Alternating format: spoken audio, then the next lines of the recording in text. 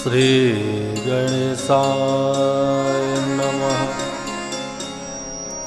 श्री उमापते नमः। श्री रामचंद्राय नमः।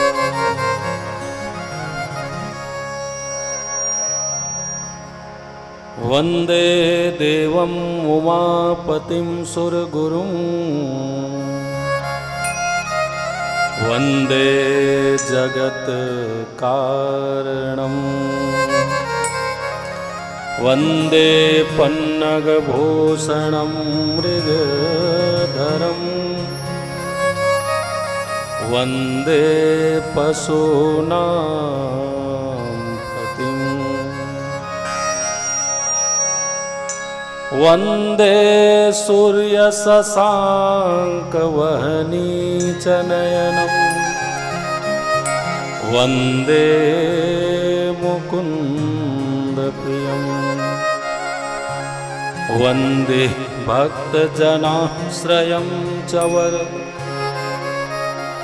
वंदे शिवशङ्करम् वंदे बोधमयं नित्यं गुरुं शङ्कररूपिणं यमाश्रितो हि वक्रोऽपि चन्द्रः सर्वत्र वन्द्यते। वंदे विदेहतनया पदपुण्डरीकम् कैशोरसौरभसमाहयत योगिचित्तम् हन्तुं चितापमनिशं मुनिहंससेव्यम्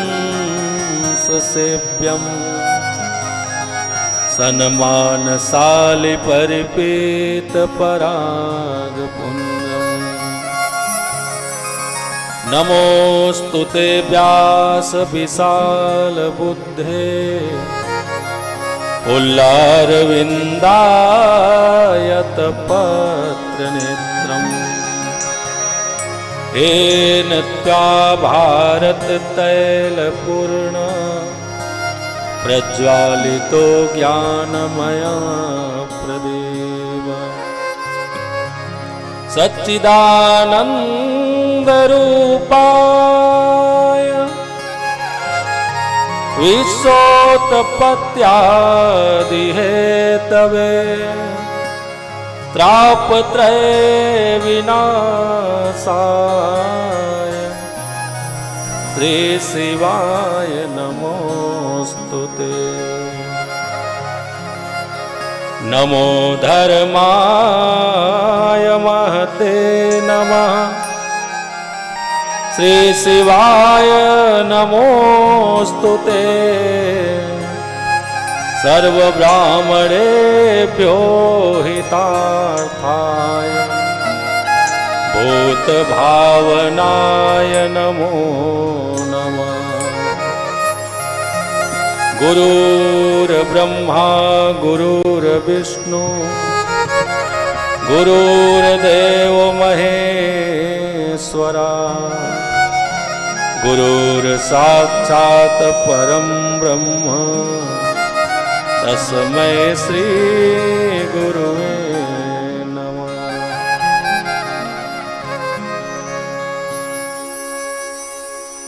अकारण करुणा वरुणालय परम सच्चिदानंद स्वरूप कैलाश निवासी बाबा घट घट वासी भूत भावन भोलेनाथ जी के चरणों में बारंबार प्रणाम।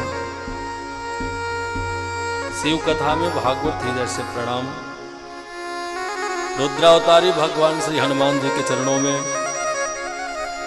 कोटि कोटि वंदन। नगर में स्थापित समस्त देवी देवता संत महात्मा गुणीजन ज्ञानी जन मुनिजन इन सभी के चरणों में मेरा प्रणाम। आप बाहर से आगंतुक अतिथिगण शिव कथा के अनुरागी जन बंधुगण एवं आयोजक परिवार परम सम्मान्य साहू परिवार, आप सभी का तृतीय सत्र की कथा, द्वितीय खंड रुद्र संहिता की कथा, जिसे सृष्टि खंड के माध्यम से श्रवण करेंगे। आइए बड़े प्रेम से और भाव के साथ 2 मिनट भगवान भोलेनाथ जी का नाम मंत्र जाप करें, महामंत्र। तत्पश्चात आज की कथा सागर की ओर बढ़ेंगे। बड़े प्रेम से और भाव के साथ बोले भोलेनाथ भगवान की जय, वेदव्यास जी भगवान की जय, श्री सुत सौनक महाराज की।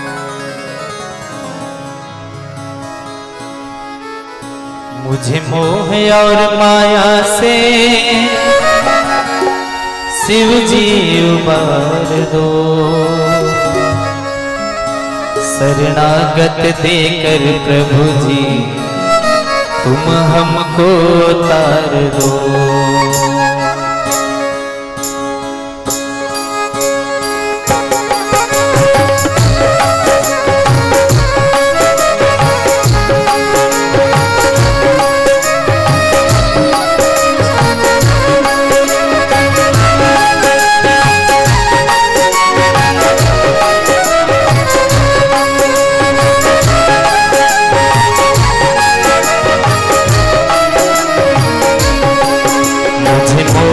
और माया से शिव जी उबार दो, मुझे मोह और माया से शिव जी उबार दो, शरणागति देकर प्रभु जी तुम हमको तार दो, शरणागति देकर प्रभु जी तुम हमको तार दो। मुझे मोह और माया से शिव जी उबार दो, मुझे मोह और माया से शिव जी उबार दो, शरणागति देकर प्रभु जी तुम हमको तार दो, शरणागति देकर प्रभु जी तुम हमको तार दो।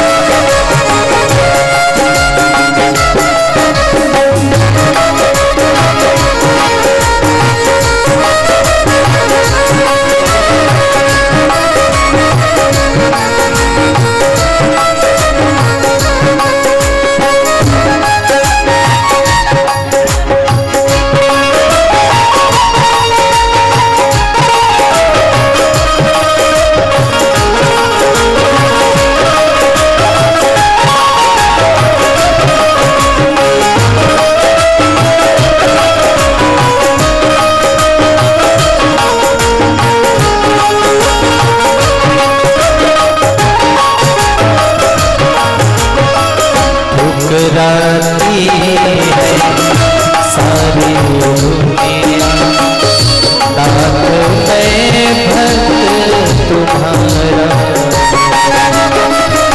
ठुकराती है सारी दुनिया, नाथ मैं भक्त तुम्हारा,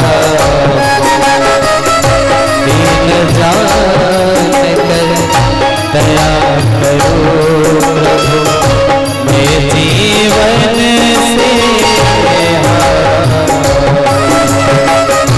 दीन जान कर दया करो प्रभु, मैं जीवन से हारा। मेरी श्रद्धा की सुमन भाव को, मेरी श्रद्धा की सुमन भाव शिव स्वीकार लो, शरणागति देकर प्रभु तुम हमको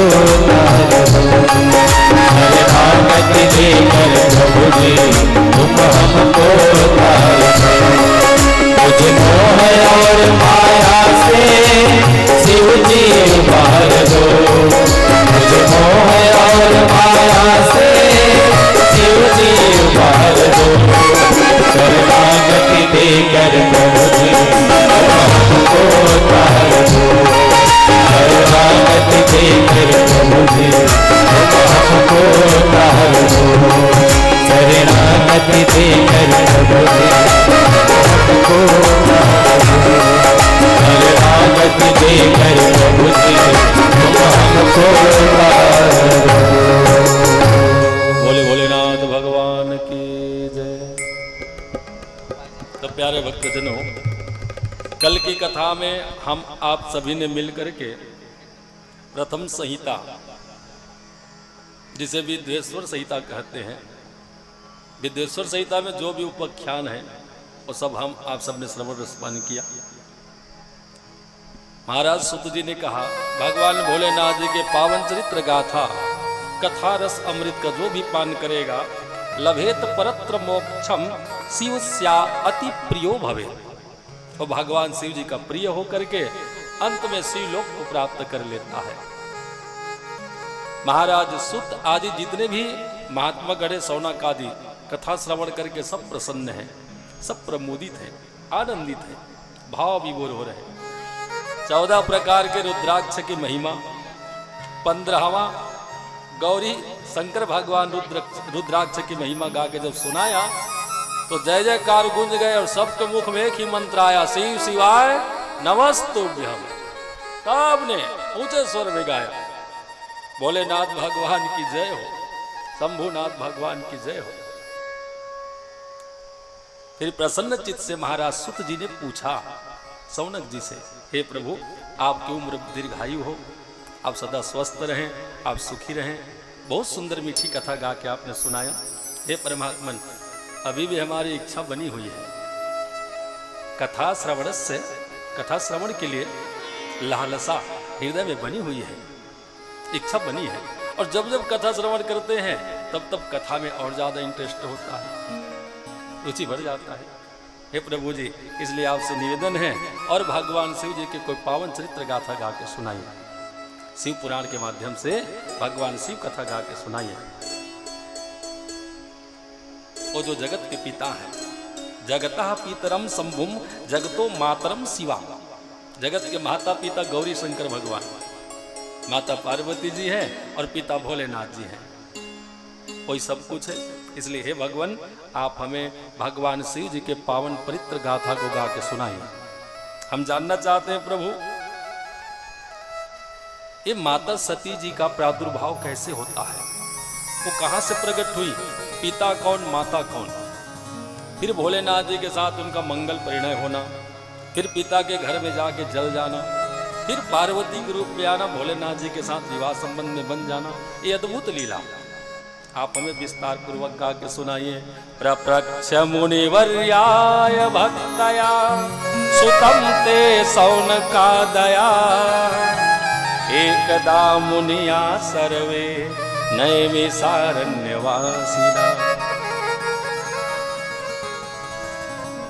नैमिषारण्य जैसे पवित्र भूमि प्रयागराज में विराजमान समस्त 88,000 महात्मा गण माता पार्वती विवाह की कथा श्रवण करने की इच्छा प्रकट करते हैं। माता सती के प्रागट्य दिवस को जानना चाहते हैं, प्रादुर्भूत कैसे होती है वो। सुन करके महाराज, प्रश्न को सुन करके महाराज सुत जी बड़े प्रसन्न हुए और प्रसन्न चित्त से बोले, हे सौनक आदि ऋषियों, ये जो कथा आप सुनना चाह रहे ना, ये शिव कथा के अंतर्गत द्वितीय खंड में है, जिसे हम रुद्र संहिता कहते हैं। और रुद्र संहिता के सृष्टि खंड में एक कथा विस्तार पूर्वक है। सो आपकी इच्छा अधिक है, कथा से प्रेम है, भगवत प्रेम है, इसलिए मैं अपने को रोक भी नहीं पाऊंगा।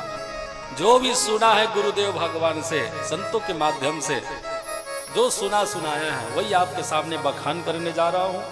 आप बड़े प्रेम से और सावधानी पूर्वक श्रवण करें। और सबसे पहले महाराज श्री सुत जी ने 2 श्लोक में सृष्टि खंड वर्णन करने से पहले वंदना करते हैं, मंगलाचरण इसे कहते हैं। हर एक पुराण में मिलेगा, हर एक पुराण के शुरू में, बीच में और लास्ट में 3 बार मंगलाचरण क्यों? कथा प्रारंभ करने से पहले और बीच में भी और अंत में भी 3 बार। और लिख करके मंगलाचरण क्यों? बोल करके कर देते, लिखने की क्या आवश्यकता है? देखो भैया, एक बार बोल के कोई मंगलाचरण कर दे, इतने लोग बैठे सब सुने, इन्हें तो स्पष्ट नहीं ना, सुनने वाला कंठस्थ कर लेगा। तो लिखा रहेगा तो आदि अंत तक जो भी आएंगे पढ़ के समझ लेंगे। तो मंगलाचरण करना सीख लेंगे। मंगलाचरण ऐसे होता है, इसलिए 3-3 बार मंगलाचरण की इसमें व्याख्या है हर खंड में, ताकि बार बार मंगलाचरण सुने पढ़े तो समझ में आए मंगलाचरण का अर्थ क्या होता है। मंगलाचरण का अर्थ होता है इष्ट का वंदन, इष्ट के लिए वंदना करना, मान करना। तो यहां महाराज सुत जी ने मंगलाचरण में कहा, विश्वोत उद्भव स्थिति लय आदि सुहेतुकम एकम गौरी पतिम। यह विश्व में विश्वोद अद्भुतम, ये अद्भुत विश्व को उत्पत्ति करने वाले, बनाने वाले, स्थिति लय आदि सुख, पालन करने वाले और लय करने वाले भगवान श्री भोलेनाथ गौरीपति, गिरिजा राजकुमारी पति भोलेनाथ भगवान जी के चरणों में बारंबार प्रणाम। वो हमारी वाणी को सफल करे, कृपा करे, हमें कथा गाने और सुनने योग्य बनाए। इसलिए भोलेनाथ भगवान जी के चरणों में बोध स्वरूप मयम, वो भगवान जो नित्य बोध स्वरूप है, वंदे बोधमयम नित्यम, वो जगत गुरु स्वरूप है, बोध स्वरूप है, वो ही भगवान शिवम नमामि, वही भगवान भोलेनाथ जी के चरणों में हम सिर झुका के प्रणाम करते हैं। बोले जगन्नाथ स्वामी की जय, भोलेनाथ भगवान की जय। परमात्मा भोलेनाथ कृपा करे, किस लिए? कथा सुनने योग्य बनाए, कथा बोलने योग्य बनाए और समझने योग्य बनाए। बाणी में कोई त्रुटि ना हो, श्रवण में कोई उत्पात ना हो, सुनने में किसी प्रकार की डिस्टर्ब ना हो, ऐसा योग्य हमें बनावे। फिर कथा बोलना प्रारंभ करते हैं। हे शौनकादि ऋषियों, आप लोगों ने बड़ा अद्भुत प्रश्न किया। दिव्यानि वे चरित्राणि शिव यो अवशेषयते, दिव्यानि यो चरितानि। प्रश्न में जिस चरित्र का आप श्रवण करने के लिए कहा है वो चरित्र दिव्य है। सती जी का पावन चरित्र दिव्य चरित्र है और आप सब धन्य हैं कि माता जी के पावन चरित्र गाथा श्रवण करने की आप में इच्छा है, लालसा है, इसलिए आप सब धन्य हैं। डायरेक्ट पॉइंट में आते हैं।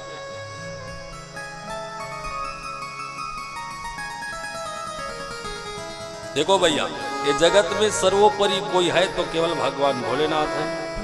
भोलेनाथ जी को छोड़ के दूसरा कुछ नहीं है। मैं अपनी बुद्धि के अनुसार शिव भगवान की कृपा आशीर्वाद से जैसे भी बन पड़े कथा वर्णन करने जा रहा हूं, आप प्रेम से स्वीकार करना। हाँ प्रभु, आप कथा बोलना प्रारंभ कीजिए। एकस्मिन् अंतरे समये विप्रा नारदो मुनि उत्तमा, ब्रह्मपुत्रो विनीतात्मा तपो अर्थम मन आदधे। बहुत समय पहले की बात है, हम कहा जा रहे तो सती मैया के प्रागट्य की ओर ना, कथा में यही सुनाने जा रहे हमारा सुख जी। भैया बहुत समय पहले की बात है, ब्रह्मा जी के मानस पुत्र संत शिरोमणि देव ऋषि नारद मुनि जी घूमते घूमते भगवान जी का भजन करने वाले, तीनों काल में भ्रमण करते रहते हैं। एक बार देव ऋषि नारद जी के मन में विचार आया, बहुत घूम लिया, बहुत भ्रमण हो गया, बहुत तीर्थाटन कर लिया, अब मैं थक गया हूं, कब तक भ्रमण करूं, अब अपने कल्याण के लिए कुछ करना चाहिए। तो अब मैं क्या करूं? तो कहीं आराम से बैठ करके ना भगवान जी का ध्यान कर लेता हूं, थक गया हूं, कब तक भ्रमण करूं। मन में ऐसा विचार आया और देव ऋषि नारद मुनि जी चलते चलते तपस्या करने का मन बनाया, ध्यान करने का। चलते चलते हिमालय की ओर पहुंच गया, हिमालय पर्वत की ओर। और हिमालय पर्वत में आकर के उन्होंने देखा पर्वत के नीचे एक सुंदर गुफा है, कंदरा दरार गुफा। वो गुफा इतना सुंदर है, गुफा की सुंदरता रमणीयता को देख करके नारद मुनि का मन खिंच गया और वो गुफा की ओर निकल पड़े। चलो, ये स्वच्छंद स्थल है, यहाँ शांति का माहौल है और गुफा के बगल से ही माता भगवती देव नदी गंगा मैया प्रादुर्भाव हुई है। वहीं से कलकल छल छल स्वर में बह रही। बोल गंगा मैया की जय, गंगाधर भगवान की जय हो। गंगा मैया जी वहीं से बही रही है, गुफा के बगल से, और गुफा के सामने से होकर निकल रही है। ऐसा अद्भुत और सुंदर पवित्र स्थल को पा करके नारद मुनि प्रसन्न हो गया। नारायण नारायण नारायण। जैसे ही गुफा के अंदर प्रवेश हुए तो देखा वो गुफा में एक बहुत सुंदर एक स्थल है जो सजे हुए हैं। बताया जाता है पूर्व समय में यही वो जगह है जहां भोले भंडारी जी बैठ करके तप किया था। इसी जगह में भगवान शिव जी ने तपस्या किया है, यही जगह में तप किए भगवान भोलेनाथ। इसीलिए वहां की सुंदरता भी बनी हुई है, वो तप भूमि है। और यही जगह में भगवान भोलेनाथ जी ने कामदेव को जलाया भी है, भस्म किया है। ये शिव जी का तप भूमि है। नारद महाराज जी को भाग गया। अनेक अवधि से वो गुफा इसी तरह से सजे हुए हैं, अनेक वर्षों से, लंबे समय से सजे हुए हैं।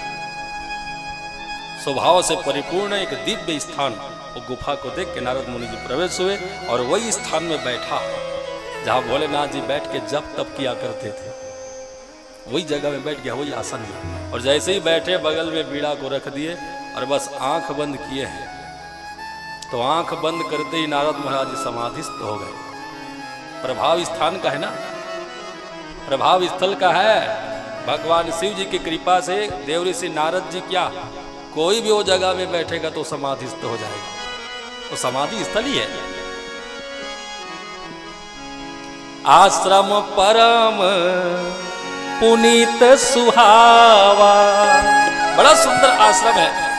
वो गुफा बहुत सुंदर जगह है। माता गंगा जी सामने है।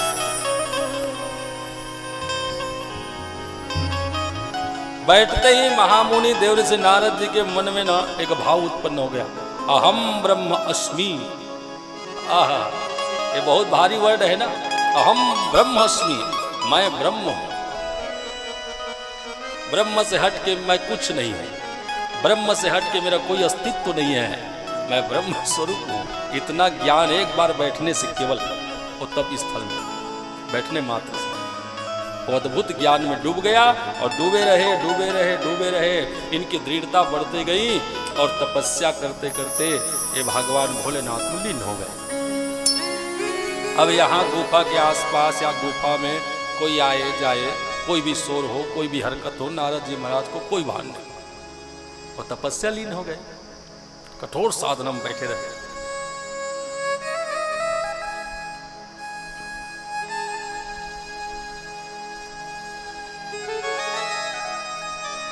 तपस्या में लीन देव ऋषि नारद जी को देखकर समस्त देवतागण, संत साधु महात्मा इनकी प्रशंसा करने लग गए। वाह, धन्य है देव ऋषि नारद जी, तुम समान नहीं को उपकारी।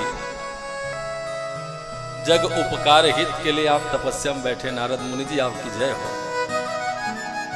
सबको भाया, लेकिन देवताओं में जो राजा हैं श्रेष्ठ इंद्र देवता, इनको नहीं भाया। इंद्र देवता को पीड़ा होने लगी। क्यों? ये पद लोलुप है ना।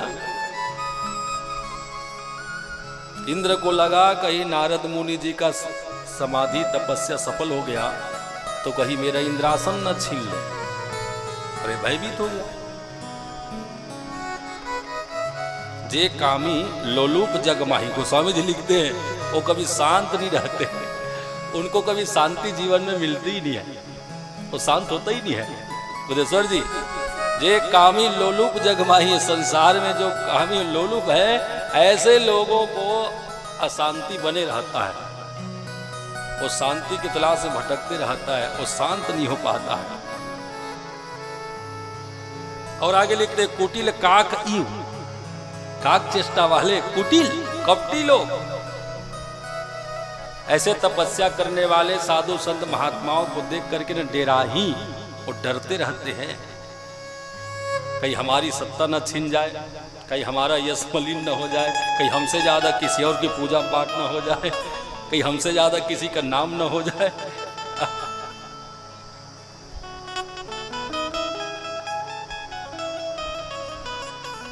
अच्छा, किसी की बुराई करने से क्या बुराई मिट जाए? हम किसी को खूब गाली दें तो क्या समाज में सुधार आएगा? बुराई मिट जाएगी? केवल कोसने से अंधकार मिट जाएगा क्या? अंधकार मिटाना है तो दीपक जलाओ।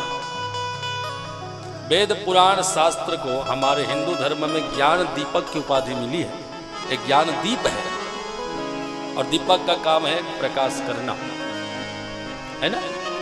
चाहे 10 वर्ष पुराना अंधेरा हो रूम में, 20 वर्ष पुराना अंधेरा हो,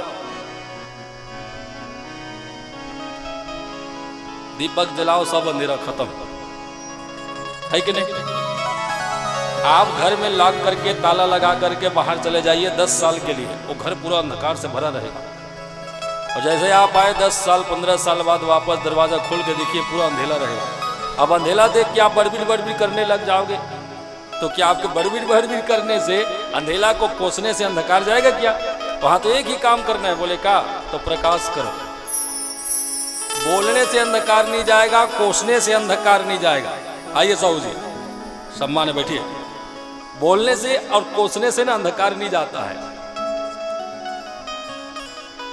उसके लिए ना दीप जलाना पड़ता है, दीप प्रज्वलित करना होता है। इसी तरह से हमारे हृदय रूपी इस रूम में, घर में, घाट में कई जन्मों का अंधेरा है, कई जन्मों का अंधकार पड़ा है, कई जन्मों का। और यूं कोसने से या यूं बोलने से वो अंधेरा नहीं मिटने वाला। तो इसके लिए वेद रूपी ज्ञान दीपक जलाना होगा, कथा रूपी ज्ञान दीपक। अच्छा, अब 10 साल बंद पड़ा हुआ रूम है, कमरा है, उसमें अंधेरा छाया है। तो किसी ने कहा महाराज इतने दिनों से अंधकार से भरा हुआ है, क्या क्षण मात्र में अंधकार मिट जाएगा? हाँ मिट जाएगा, जब दीपक जलाओ तब साफ। चाहे 10 साल पुराना अंधकार हो, 20 साल पुराना, जिस समय आप दीपक जलाओगे उसी समय अंधकार मिट जाएगा। उसी तरह से हमारे इस घर के अंदर, मानव देह के अंदर जो भी अंधेरा है, कई जन्मों का क्यों ना हो, एक बार कथा रूपी ज्ञान को अपने हृदय में धारण कर लो, बरसों का अंधकार मिट जाएगा। बोल शिव शिवाय नमस्तुभ्यं, मिट जाएगा, तब मिट जाएगा। ये वो ज्ञान दीपक है, हृदय में आते ही सारा अंधकार मिट जाता है, चाहे पुराना हो नया हो, कोई भी हो। तो महामुनि देव ऋषि नारद जी का जप तप देख करके इंद्र देवता भयभीत हो गया।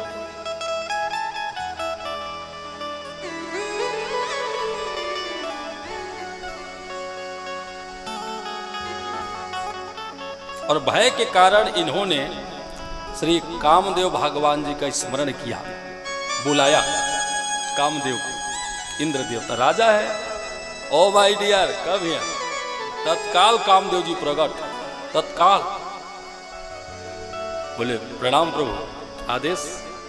भैया कामदेव आप सच्चे हितैषी हैं, जब भी हमें कोई संकट आया आप हमारे संकट को हरण किए हैं, आप बहुत सहयोगी हैं, बहुत सहयोग करते हैं। इस बार फिर संकट है, सहयोग करो, कि झंझट से हमें मुक्ति दिलाओ।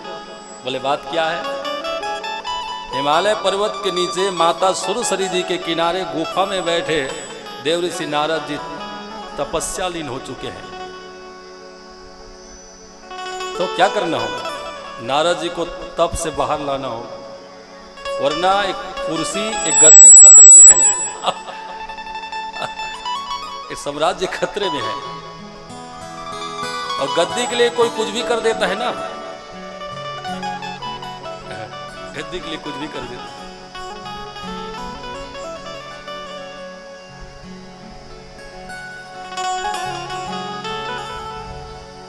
तुम अपनी पत्नी रति को लो, दल बल ले लो, जो भी तुम्हारे साथ सहयोगी हैं, अप्सराएं हैं, गंधर्व हैं, बसंत है, ये सबको रख लो साथ में। जैसे बने देव ऋषि नारद मुनि का तब भंग होना चाहिए, बस काम बनना चाहिए, जो करना पड़े करो। देख लो पद के लोलुप इतना बोल देता है, इतना करने को तैयार होता है, जो करना पड़े मतलब कुछ भी करो।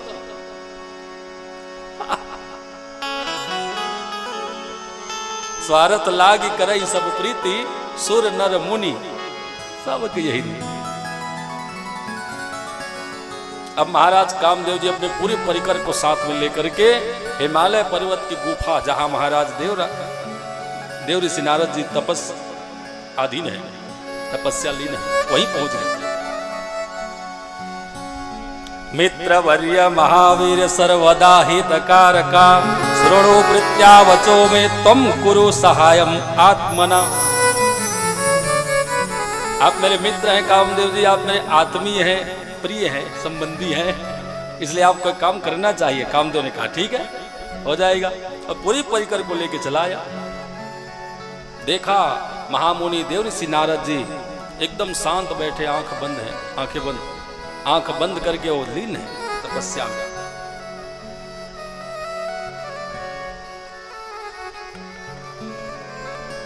तुम्हारा सुत जी कहते हैं सौनक जी, उस समय कामदेव जी ने पहले तो नारद मुनि जी का 3 बार प्रदक्षिणा किए हैं, देखा इनकी स्थिति कहां तक है, ये समाधि में कहां तक पहुंचे हैं।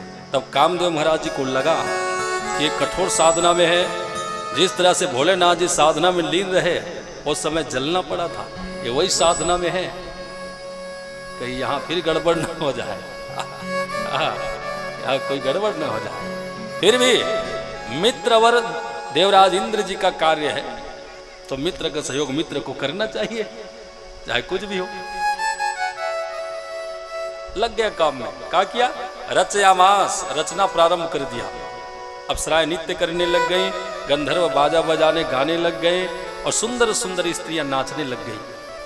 वातावरण इतना मादक बनाया, बसंत का आगमन होते ही सुंदर फूल खिलना, फल लग जाना, नदी नाले सरोवर से कलकल छल छल स्वर होना, यमुना जी का स्वर सुनाई देना, पूरी दल बल के साथ। तत्रासु स्वकला सकला अपि, कामदेव में जितने भी कला है सभी कलाओं का प्रदर्शन किया गुफा के अंदर, सभी कलाओं का प्रदर्शन करते रहे कामदेव, करते रहे।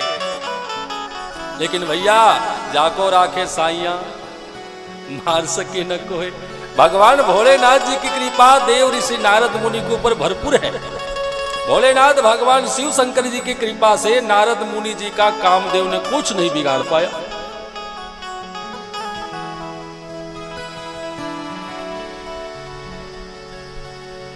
मित्रता भी ना, कलयुग में मित्रता भी स्वार्थ में बदल गया है।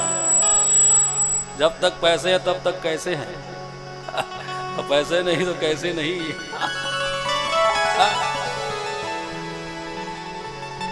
कामदेव पूरी कला कौशल करके देखा, काम बाण प्रभवो अत्र न चलित संशयम। कामदेव संशय में पड़ गया, कहीं देव ऋषि नारद जी क्रोध करके यदि आंख खोल भी देते हैं, मैं सब करने जा रहा हूं, ऐसे ये सब वाद्य यंत्रों से गाने बजाने से कहीं रुष्ट हो गए और आंख खोल करके मेरी ओर देख लिया तो फिर जलना पड़ेगा, कहीं श्राप न लग जाए, कहीं कुछ मेरे साथ अनिष्ट न हो जाए। ना भैया ना, ओ भैया गाने बजाने वाला बंद करो, बंद करो, हो गया, जितना करना तो प्रयोग कर लिया भैया। अब हम समझ गए हैं महामुनि नारद जी का तपस्या सत्य के लिए है, शिव के लिए है, शिव कृपा निहित है इसमें, हम कुछ नहीं कर पाएंगे। चलो चलो, जहां से आए वहां चलो, सारे परिकरों को जहां से आए वहीं पठा दिया। और फिर आप स्वयं नारद मुनि महाराज जी का पैर पकड़ के प्रणाम करने लग गया। प्रणाम ऋषिवर, प्रणाम। आप वास्तव में भगवान शिव जी की कृपा पात्र हैं। आज मैं श्री चरणों में प्रणाम करता हूं, मैं आपसे हार गया। मैंने जो भी किया प्रभु इसके लिए मैं क्षमा प्रार्थी हूं। देवराज इंद्र के आदेश से, मालिक का आदेश है, करना पड़ता है। मैं क्षमा प्रार्थी हूं, क्षमा कर दीजिए प्रभु, क्षमा कर दीजिए। नारद मुनि को क्रोध तो आया, लेकिन हृदय में क्रोध को छिपा करके फेस से मुस्कान लेकर के मुस्कुरा करके बोले, क्रोध हृदय में है, लेकिन अभिमानवश नारद मुनि जी ने कहा, बोले कामदेव कोई बात नहीं, कोई बात नहीं, चिंता मत करो, डरने की कोई बात नहीं है, जाओ। तुम रति मात्र टेंशन मत लो, मैं कोई श्राप देने वाला नहीं हूं, तुम अपना काम किया, मैं अपना काम किया हूं। ये तो मेरा समाधि है कि तुम्हें हारना पड़ा और मैं जीत गया। शुरू हो गए। ये तो मेरी तपस्या है, जब तप है, मैं जीत गया और आपको हारना पड़ गया, विजय श्री प्राप्त किया मैं। जाओ जाओ, जिन्होंने पठाया है उनको जा करके मैसेज दो, सूचना करो।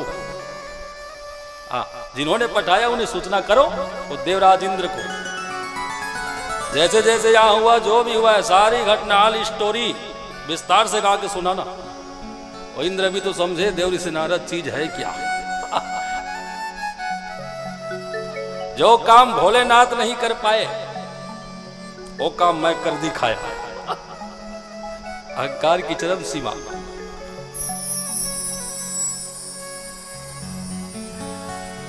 भोलेनाथ से नहीं हुआ वो काम मैं कर दिखाया, मैं काम को जीत लिया। काम देवाया और महामुनि, संत महात्मा, देवता सबके बीच में राजसभा में अमरावती में विराजमान देवराज इंद्र के सामने सस्वर में गा करके नारद महाराज की महिमा को सुनाया। नारद महाराज जी ने काम को हरा दिया, काम विजेता बन गया। ये सुन करके इंद्र देवता ने फूल बरसाया हो। बोल इंद्रदेव महाराज की जय हो, देव ऋषि नारद जी आपकी जय हो। फूल बरसा रहे। बरसी सुमन सुर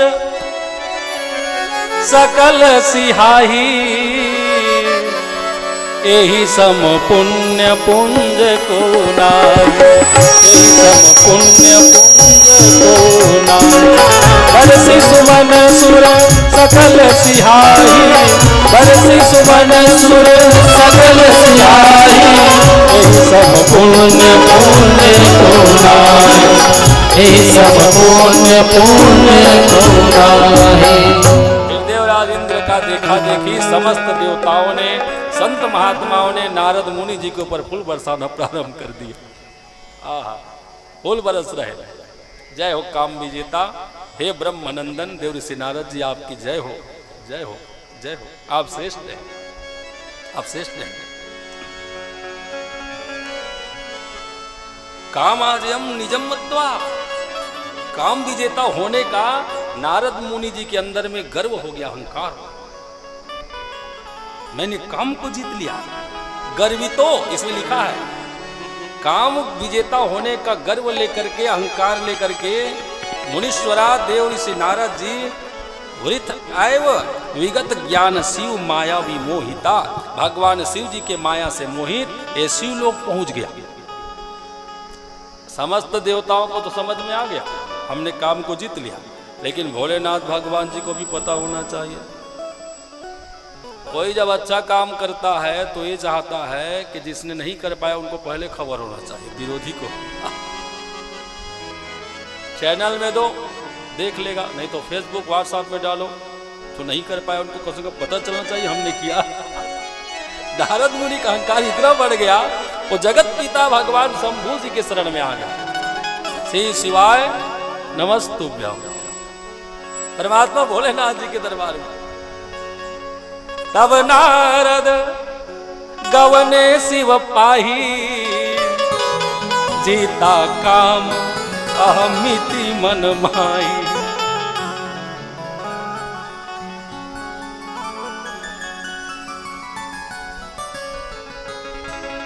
यहां दो बातें हैं। नारद जी ने कामदेव को हराया और अहंकार ने नारद मुनि को हरा दिया। कोई ये ना समझे कि हम इस क्षेत्र में आगे बढ़ गए हैं, ये क्षेत्र में हमने जीत लिया है, ये क्षेत्र में हम वर्चस्व बना लिया। लेकिन विपक्ष को भी देखो, यहां तो आपने जीत लिया, लेकिन यहां सब कुछ करना बड़ी बात नहीं। जगत में आके बहुत कुछ कर लेना बड़ी बात नहीं है। तत्व ज्ञान के बिना सब कुछ करना बेकार है।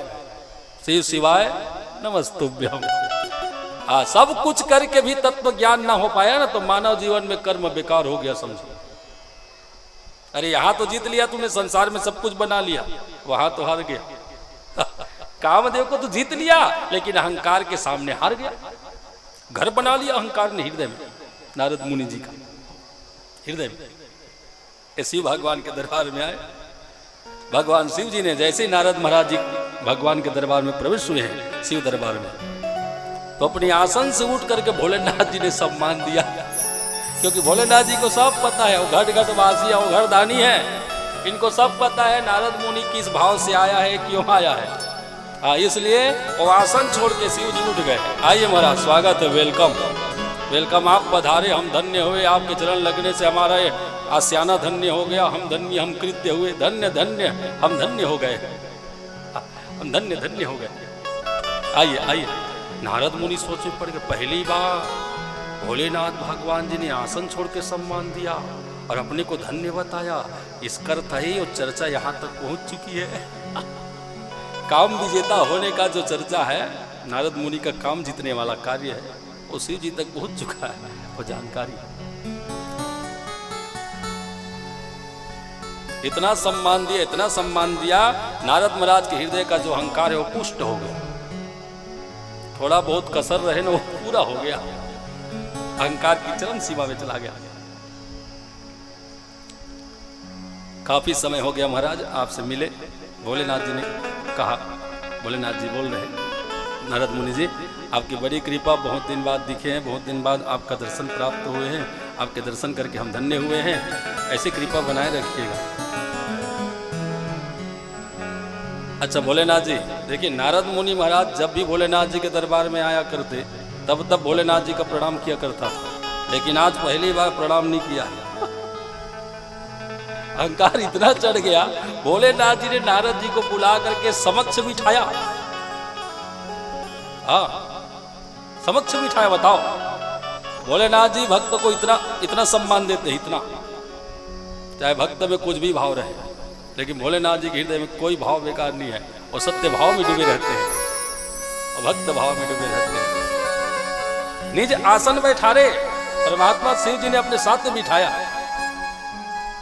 लेकिन नारद जी ने प्रणाम नहीं किया। अब इनको ये लग रहा है कि ये तो काम को नहीं जीत पाया, लेकिन मैं जीत लिया। मैं विजेता हूं, झुकने का सवाल ही नहीं है। विजेता है। तेतात नारद प्राज्ञम ध्यानत्वं शृणु मद्वचा, वाच्यमेवं न कुत्रापि हरिर अग्रे विशेषता। तब नारद महाराज जी बोले, हे भोलेनाथ जी, आपने कुछ सुना है ना, कोई समाचार, कोई संदेश आपको मिला है? बोले कैसा संदेश, कौन समाचार? बोले वही काम जीतने वाला। पूछा नहीं भोलेनाथ ने, तो अपने से बोलने लग गया।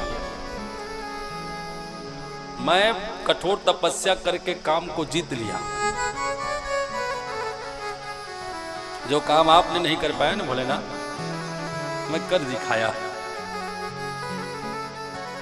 बस यही बताने, यही सुनाने में यहां तक आया हूं। तब भोलेनाथ जी ने कहा, हे तात नारद प्राज्ञ धन्य तुम। हे नारद मुनि जी, आप धन्य हो, आप धन्य हो। सुनो मत वचा, अब मेरी बात सुनो। जो तुमने यहाँ बखान करके सुनाया, मैंने काम को जीत लिया, मैं तपस्या करके काम को हरा दिया। मेरी प्रार्थना है आपसे, आप बहुत अच्छा काम किए हैं, आपने बहुत बड़ी उपलब्धि प्राप्त किया है, आपने काम को जीता है, अच्छी बात है। अच्छा तपस्वी भी है, अच्छा त्यागी भी है, अच्छा बैरागी भी आप हैं। लेकिन आपसे एक निवेदन है मेरा। बोले क्या? वाचमेव न कुत्रापि हरिर अग्रे विशेषता। एक काम जीतने वाली जो चर्चा है ना, काम विजेता होने का जो प्रसंग है, आपने जो जैसे मेरे सामने प्रस्ताव सुनाया, व्याख्या करके मेरे सामने कहा, आपसे निवेदन है, हरिर अग्रे, भगवान हरि के सामने ये सब मत कहिएगा, मत बोलिएगा। भगवान विष्णु जी के सामने ना कदापि इन सब वचनों का प्रयोग ना करें, इन सब प्रसंगों का। वो सतोगुणी है, सत में स्थिर रहने वाले हैं। वो काम क्रोध मद मोह अहंकार छल कपट दम सबसे परे रहते हैं। गुण रहितम कामना रहितम। और परमात्मा के सामने इस तरह से बोलना अच्छी बात नहीं है। वो अंतर्यामी, उनको सब पहले से पता है नारद मुनि जी, इसलिए मेरा वाक्य आप ध्यान से सुनते रहिए, वाच्यमेवं, मेरी वचन को, और सुन करके हृदय में धारण कीजिए। कदापि भूल करके भी भगवान हरि के सामने चर्चा मत कीजिएगा। यदि भगवान अपनी ओर से कुछ कहे ना, आपने काम को जीत लिया, आप धन्य हैं, आप महान हैं, तो आप अपनी ओर से बात को काट दीजिएगा, प्रभु सब आपकी कृपा है, अब उधर की बातें ना। इसमें आपका मान बढ़ेगा। कुछ अच्छा करके अपने मुख से नहीं बोलना चाहिए। कुछ अच्छा हो जाए तो किसी के सामने उसको प्रचार नहीं करना चाहिए। धर्म कर्म करो, परहित करो, परोपकार करो, दान करो, सेवा करो, पूजा करो, यज्ञ करो, लेकिन बखान न करो। मैं करे, हाँ मन करे, बखान नहीं होना चाहिए। और वो भी बखान किसके सामने? परम पिता भगवान विष्णु जी के सामने, जो पालन करता है।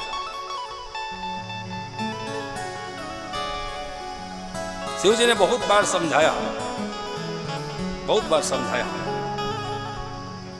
जिस तरह कामदेव की कथा आपने हमें सुनाई, हरि को कदापि न सुनाइएगा।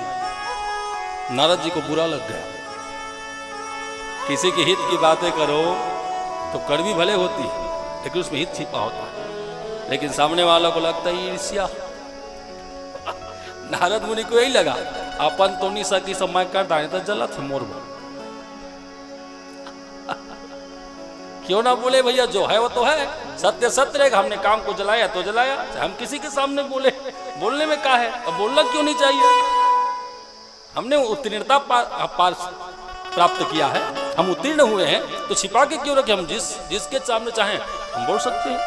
ये तो ऐसे ही ना कर नहीं पाया ना भोलेनाथ जी, इसलिए ईर्ष्या में ऐसे बोल रहे हैं, क्यों ना बोले। भोलेनाथ जी महाराज जी का जो ज्ञान संदेश है, नारद जी महाराज के हृदय में नहीं जच पाया। क्यों? क्योंकि अहंकार भरा हुआ है, और अहंकारी को ज्ञान सुहाता नहीं है। अहंकारी को ज्ञान की चर्चा में रुचि नहीं आती, रुचि नहीं रहती। संबुदिन उपदेश हित, भगवान शिव जी ने हित के लिए उपदेश दिया नारद जी को, लेकिन नारद जी को नहीं नारद ही सुहा। नारद मुनि जी को अच्छा नहीं लगा। सुहान लिखा है, नहीं सुहाना। सुहाना और भाना अलग अलग है। सुहाना और भाना बने सुहात है, बने भाई से, अलग अलग बात है दोनों। तो यहां नारद जी को सुहाना नहीं लिखा, सुहाना लिखा है। भगवान जी का जो शब्द है, बाणी है, ज्ञान की चर्चा है, नहीं सुहाया, पसंद नहीं आया। भरद्वाज कौतुक सुनो। सुध जी कहते हे सौनकादि से आगे के प्रसंग सुनो, आगे के लिए और आनंद आई है, इंटरेस्टिंग है आगे की प्रसंग। और यहां से शिव भगवान जी से वो मिल करके चर्चा करके नारद मुनि अनमने मन से निकल गए कैलाश पर्वत से। और जहां जाने के लिए मना किया गया है, वो बैकुंठनाथ से मिल करके वो काम विजय की कथा सुनाने से मना की गई है भोलेनाथ जी के द्वारा, वही काम करने को चले गए। जिस काम के लिए मना किया जाता है वही काम करने में आनंद होता है। इसमें एक ही बात है, हरि इच्छा बलवान। भगवान शिव जी की इच्छा बलवान है, इनकी माया से कोई नहीं बच पाया, सभी को नचाते हैं। बंधे कीर मरकट की नाई, सब ही नचावे राम गोसाई। सबको नचाती है माया। नारद मुनि करतल ध्वनि करते करते एक दिन बैकुंठनाथ जी के दरबार में पहुंचे। भगवान भोलेनाथ जी माता पार्वती जी से कहते, हे देवी, अबला भवानी कर्म गति प्रबला, प्रबला भवानी कर्म गति गेय विचक्षणय। कर्म की गति इतना बलवान है, इतना पहलवान है, इसे कोई काट नहीं सकता। वो अपना प्रभाव दिखा के ही रहता है। पूर्व जन्म का जो भी कर्म है या आज का कर्म है, उसका कल परिणाम अवश्य मिलेगा, उसे भोगना ही पड़ता है। प्रबल माया के अधीन होकर के महामुनि देव ऋषि नारद जी भगवान हरि से मिलने पहुंचे।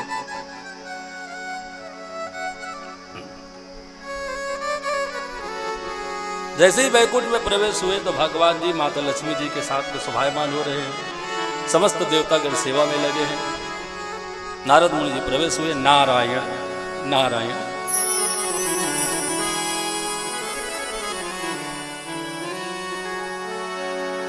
श्रीमन नारायण भजमन नारायण, श्रीमन नारायण भजमन नारायण, श्रीमन नारायण भजमन नारायण, श्रीमन नारायण भजमन नारायण, श्रीमन नारायण भजमन नारायण, श्रीमन नारायण भजमन नारायण, श्रीमन नारायण भजमन नारायण, श्रीमन नारायण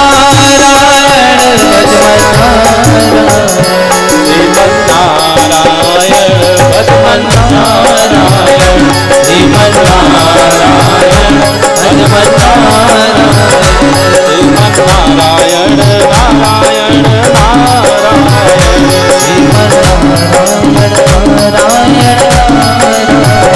श्रीमन नारायण नारायण नारायण, श्रीमन नारायण नारायण। भोले भोलेनाथ भगवान की जय। भोलेनाथ ने सब बात बताने के लिए मना किया है, फिर भी भगवान जी के दरबार में प्रसन्न हृदय से आए हैं। अहंकार भरा हुआ है। भगवान वैकुंठ नाथ ने भी वही सम्मान दिया जो शिव जी ने दिया। आओ आओ पुत्र नारद, आओ पधारो, स्वागत है। बिठाया, शेष संयम बैठते भगवान नारद जी को बिठाया। निज आसन नारद ही बिठाया, जहां बैठते वहीं बिठाया। कहो कैसे हो? अब फैमिली के तो पूछते नहीं बनता, फैमिली है ही नहीं तो क्या पूछे। अब कैसे हो? बोले ठीक है प्रभु, आशीर्वाद कृपा तुम्हारी। अच्छा, और कोई विशेष चर्चा? कहो अभी इस वक्त त्रिलोक में क्या चल रहा है? अभी त्रिलोक में इस वक्त क्या चल रहा? तो नारद मुनि ने कहा नारायण एक ही चर्चा चल रही। बोले कहा नारद जी ने काम को जीत लिया। नारद मुनि काम विजेता बन गया। अरे वाह, तो बहुत सुंदर चर्चा है। नारद मुनि जी आप धन्य हैं। वास्तव में कहे ना तो आप जैसे काम विजेता नारद मुनि को देख करके ही जीव धन्य हो जाते हैं। आप जैसे लोगों का दर्शन मात्र से जीव का ताप पाप सब मिट जाता है। आप धन्य हैं। आज मैं भी धन्य हो गया आप देव मुनि नारद जी को देख करके। कहीं हम आपकी क्या सेवा करें? तब नारद मुनि हाथ जोड़े, प्रभु ये सब आपके तप की कृपा है। आप भगवान जी की कृपा से ये सब मैं कर पाया, आपकी कृपा से। शिव जी ने जो नहीं कर पाया ना वो मैं कर दिखाया प्रभु, वो भी आपकी कृपा से। अब बात बात में आगे बढ़ते गया।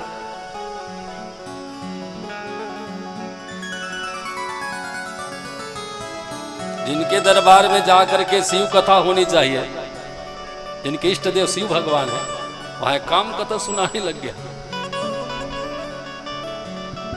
भगवान विष्णु जी शिव कथा के रसिक हैं और भगवान शिव जी राम कथा के रसिक हैं। हनुमान जी राम कथा के रसिक हैं, है ना? राम कथा सुनबे को रसिया। तो जिनके जो रसिक हैं उनको उसी तरह से रस दो तो प्रसन्न होते हैं। अब उल्टा पुल्टा रस मिलाओगे तो मजबूरी है बेचारा। हाँ मजबूरी है, घर में आया किसी का अपमान कैसे करे? सब घूट रहे भगवान। कालकूट जैसे बाणी चल रही है नारद मुनि महाराज जी का ना, कालकूट जैसे बाणी विषैला अहंकार से गर्वित बाणी है।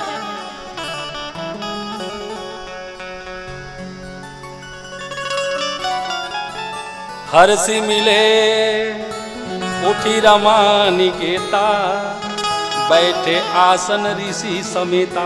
हम बना के कोई बात बोल ही नहीं सकते। वो जितना लिखा है वेद व्यास जी ने वही बोलने में असमर्थ है, बना के कहां से बोले? इतनी बुद्धि तो है नहीं कि हम बना के कुछ बोले। एक बार फिर से भगवान ने गले लगाए नारद जी को, सब कुछ जान के भी कि नारद मुनि के हृदय में अहंकार की बीज उत्पन्न हो चुकी है, और वो ध्यान न दिया जाए, ख्याल न किया जाए तो किसी दिन वृक्ष का रूप लेगा, और वृक्ष होने से फूल फल लग जाएगा, गड़बड़ हो जाएगा। इसलिए ये अंकुरित होने से पहले बीज को मिटाना होगा। भगवान विष्णु जी ने संकल्प लिया, संकल्प ले लिया।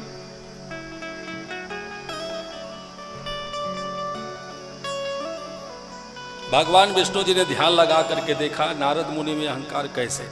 तब भगवान जी को समझ में आया सब शिव कृपा है, शिव माया से नारद मुनि मोहित है, और मोहित होकर के अहंकार से भर चुके हैं। ये सब भगवान शिव की लीला है, और लीला करना चाहते, इसलिए विष्णु भगवान जी ने भी बोल दिया श्री शिवाय नमस्तुभ्यम। अब वो ही समझे क्या करना है।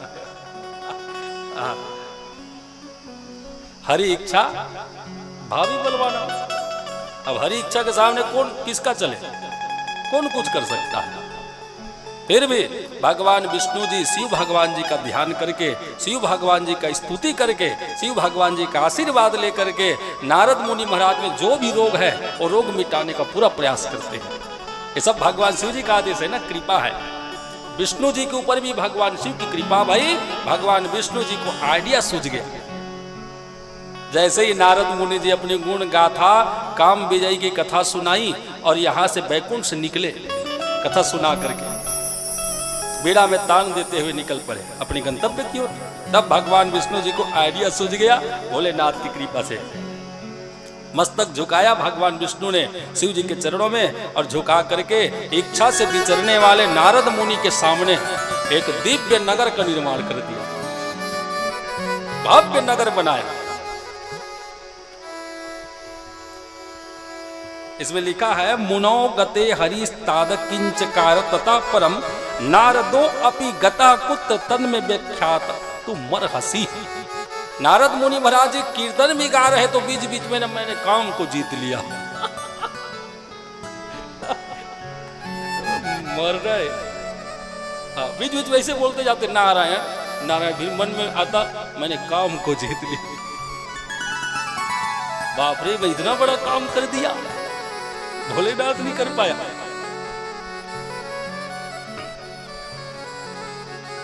इधर माया विशारद है भगवान विष्णु जी। माया विशारद भगवान विष्णु जी ने शिव जी की इच्छा से यह सब लीला कर रहे। बहुत सुंदर नगर बनाया। मुनि मार्ग मध्य, नारद मुनि जिस मार्ग से जा रहे आसमान के रास्ते, उसी रास्ते में एक बहुत सुंदर तू भी रचे नगरम महत, एक बहुत सुंदर नगर का निर्माण कराया। इतना सुंदर 7 योजन विस्तार अद्भुतम, 100 योजन तक वो फैला हुआ नगर। बताओ,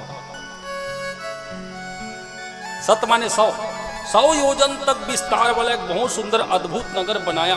वो नगर स्वर्ग जैसे, स्वर्ग से भी ज्यादा सुंदरता, सुमनोहर, जो मन को भा जाए, चित्त को अपनी ओर खींच ले, इतनी रमणीय मनोहर सुंदर। और नगर को देख करके नारायण नारायण नारद मुनि महाराज जी का मन खिंच गया।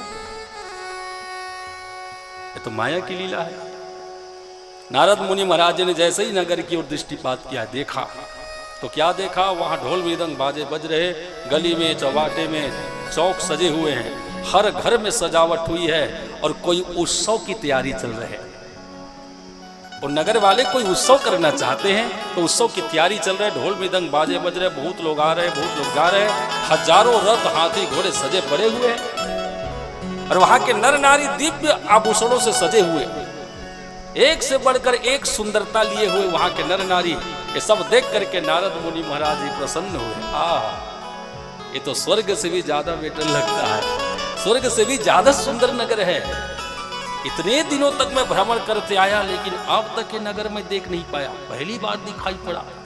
अतको मनी समझी सो। मैं तीनों लोक में मेरा गति है, तीनों लोक में भ्रमण करते रहता हूं, लेकिन ये नगर मेरे से छिपे कैसे रह गया,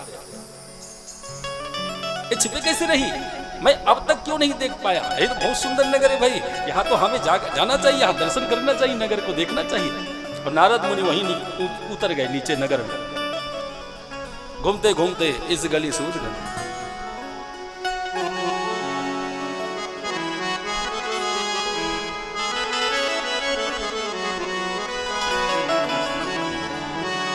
बीत न फिरे मगन मन भूले, बीत न फिरे मगन मन भूले, बीत न फिरे मगन मन भूले। वो सुंदर नगर में सजावट देखते हुए, सजी हुई इमारतों को देखते हुए, वहां की व्यवस्था को देख करके नारद मुनि जी सब कुछ भूल गए। कभी इस गली में जाते, कभी उस गली में घूमते, कभी इधर जाते, हर तरफ सुंदरता। आटक धेनु वसन मणि, आहा सोना चांदी हीरा मोती ऐसे मढ़ा हुआ नगर है। नगर की सुंदरता, ताल तालाब की सुंदरता, ये सब देख देख करके नारद महाराज जी अति आकर्षित हो गए, अति आकर्षित। किसी नगरवासी से नारद महाराज जी ने पूछ लिया, ओ भैया सुनो, बिरचेऊ मग महू नगर ते ही 7 योजन विस्तार, और 100 योजन विस्तार नगर में घूमते हुए नारद मुनि जी ने एक सिपाही से पूछा, भैया इन नगर में कोई कार्यक्रम होने वाला है क्या, कोई उत्सव? बोले हाँ महाराज प्रणाम। अच्छा बताओ कौन सा कार्यक्रम होना है? यहाँ का राजा है महाराज शीलनिधि, नगर का सम्राट, हाँ उन्हीं के हाथ में है, वो सम्राट है। शीलनिधि महाराज यहाँ के राजा है, संपत्तिवान है, और महाराज शीलनिधि जी का एक सुंदर पुत्री है। शीलनिधि महाराज जी की एक लड़की है, पुत्री, नाम है विश्वमोहिनी। हाँ तो और कहा, विश्वमोहिनी जी विवाह योग्य हो चुकी हैं, इसलिए महाराज जी ने इच्छा स्वयंवर रखा है। विश्वमोहिनी जी का विवाह करने की तैयारी चल रही है, विवाह उत्सव मनाया जाएगा। दूर दूर से राजा लोग आए हैं, राजकुमार लोग आए हैं, सुंदर सुंदर श्रेष्ठ श्रेष्ठ पुरुष लोग आए हैं। महारानी विश्वमोहिनी जी जिसे चाहे इच्छा अनुसार वरण करेंगे, वरमाला लटकाएंगे, बस यही व्यवस्था में है, सब लगे हैं। और कुछ ही दिनों बाद है, आज और कल को छोड़ के परसों, एक दिन तो पूरा घूमने में निकल गया। नारद मुनि सबसे सलाह लिए, कार्यक्रम की जानकारी जायजा करते हैं पहले, फिर मन में विचार आया, देखे तो शीलनिधि राजा है कैसा, इतने सुंदर नगर में राज करता है, और राजा की संपत्ति, उनका रहन सहन वैभव कैसा है, एक बार राजा से मिलना चाहिए। श्रीनिवास पुरते अधिक रचना विविध प्रकार, बताओ श्रीनिवास जहां रमापति वास करते वो जगह से भी ज्यादा सुंदर नगर है, तो राजा है कैसा? एक बार राजा से मिलने का मन में इच्छा हो गया, जाहिर हो गई, इच्छा जग गया।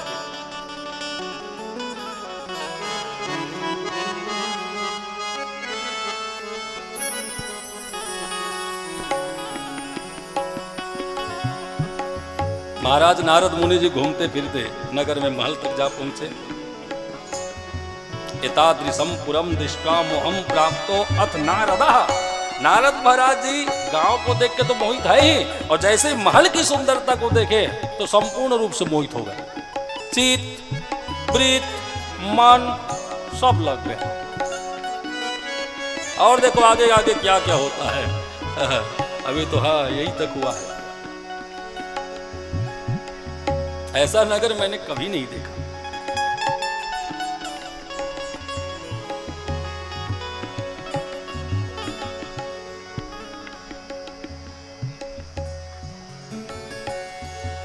कौतुक माने घूमते फिरते कौतुक करते नारद जी शीलनिधि राजा से मिलने महल में प्रवेश हुए। वहां चल रहा था भोलेनाथ जी का भजन, भोलेनाथ जी का कीर्तन। राजमहल में सुंदर सुंदर सुहासिन बैठी हुई है, स्त्रियां सजी धजी और ढोलक लेकर के झांझ पखावज लेकर के सब कीर्तन गा रही है राज दरबार में। भोलेनाथ जी का, आइए हम भी 2 मिनट भोलेनाथ जी का भजन करें, कीर्तन गाएं, फिर आगे कथा में प्रवेश होंगे। बोले भोलेनाथ भगवान की जय। प्रेम से बोलिए श्री शिवाय नमस्तुभ्यम। बोलिए शिव शंकर भगवान की जय। हमारे बीच में कुछ महानुभाव पहुंचे हैं। परम आदरणीय परम स्नेही ग्राम लवसरा से मेघराम साहू जी का आगमन हुआ है। उनसे विनम्र निवेदन है आकर के व्यासपीठ से आशीर्वाद लें। परम आदरणीय मैत्र परिवार से छुहीपाली से पहुंचे एवं शक्ति से हमारे जजमान आकर के आप भी व्यासपीठ से आशीर्वाद लें। परम आदरणीय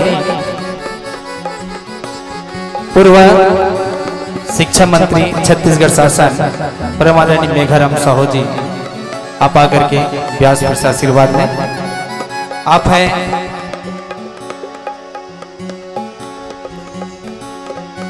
रेवाराम साहू जी पूर्व अध्यक्ष शिक्षक संघ आप भी आकर के व्यासपीठ से आशीर्वाद लें। आप हैं परम आदरणीय सुरेंद्र साहू जी पूर्व महामंत्री आपसे भी निवेदन है आकर के व्यासपीठ से आशीर्वाद लें। आप हैं राम प्रसाद साहू जी आपसे भी निवेदन है आकर के व्यासपीठ से आशीर्वाद लें। आप हैं श्री गोविंद देवांगन जी पार्षद शक्ति से। आप हैं परम आदरणीय श्री मान साय साहू जी लवसरा से। आप हैं श्री घनश्याम देवांगन जी शक्ति से। आप सभी महानुभाव आकर के व्यासपीठ से आशीर्वाद लें। परम आदरणीय हमारे पूर्व शिक्षा मंत्री साहू जी से निवेदन है हमारे सभी भक्त जनों को अपनी वाणी से 2 शब्दों से आप सभी को संबोधित करेंगे। श्री शिवाय नमस्तुभ्यम।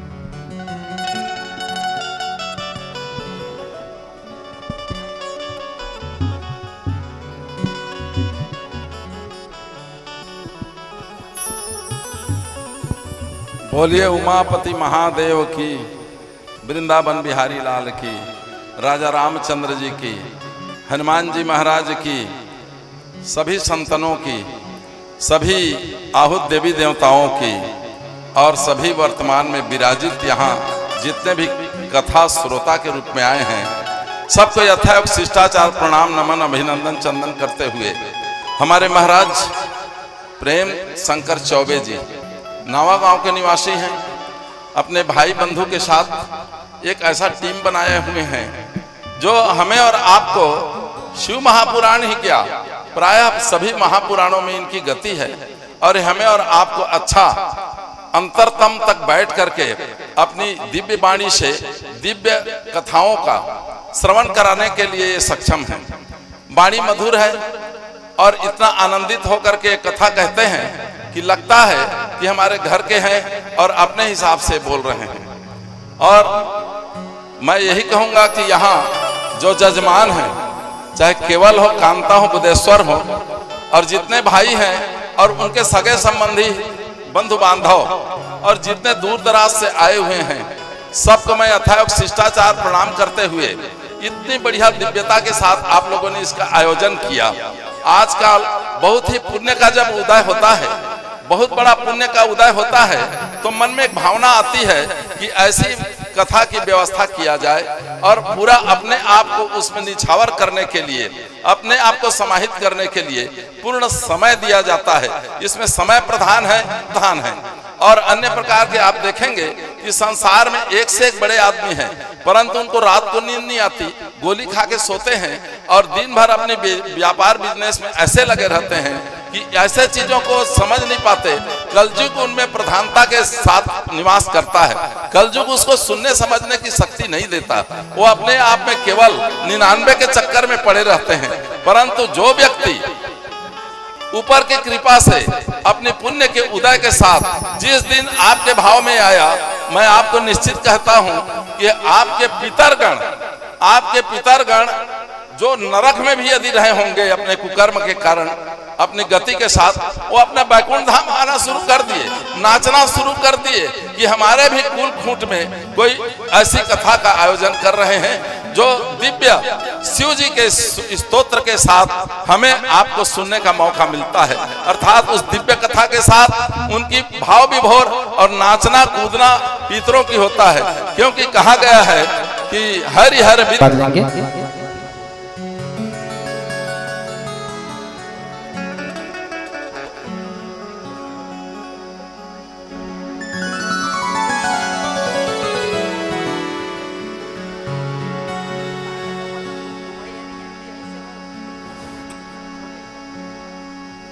श्री शिवाय नमस्तुभ्यम।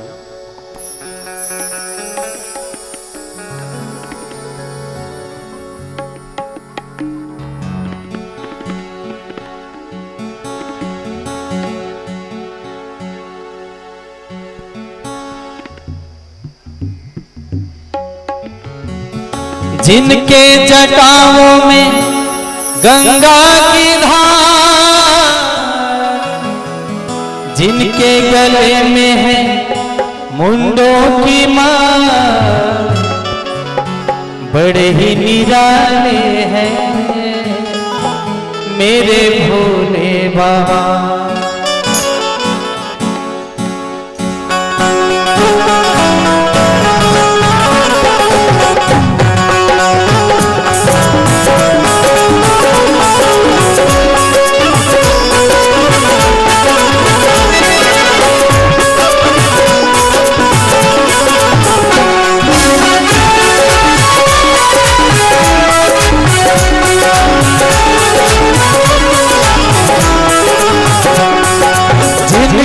जटाओं में गंगा की धार, जिनके गले में मुंडों की मार, बड़े ही निराले हैं मेरे भोले बाबा, बड़े भोले भाले हैं मेरे भोले बाबा। जिनके जटाओं में गंगा की धार, जिनके गले में मुंडों की माला, बड़े भोले भाले हैं मेरे भोले बाबा, सबसे निराले हैं मेरे भोले बाबा। बोल सदाशिव भगवान की जय हो।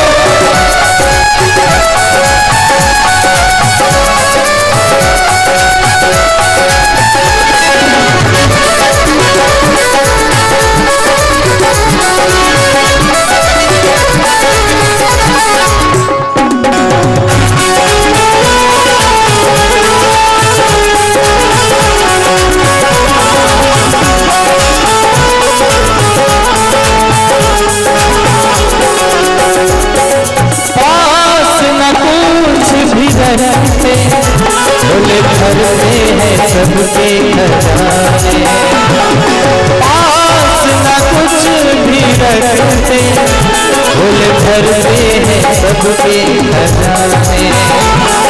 सब रहते हैं घरों में, भोले रहते हैं खुद ही वीराने, पीते हैं भंग सदा भर भर प्यारे हैं मेरे भोले बाबा, सबके दुलारे हैं मेरे भोले बाबा।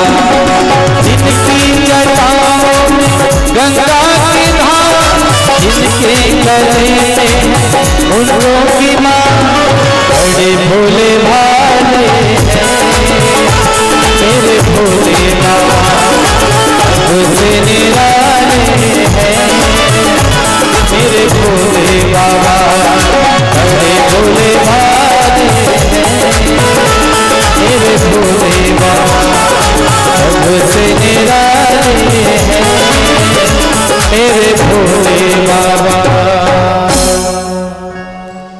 भोलेनाथ भगवान की जय।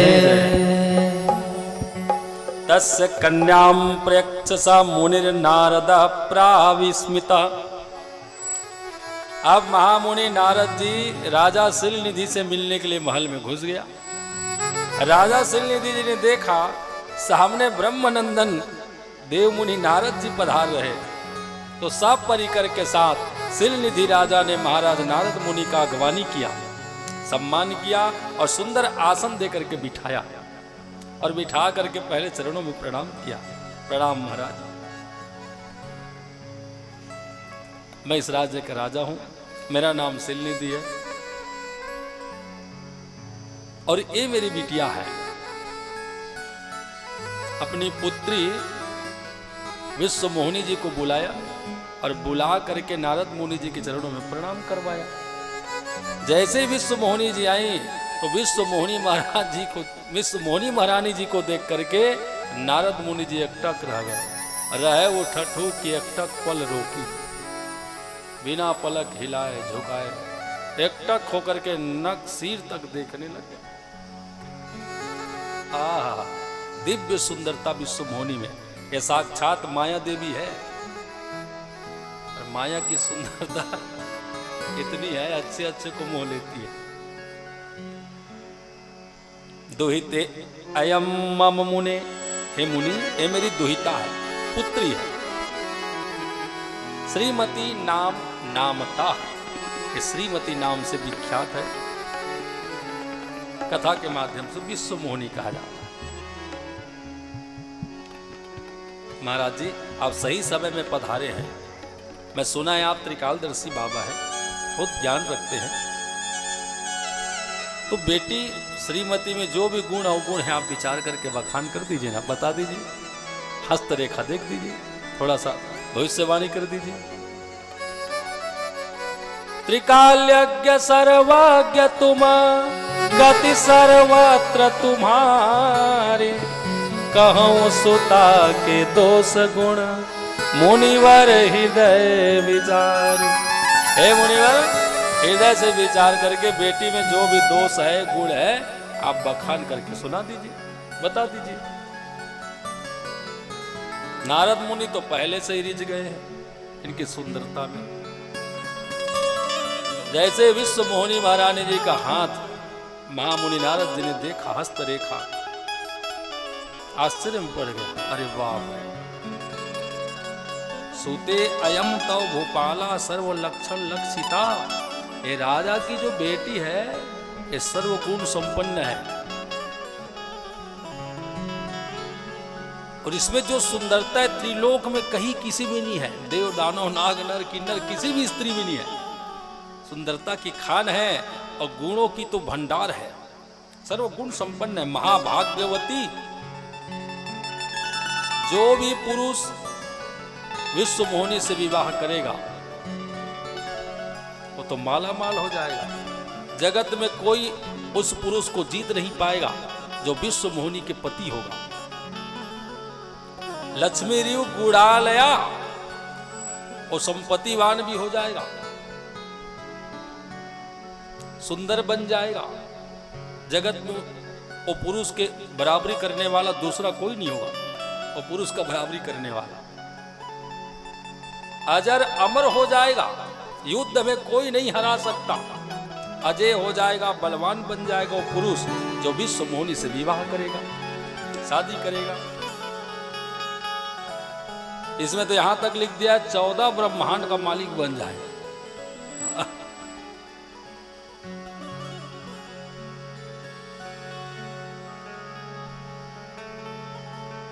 महाराज सिलनिधि राजा ने फिर से पूछा, बोले महाराज कुछ तो बताइए, कुछ तो कहिए, कुछ तो बोलिए। हाँ हाँ राजन, नारद महाराज जी को संपूर्ण ज्ञान हो गया है। जो भी इस कन्या से विवाह करेगा वरेगा, अजर अमर हो जाएगा। संसार में जगत में कोई जीतने वाला नहीं होगा और सुंदर और संपत्तिवान हो जाएगा। लेकिन महामुनि नारद जी कन्या जी की सुंदरता में, विश्व मोहिनी की सुंदरता में रिझे हुए हैं। जो बताना चाहिए वो नहीं बताया। कुछ बातें जो छिपा लिया अपने अंदर, इसलिए ताकि ये उजागर हो जाए तो भैया कोई भी विवाह कर ले। और मैं नहीं चाहता कि विश्वमोहिनी किसी और की हो। हाँ, करी जाओ सोई जतन बिचारी, जही प्रकार मोहि बरे कुमारी। मुझे वही करना है, वही काम करना है जिससे ये विश्वमोहिनी मेरे साथ विवाह करे। वरमाला हाँ देवरी से नारद जी गले में लटकाए, विश्वमोहिनी से मैं विवाह करूंगा। हाँ राजन, ये तुम्हारी जो बेटिया सर्वगुण संपन्न है, सभी गुणों की खान है, बहुत सुंदर है, आगे चल के बहुत सुखी होंगी, ऐसा है वैसा है। दुनियादारी इधर उधर बोल करके वहां से जल्दी से शिलनिधि राजा जी से इस तरह चर्चा करके मिल करके बाहर आए। मन में लालसा विश्वमोहिनी के लिए, कैसे मिले? यहाँ तो सुंदर सुंदर रूपवान राजा बैठे हैं, और कुछ ही क्षण बाद में एक स्वयंवर भी प्रारंभ होने वाला है, उत्सव। समय भी नहीं है, 2-4 महीने का समय रहता तो मैं जब तब करके कुछ कर लेता, ज्यादा समय नहीं है। और इस समय केवल सुंदरता चाहिए। इस रूप में जटा जूट एक करतल धोनी वाला के साथ कौन विवाह करेगा? ना ना, स्त्री को सुंदर रूप चाहिए। तो सुंदर रूप कैसे मिले? मैं क्या करूं जो मुझ में नहीं है? एक रास्ता है, यदि भगवान विष्णु जी प्रसन्न हो जाए तो ऐसा हो सकता है, लेकिन भगवान विष्णु जी तक जाने में भी समय लगेगा, तपस्या करने में भी समय लगेगा। अब मैं क्या करूं? आंख बंद करके भगवान विष्णु जी का ध्यान लगाया, भगवान विष्णु जी वहीं प्रकट हो गए। तो काहे टेंशन लेता है? अभी जो तू चाहेगा वही होगा।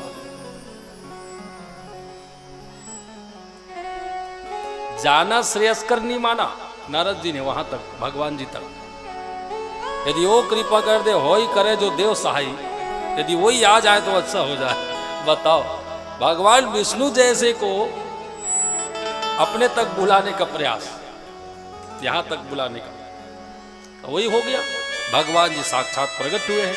अरे प्रभु जी, मैं अभी ना स्मरण में आपको ला रहा था, हमें सब पता है, इसलिए तो अंतर्यामी है।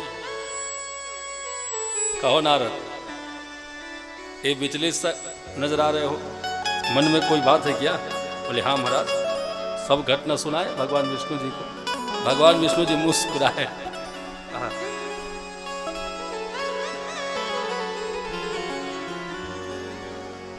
हे भगवान, मैं चाहता हूं कि विश्वमोहिनी मेरी पत्नी बने, वो मेरा वरण करे, दूसरा कोई नहीं। नारद जी आप ब्रह्मचारी हैं। प्रभु जी, अब मैं भी चाहता हूं कि मेरा घर बच जाए, मेरा परिवार हो, कब तक क्यों भटकता रहूं? तो आप सहयोग कर दे। बोले क्या करना होगा? हमें ना आप जैसा सुंदर रूप चाहिए।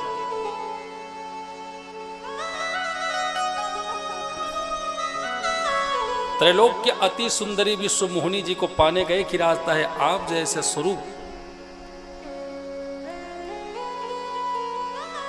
दूसरा कोई रास्ता नहीं प्रभु। इसलिए आपन रूप देहो प्रभु मोही। किसी के घर जाकर के आप कुल्हाड़ी मंगलो बन जाता है, किसी के घर जाके आप सूप मांगलो बन जाता है, चप्पल जूता मांग लो बन जाएगा, वस्त्र मांग लो चलेगा, लेकिन किसी का रूप कैसे मंगोगे? और मंगोगे तो देगा कैसे? अरे रूप भी बना लिया, स्वभाव कैसे बनाएगा? रूप बना लेना बड़ी बात नहीं है, ठीक है, यहां तक हो सकता है, किसी का भी रूप बना लो, बहरूपिया बन जाओ, लेकिन स्वभाव का क्या करोगे? भगवान जैसा स्वभाव भी तो बनना चाहिए। केवल रूप बनाना पाखंड है, पापस्य इति खंडः पाखंड, वो पाप का खंड है, इसलिए पाप होता है। साधु संत जैसा रूप बना करके केवल रहना पाप है, पाखंड है। साधु संत जैसा रूप बना करके स्वभाव भी वैसी बन गया तो संत है। बोल भक्तवत्सल भगवान की। नारद मुनि को केवल भगवान का स्वरूप चाहिए, सुंदरता। इसलिए हे प्रभु, जेहि विधि नात होई हित मोरा। आपसे विनती है आप वही काम करें जिससे मेरा हित हो, भक्त का हित हो। करो सो बेगी और जल्दी करें, ज्यादा टाइम नहीं है, जल्दी करें। तो भैया रूप बनाने के लिए मेकअप किट चाहिए, मंगाना पड़ेगा, कुछ समय लगता है मेकअप करने में। ना ना प्रभु आप जल्दी करें, दास मैं तोरा, मैं आपका दास हूं, इसलिए आपको करना चाहिए, दास के प्रति आपको इतना करना चाहिए। हे परमात्मा हमें जल्दी से अपने जैसा स्वरूप बना दीजिए, अपने जैसा सुंदर रूप दीजिए। इतना उतावला हो गया। भगवान विष्णु जी सोचे ये उतावला हो रहा है, हम तो केवल इनके हृदय में जो अहंकार है वो तोड़ना चाहते हैं। इन्होंने स्पष्ट कह दिया है, देवऋषि नारद मुनि ने पहले से बोल दिया है, हमें आप जैसे हमारा ही तो वैसे आप कार्य करें। तो भगवान जी ने भी उत्तर दिया, हाँ हाँ नारद जी, जेहि विधि होई। सुनो, आपने कहा है ना मेरा हित जैसे हो वैसे काम आप करो, तो मैं वही काम करूं जिसमें आपका हित हो।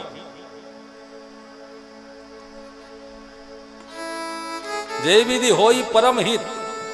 हे नारद तुम्हारा केवल हित नहीं परम हित करूंगा मैं, वल्ली हित नहीं, आगे और परम हित होगा। नारद सुनो तुम्हारा, हे नारद मैं तुम्हारा परम हित करके छोड़ूंगा, तुम चिंता मत करो। ऐसा बोल करके महामुनि नारद ऋषि को, नारद मुनि को भगवान जी ने बानर रूप दे दिया, हरि रूप।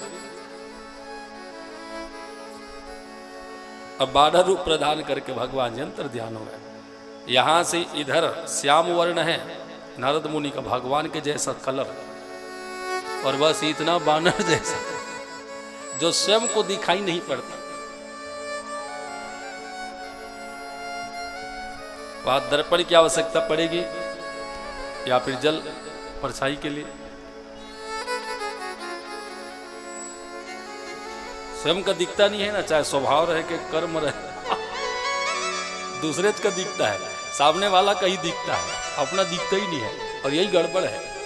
और अपना जो देखते हैं वही संत महात्मा है, वो अपना अच्छा हो अपना बुरा हो कर्म को समझ लेते हैं। यदि बुरा हो जाए, कोई गलत हो जाए, अपने से उसका प्रायश्चित तत्काल करने लग जाते हैं।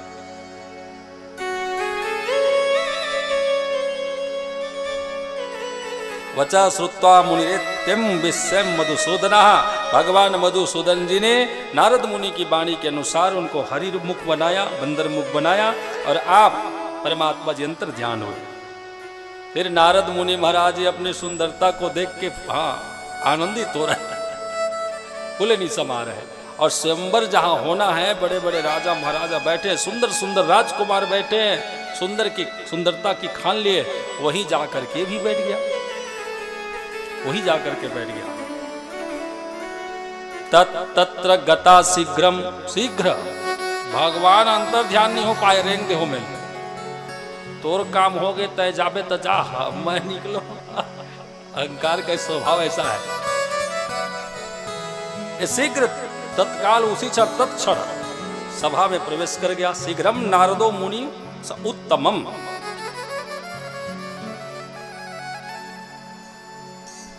उत्तम विचार, उत्तम प्रचार, उत्तम प्रसार करने वाला आज देखो तो कैसे भटक गया माया के अधीन होकर के। बहुत सारे राजा लोग बैठे, बीच में एक आसन में भी बैठ गया। विश्व मोहिनी जी आई। बताया जाता है नारद महाराज जी का यह बानरी मुख, वहां जितने लोग हैं उनको दिखाई नहीं पड़ रहे, जो भी देख रहे सब नारद मुनि के भेष में देख रहे हैं। बस वहां न दो ब्राह्मण कुमार हैं जो भगवान शिव जी के साक्षात गण हैं। ये शिव जी की प्रेरणा से यहाँ पहुंचे हुए नारद जी को संभालने के लिए। खाए ना इसने जगह में कतका कर इच्छा हरे और नहीं मिली तो जहर वर खा दी था, या कहो में कूद के मर जाही, देखा लो बचाए वो शंकर जी भेजे। ऐसी स्थिति में ना संभालना बहुत जरूरी है। इसलिए शिव के दो गण लोग वहां पहुंचे हुए हैं, रुद्रगण। बस ये दोनों देख रहे इनको बानर भेष में, और माता विश्व मोहिनी जी देखती हैं, महामाया जी। फिर किसी को समझ में नहीं आता है। सबको नारद मुनि जैसे ही नजर आ रहे हो, ब्राह्मण समझ रहे सब नारद मुनि ब्रह्मनंदन, लेकिन बस यही दोनों शिवगणों ने इनको देखा और इनको मजाक करने लग गए। बगल में बैठे नारद मुनि जी जहाँ बैठे आसन में, बगल में दोनों बैठ गए अगल बगल। आहा महाराज जी, आज तो विश्व मोहिनी जी ना वर्ण आपका ही करेंगे। सभा में इतने लोग आए, इतने बड़े बड़े राजकुमार, संपत्ति वाले, रूप वाले, सब फीके लग रहे हैं आपके सामने। आप बहुत सुंदर लग रहे हैं। ते जानो सब भेव, वो दोनों भेद को जान रहे थे ना, इसलिए वो मजाक करने लगे। परम कौतुकी दे, कौतुक करे, मजाक। महाराज जी आप बहुत सुंदर हैं, बहुत स्मार्ट हैं, ऐसा है वैसा है। पक्का है, पक्का स्वयंवर आप ही का है। हाँ राजकुमारी जी आपका ही वर्ण करेंगे, इसमें कोई शक नहीं है, कोई दो मत नहीं है। आप बहुत सुंदर हैं। और सुना तो नाराज जी फूले नहीं समाये, बने दिखा रहा हूं। एक गड़बड़ हो गया क्या, वो संत हैं, ब्रह्मचारी हैं, महात्मा हैं, और महात्मा लोग आयना लेके नहीं घूमते।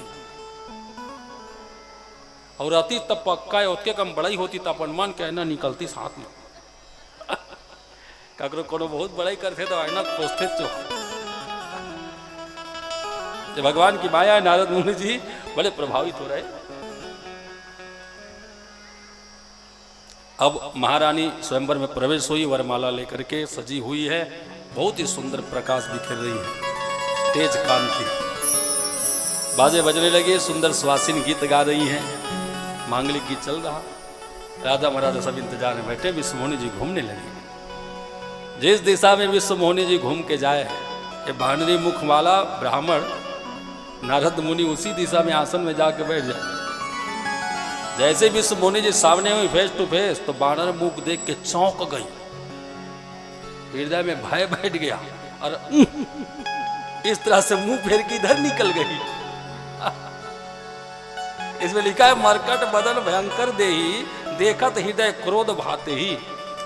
क्रोध भी हो गया, किसने बंदर को यहां बिठाया सभा में, मोला चमकाए बैसने करे का, मोला डरवाए।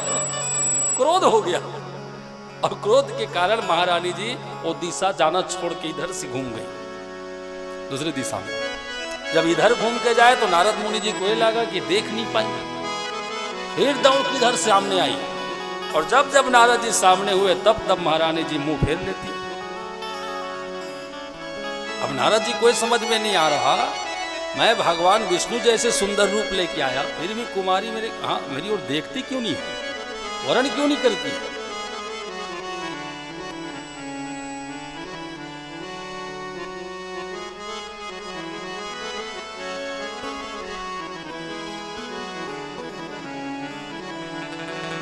अस सातम समालोक्यम प्रसन्न वदनाम बुझा। नारद महाराज जी की प्रसन्नता क्षीण हो गई। अब धीरे धीरे नारद महाराज जी में उदासी छाने लग गया। अर्पयामा तत् कंठे ताम मालम वर्णिनी वर वर्णिनी। इसी समय जब राजकुमारी किसी के गले में वरमाला नहीं लटकाई, नारद मुनि जी सभा को पूरा तहस नहस कर दिए।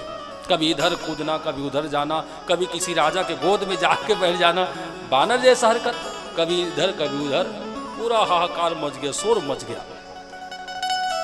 अब सभा में आए जो राजा राजकुमार हैं, ये सब चिल्लाने लग गए, क्या करते हो, कैसे करते हो। तभी भगवान सुंदर रूप बना करके राजकुमार के रूप में प्रकट हुए हैं। विश्व मोहिनी जी भगवान जी को वरमाला लटकाई और फिर दोनों अंतर ध्यान हो गए। सभा विश्राम हुई, नारद मुनि जी मुंह लटकाए नीचे नीचे करके महल से बाहर आए। वो शिवगढ़ पीछे पीछे दौड़ के आए, महाराज जी प्रणाम। कैसे महाराज, इतनी सुंदरता लेके भी उदास।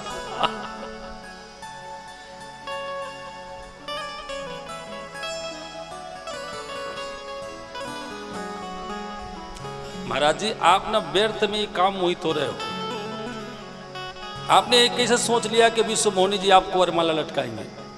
क्यों ना सोचो भैया, इतनी सुंदरता जो है भगवान विष्णु ने स्वयं अपना स्वरूप दिया है। देखो मैं मुझमें कितनी सुंदरता है। इतनी सुंदरता रख करके भगवान जैसा सुंदर कौन होगा संसार में। इस आशा से मैं बैठा था, लेकिन पता नहीं ये सब कैसे हुआ। एक बार अपना मुख जा करके देखिए तो आईने से या जल परछाई से। एक बार अपना मुख देखिए महाराज, एक बार देखिए।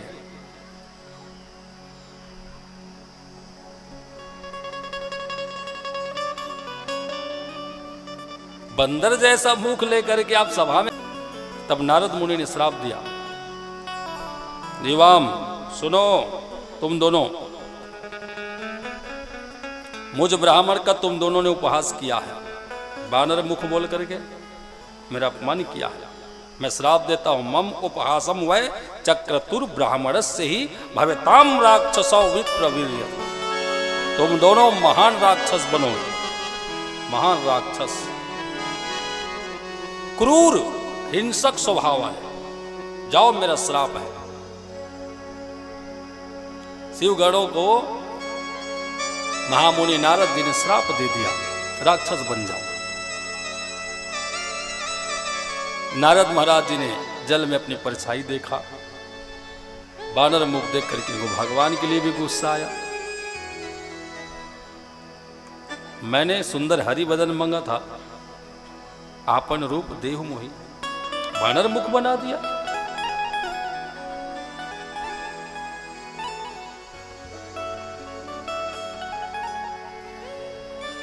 ठीक नहीं किया मेरे साथ।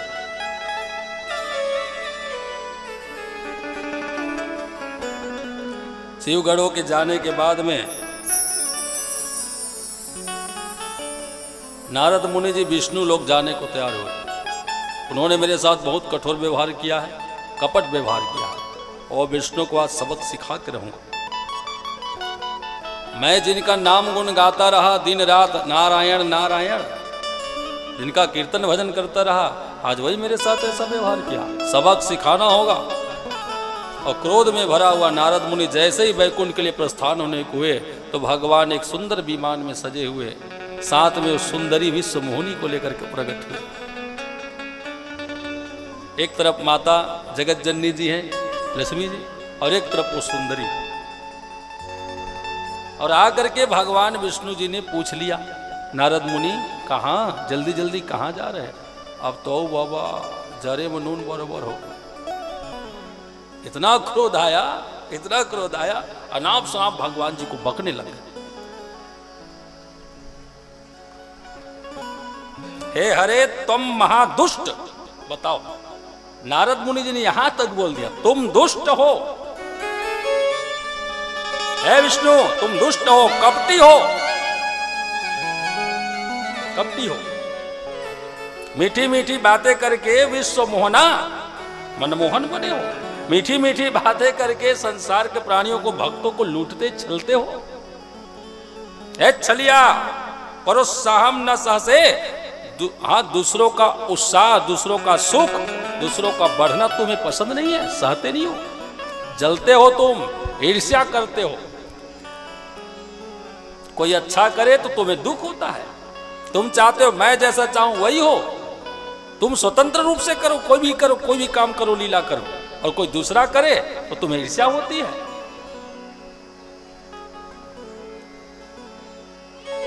समुद्र मंथन कराया देव दानव दोनों से, और अमृत पिलाया केवल देवताओं को। मोहिनी रूप धारण करके छल कर दिया दैत्यों के साथ।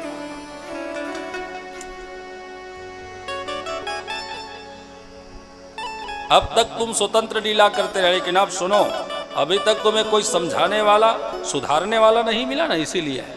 आज मैं तुम्हें सुधार के रहूंगा, मैं सबक सिखा कर रहूंगा। स्वार्थ साधक कुटिल तुम, सदा कपट व्यवहार, भक्तों के साथ इस तरह व्यवहार करते हो।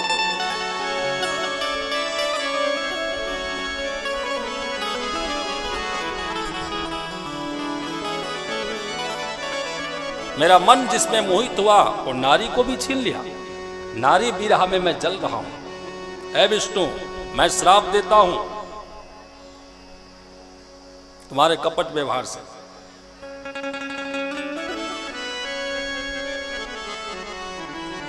जिस तरह से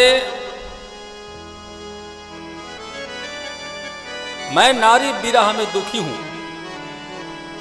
तुम भी नारी की विरह में दुखी होगे। मानव जैसा मेरे साथ व्यवहार किया, साधारण मानव के जैसा। तुम भी मानव बनोगे, नारी बीरा में दुखी होगे, और उस समय जब दुखी रहोगे, मेरा बानर मुख बनाए ना, तो बानर ही तुम्हारी सहायता करेंगे, कोई तुम्हारे सहायता के लिए नहीं आएंगे। जाओ, मेरा श्राप है। तुम्हें भी राजकुमार के रूप में जन्म लेना होगा, राजकुमार के रूप में। आज तुमने मानव जैसा रूप बनाया, राजकुमार बन के मेरे भाग के, मेरे हिस्से की विश्व मोहिनी को छीन के ले गया ना, यही राजकुमार के रूप में सब दिन रहना पड़ेगा उस समय।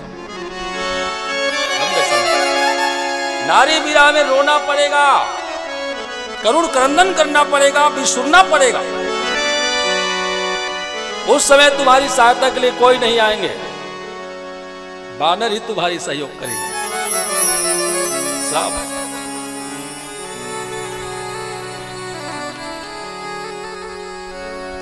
स्त्री कृते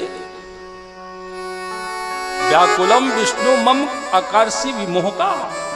इसकी स्त्री के सुंदर स्वरूप में मैं मोहित हुआ। इसमें भी लगता है तुम्हारी चाल है, लेकिन अब दोबारा किसी के साथ तुम ऐसा नहीं करोगे।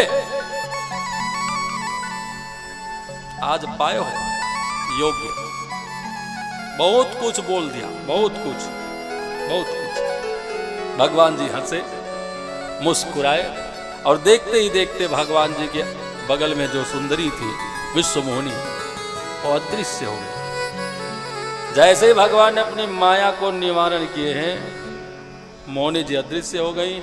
नारद जी को कुछ दिखाई ही नहीं पड़ा, केवल भगवान जी वहां हैं, कोई स्त्री नहीं। नारद महाराज जी के ऊपर जो माया का चादर लगे रहे, माया का पर्दा लगे रहे, हट गया। नारद महाराज जी को फिर से बोध हो गया, वो अपना पूर्व स्वभाव में आ गया, ज्ञान गम्य हो गया, और ज्ञान होते ही भगवान जी से क्षमा याचना करने लग गया।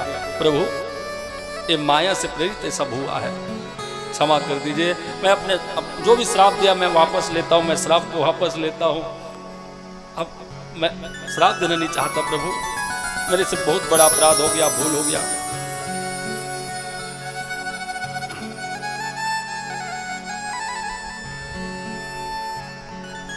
ये सब कैसे हो गया समझ में नहीं आया। परमात्मा ने बहुत क्षमा याचना किया।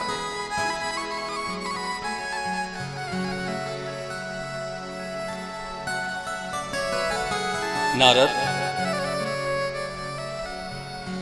चाहे जैसे भी हो भैया, लीला तो सब हमारी ही है। तुमने जो कहा है वो सब सत्य होगा, इसमें कोई संशय नहीं है। जो जो श्राप किया हम सब स्वीकार करते हैं, लेकिन प्रभु मैं तो अपराध कर बैठा ना। आप ईश्वर को श्राप दिया, आप परमेश्वर को मैंने श्राप दिया, मेरा अपराध कैसे शांत हो? अपराध शांत करने का कोई तो रास्ता बताओ। तो एक ही रास्ता है, जपो जाई शंकर सत नामा। जा करके भगवान शिव जी का नाम जाप करो, कीर्तन जाप करो, मंत्र जाप करो, सतनाम भगवान शिव का, तभी इस पाप से मुक्त हो पाओगे। हो यही हृदय तुरंत विश्रामा, तुम्हें विश्राम मिलेगा, सुख मिलेगा, दूसरा कोई रास्ता नहीं है। पाप मूलानि दुखानि विविधान्य अपि तान्यता। इस संसार में पाप के ऐसे कोई समूह नहीं जो भगवान शिव जी का नाम गाने से, मंत्र जाप करने से नष्ट ना हो जाए। इसलिए हे नारद मुनि, जाकर के तुम शिव भगवान जी का नाम मंत्र गाओ, भजन करो, तभी तुम्हारा कल्याण होगा, तुम्हें शांति मिलेगा, सुख मिलेगा। शिवेति नाम पीयूष, भगवान शिव जी का नाम अमृत है।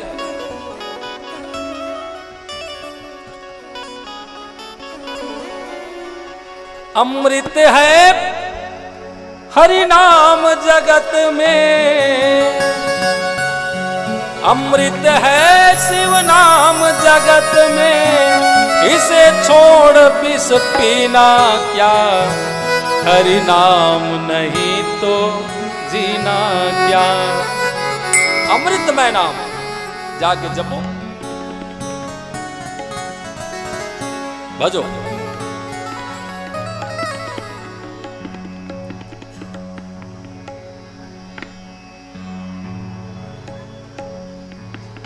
शिव जी का नाम जप करना, कथा सुनना, लोगों को सुनाना, ये सब करते रहोगे तो तुम्हारा कल्याण होगा। नारद जी चलेंगे। कहाँ गए? डायरेक्ट ब्रह्मा जी के दरबार, पिताजी से मिलने।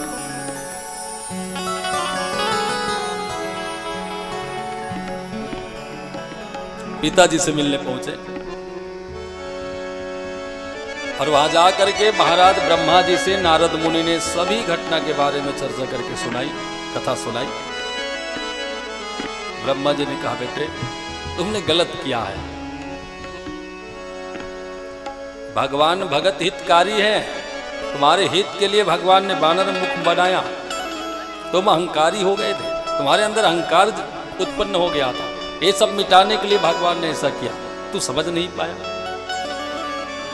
ये सब शिव जी की प्रेरणा, शिव जी की कृपा से, शिव जी की माया से संपन्न हुए हैं। इसमें हाँ जड़ देखो तो भगवान शिव जी है। पिताजी ये तो बताइए, मैं सुना है भगवान शिव जी के अनेक चरित्र हैं। बोले हाँ, तो क्रम से आप वो सभी चरित्र को हमें गा के सुनाइए, हम शिव तत्व को जानना चाहते हैं। अब यहाँ से नारद मुनि और ब्रह्मा जी का संवाद प्रारंभ हो रहे हैं। अब नारद महाराज जी प्रश्न करते जाएंगे और ब्रह्मा जी समाधान करते जाएंगे। हमें आप भगवान शिव जी और माता सती जी के स्वरूप, तत्व, प्रागट्य, विवाह आदि आदि जितने भी प्रसंग हैं वो सब हमें आप विस्तार से गा के सुनाइए। सद्य प्रसन्नो भगवान भवतीत्य संश्रुतम भक्त प्रयासम सह महान पश्यति दयापरा। हे दया सागर, आप हमें भगवान शिव जी के सुंदर भक्ति प्रधान कथा, मुक्ति प्रदान कथा, पाप विनाशनी कथा गा के सुनाओ।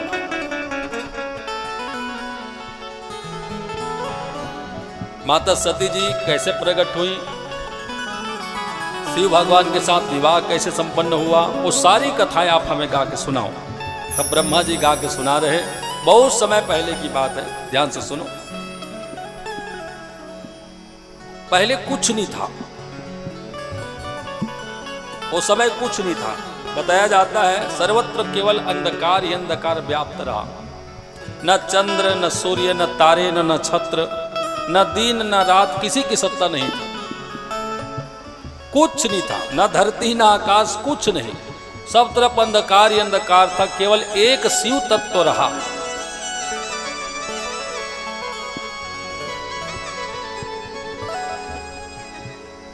एक परम पिता परमेश्वर परमात्मा शिव तत्व ही रहा, बाकी कुछ नहीं रहा। सब तरफ अंधकार ही अंधकार रहा। फिर वो परम तत्व, परम पुरुष परमात्मा जी को, अद्वितीय परमात्मा को एक से दो होने का मन हो गया, एक से दो बनने का। तो अपने अंदर से ही भगवान शिव जी ने शक्ति को प्रगटाया। बोले शक्ति मैया की जय, आदि शक्ति माता की जय।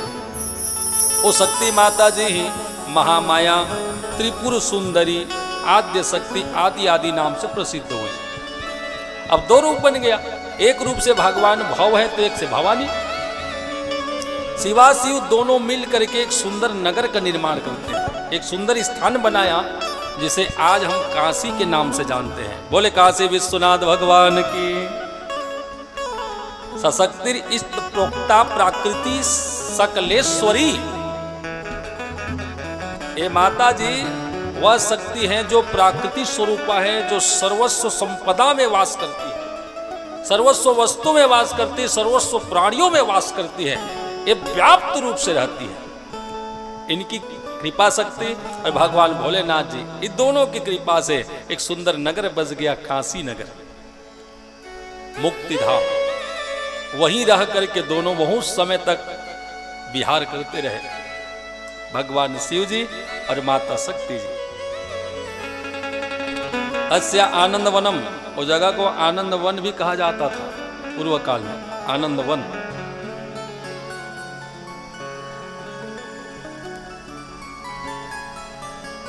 अब बहुत समय तक दोनों आपस में रहे, मिल करके विहार करते रहे।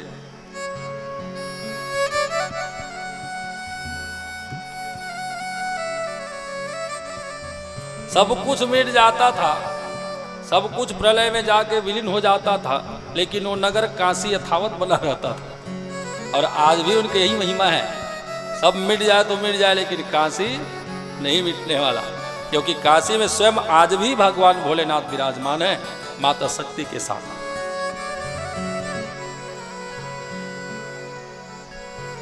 तो काशी निवासी भगवान भोलेनाथ जी और माता शक्ति दोनों को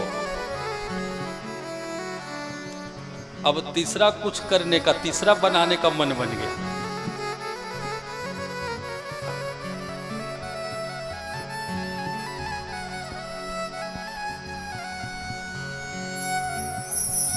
रमण करते हुए शिव और शक्ति दोनों को अब तीसरा पुरुष बनाने का विचार आया, माने संतान उत्पन्न करने की इच्छा हुई।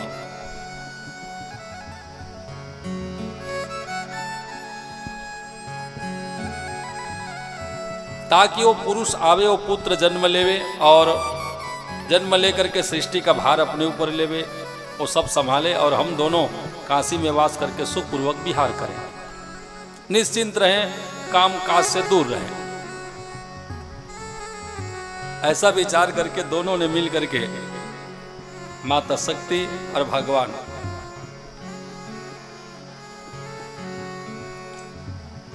एक सुंदर पुत्र को जन्म दिया, बनाया अपनी कृपा से, बहुत सुंदर। त्रैलोक के सुंदर, बहुत सुंदर एक सुंदर पुरुष ने, बालक ने जन्म लिया। देखने में श्याम वर्ण है, घुंघराले बाल, बहुत सुंदर है। पूछा मेरा नाम क्या होगा, तो विष्णु। बोले विष्णु भगवान की। भोलेनाथ ने बताया तुम विष्णु नाम से प्रसिद्ध होगे हे बेटे, और जगत में सामर्थ्यवान रहोगे, मेरा आशीर्वाद सदैव साथ में रहेगा। पालन का क्रिया तुम्हारा होगा, कार्य करना।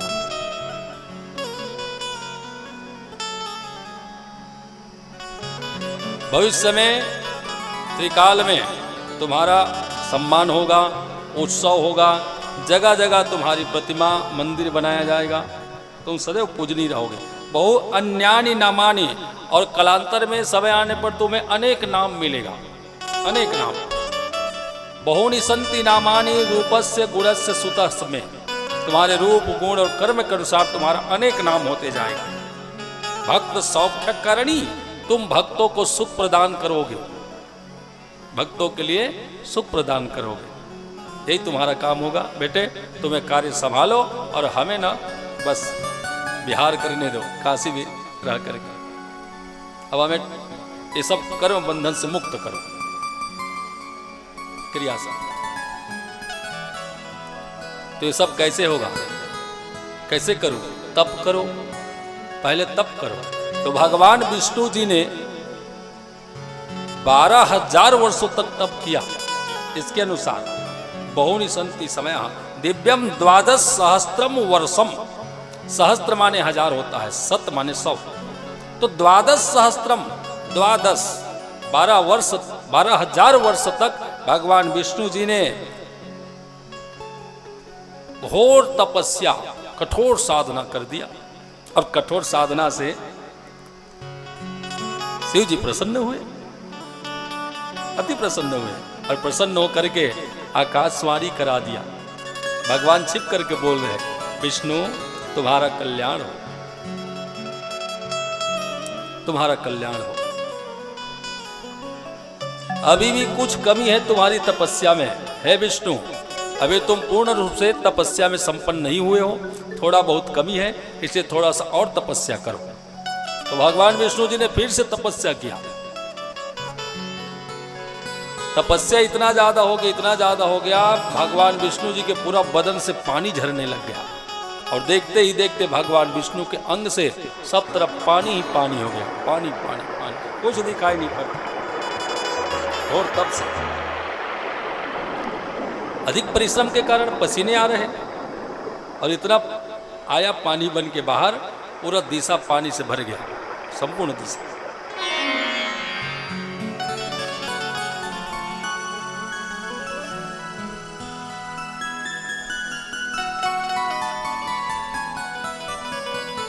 अब थका हुआ भगवान विष्णु जी अपने द्वारा बनाया पानी के ऊपर लेट जाते हैं, अपने ऊपर द्वारा बनाया हुआ जल के ऊपर भगवान जी लेट जाते हैं। कुछ क्षण विश्राम करने के लिए।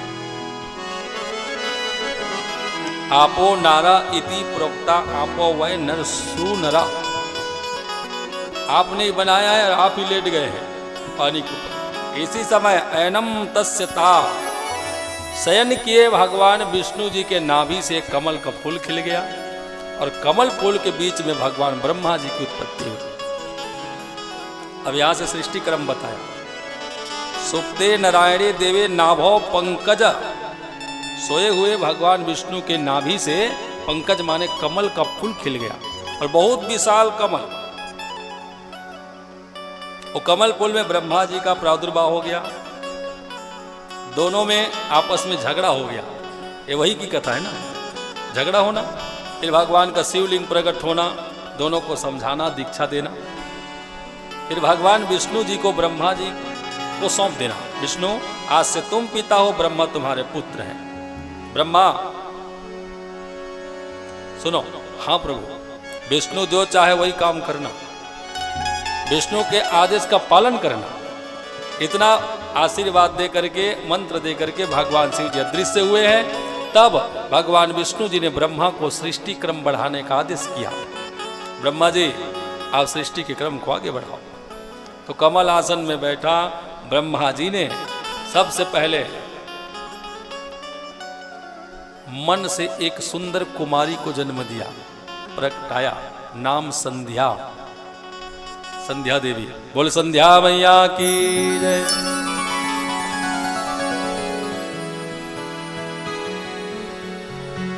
बहुत सुंदर रूपवती गुणवती संध्या जी सबसे पहले प्रकट हुई।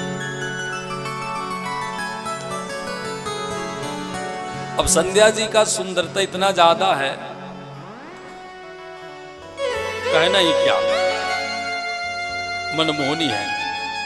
फिर मरीचि आदि 10 ऋषि प्रकट हुए ब्रह्मा जी से, भाव से रुद्रदेव जी का प्रागट्य होना, ये सभी लोग इकट्ठा हुए, ब्रह्मा जी की सृष्टि क्रम आगे बढ़ गए। रुद्रदेव प्रकट होना, सनकादि मुनि आना, इधर 10 मुनि प्रकट होना, अत्रि, अंगिरा, वशिष्ठ, च्यवन, शरद, गान, अरिष्ट, नेमि, ये सब महात्मा लोग प्रकट हुए।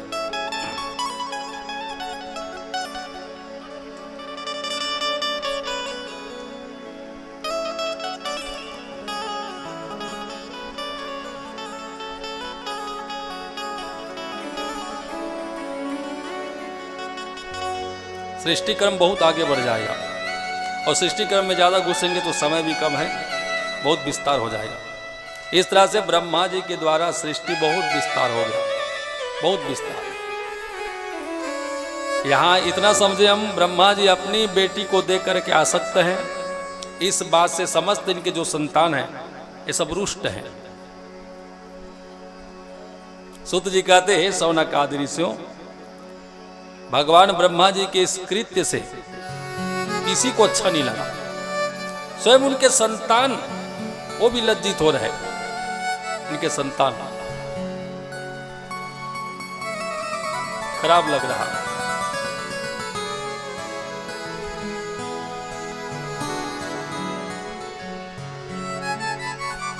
इसी बीच में भगवान श्री ब्रह्मा जी ने नारद जी को गुण निधि का चरित्र सुनाया। कामदेव अपना प्रभाव दिखाया है, ब्रह्मा जी रिझ गए हैं। शिव जी ने बहुत समझाया और बहुत खोटी खरी सुनाया भी ब्रह्मा जी को। इस बात से ब्रह्मा जी उदास हो गए और शिव जी से प्रतिशोध लेने का मन बनाया, बदला लेने का। ओ भगवान शंकर, जिनका नाम गाने से जीव धन्य हो जाता है, ब्रह्मा जी प्रतिशोध लेना चाहे। कोई कितना भी पाप करे, शिव नाम गा करके वो मोक्ष को प्राप्त हो जाता है। वो भगवान से बदला लेने के लिए सोच लिया। इस विषय में कथा सुना रहे, शिव नाम गा करके परम पद मिल जाता है, शिव दर्शन करके परम पद मिल जाता है, ऐसे शिव से बदला लेने की सोच लिया। इस विषय में कथा सुनाया। तो आइए 2 मिनट कीर्तन करें भगवान शिव जी के नाम का, फिर एक गुण निधि का कथा श्रवण करेंगे, जिसमें यह बताया गया है भगवान शिव की महिमा, भगवान शिव प्रसाद की महिमा, ये सब बखान किया गया है। बड़े प्रेम से 2 मिनट कीर्तन करेंगे। बोले भोलेनाथ भगवान की जय। हर बात निराला है मेरे भोले बाबा का।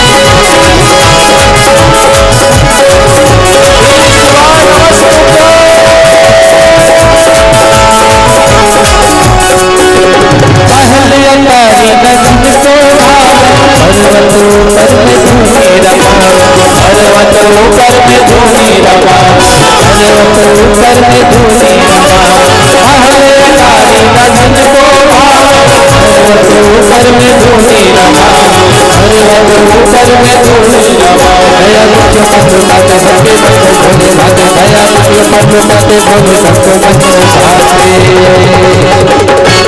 तन पे मृग का छाला है मेरे भोले बाबा मृग का छाला है मेरे भोले बाबा मेरे भोले बाबा मेरे डमरू वाले का मेरे भोले बाबा मेरे डमरू वाले का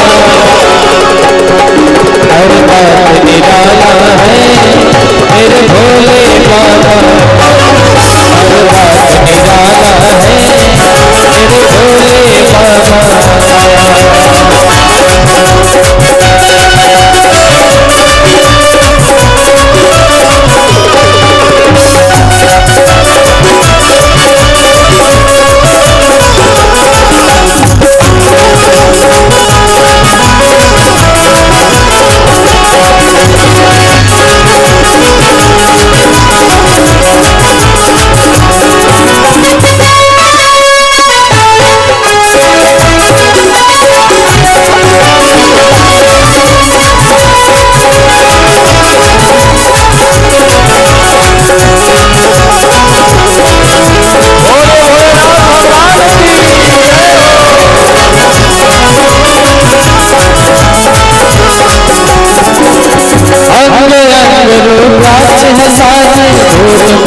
सब संग तेरा भूत प्रेत सब संग तेरा भूत प्रेत सब संग तेरा अंग अंग राज है सारा भूत प्रेत सब संग तेरा भूत प्रेत सब संग तेरा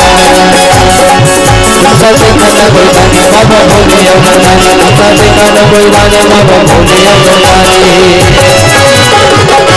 तन पे मृग का छाला है मेरे भोले बाबा तन पे मृग का छाला है मेरे भोले बाबा मेरे भोले बाबा मेरे डमरू वाले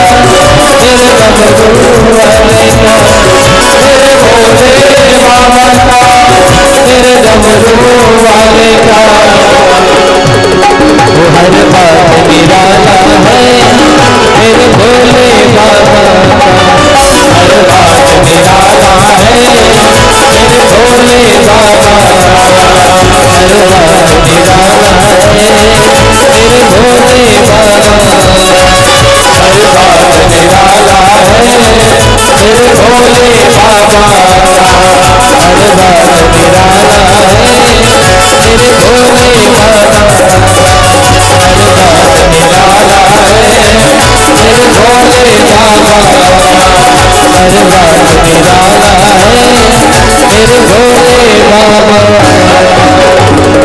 बोले भोलेनाथ भगवान की जय। भोले भोले शंकर भगवान की। हमारे बीच में कुछ प्रमुख जन पधारे हैं। आप हैं भरतिया राम जी चंद्राकर, आपसे विशेष निवेदन है आकर के व्यासपुर से आशीर्वाद लें। हमारे बीच में पहुंचे काशीराम जी आदित्य, लक्ष्मी देवांगन जी, सोनव राम जी डोकरी जी से, परम आदरणीय राम कुमार साहू जी सोनादुल्ला से, बैसाखू राम साहू जी बेलटिकरी से, मनोहर लाल साहू जी, आप सभी महानुभाव आकर के व्यासपुर से आशीर्वाद लें। आप हैं परम आदरणीय कृष्ण कुमार पटेल जी धाराशिव से, आप हैं परम आदरणीय मनीराम जी डोकरी जी से, ब्रिजराम जी डोकरी जी से, राम सेवक साहू जी, शिवचरण साहू जी भटगांव से, आप सभी महानुभाव आकर के व्यासपुर से आशीर्वाद लें। आप हैं परम आदरणीय शोभित नामदेव जी भटगांव से, आप हैं परशुराम पटेल जी दर्रा से, रामलाल जी डोकरी जी से, शिव साहू जी, तुलाराम साहू जी सोनियाडी से, आप सभी महानुभाव आकर के व्यासपुर से आशीर्वाद लें। आप हैं छेदीलाल साहू जी साहू समाज अध्यक्ष भटगांव से, श्यामलाल साहू जी अध्यक्ष तहसील साहू संघ भटगांव से, आप हैं मोहन साहू जी भटगांव से, आप सभी महानुभाव आकर के व्यासपुर से आशीर्वाद लें। आप हैं परम आदरणीय लक्ष्मण साहू जी भटगांव से, जयराम जायसवाल जी, छेदीलाल उनके पूरे मंडल एवं चंदन दास जी वैष्णव, आप सभी महानुभाव आकर के व्यासपीठ से आशीर्वाद लें।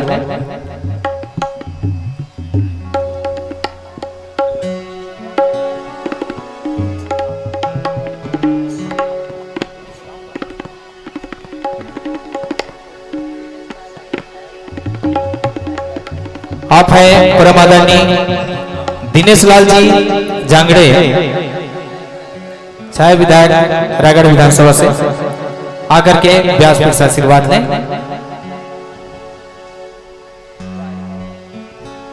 आप हैं परम आदरणीय द्वारिका साहू जी, आपसे भी निवेदन है आकर के व्यासपीठ से आशीर्वाद लें।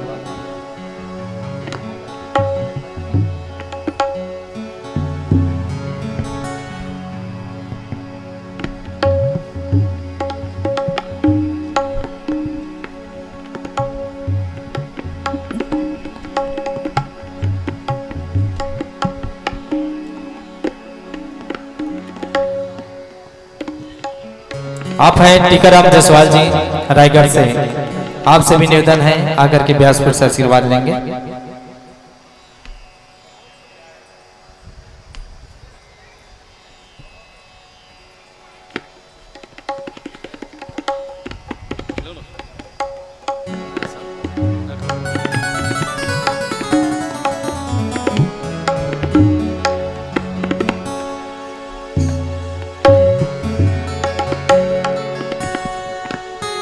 हरि दर्शन को प्यासी अखियाँ, हरि दर्शन को प्यासी,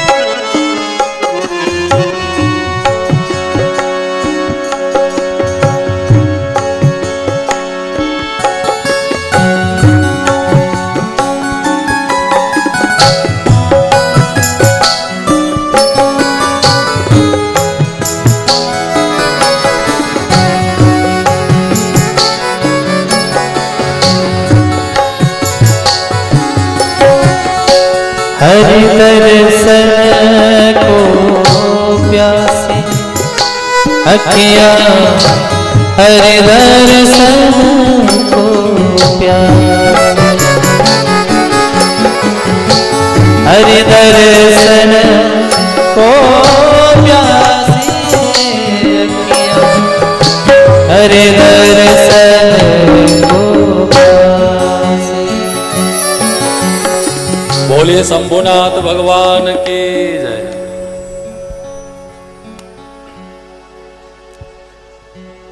अभी सृष्टि का वर्णन करके सुनाया। सृष्टि कहां तक? तो भगवान सुत जी ने बताया सौनकादि ऋषियों को, ब्रह्मा जी ने नारद मुनि जी को कहा, हे नारद, वो समय जब मैं सृष्टि क्रम को आगे बढ़ाया तो मेरा दो भाग हो गया। एक भाग से साक्षात मनु जी और दूसरे भाग से महारानी लक्ष्मी शत्रुपा बन के प्रकट हुई, विष्णु और लक्ष्मी दोनों, और इन्हीं दोनों से मनुष्यों का निर्माण होते गया। इसमें लिखा है स्वयंभू मनु अरु शत्रुपा जिनते भय नर सृष्टि अनुपा।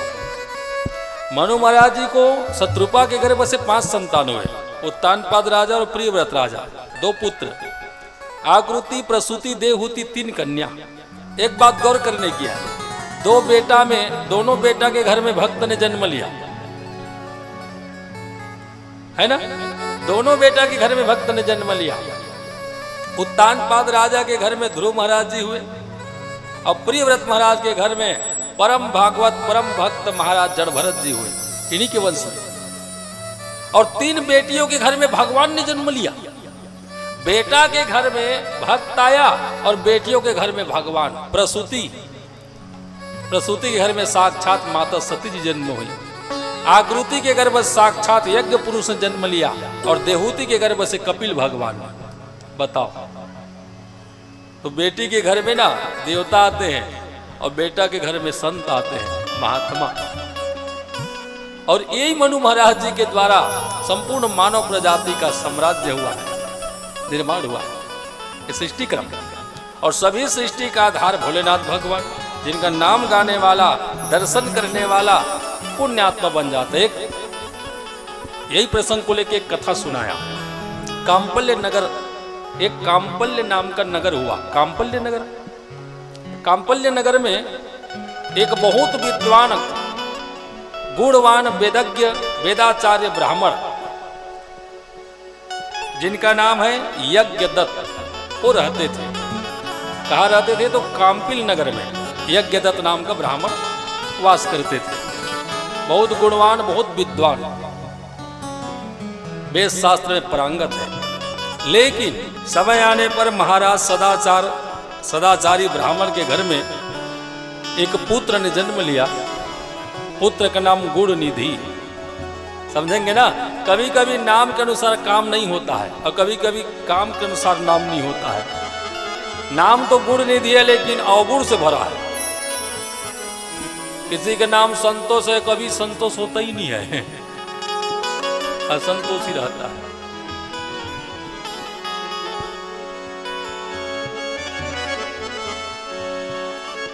तो पिता तो बहुत सदाचारी है, गुणवान है, रूप और यशस्वी है। समाज में यश है, गांव में यश है, आसपास गांव में यश है। ब्राह्मण का, यज्ञदत्त ब्राह्मण का बहुत नाम है। बेटा धीरे धीरे समय के अनुसार बढ़ता गया।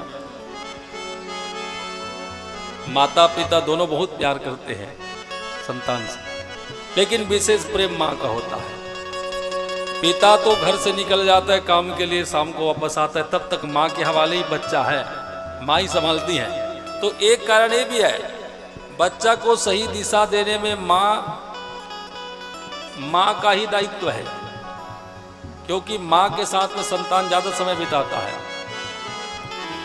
उसको सही बनाना, उनको सही दिशा देना माँ की जवाबदारी है। और माँ अपनी जवाबदारी से भटक जाए, मोह में पड़ जाए तो बच्चा गड़बड़ रास्ते में चला जाता है। यही हुआ इनके साथ। यज्ञदत्त ब्राह्मण का यश सब तरफ है, सब तरफ फैला हुआ है। लेकिन बेटा आगे चल के निंदको, वेद शास्त्र, ब्राह्मण, देव, गो सब का अपराधी हो गया। बताओ, समझ आते ही ये नासमझी काम करने लग गया। गुण निधि परम विद्वान के घर में जन्म लिया, ब्राह्मण के घर में नशा लेने लग गया, चोरी करने लग गया, जुआ खेलना शुरू कर दिया, घर से सामान ले लेके बेचना, वस्त्र को बेच देना, बर्तन बेच देना। और जब जब पिताजी ने आकर के पूछा अपनी पत्नी से, धर्म पत्नी से, ब्राह्मण देवता ने, देवी बेटा गुण निधि कहाँ है? तो माँ दोष छिपाने लगती है। इस वक्त तो पढ़ाई कर रहे हैं रूम में, और रूम में था ही नहीं, वो अपने दुष्ट साथियों के साथ जाके जुआ खेल रहा। माता जी ये सोच लेती है कहीं मैं पर्दा खोल दी तो खूब पिटाई करेंगे, और पुत्र से अति मोह है, अति प्रेम, इसलिए पर्दा करते रही। ई में बिगड़ थे लइका। साहू जी, माँ सब ल जाना थे। एक कथा है भागवत जी में, धृतराष्ट्र और गांधारी। सुखदेव जैसे महान संत ने, महान आत्मा ने धृतराष्ट्र जी को अंधा कहा है, वरना अंधे को अंधा कहना उचित नहीं है। अंधे को अंधा कहना उचित नहीं है, समझदार लोग नहीं बोलते। लेकिन इतना समझ ज्ञानवान भागवत स्वरूप भगवान सुखदेव जी ने अंधा का, इसका मतलब क्या है?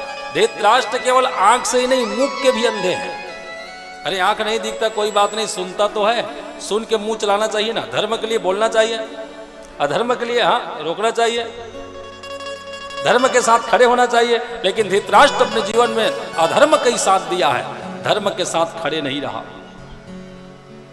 आंख से तो अंधे हैं ही, मुख से भी अंधे हैं। आंख का अंधा होना अच्छी बात, लेकिन मुख से अंधा होना बिल्कुल अच्छी बात नहीं है। इसलिए सुखदेव जी ने उनको ना अंधा कहा, वो वास्तव में अंधा है। वो आंख से अंधा होना अंधा नहीं है, मुख से अंधा हो गया। तब आई गंधारी, पति को अंधा देख करके आंख में पट्टी बांध ली। अब बताओ काकरो पति अंधवा रही तो पत्नी है, उसने कर ही का, अभी समय में कर ही उसने करना चाहिए का।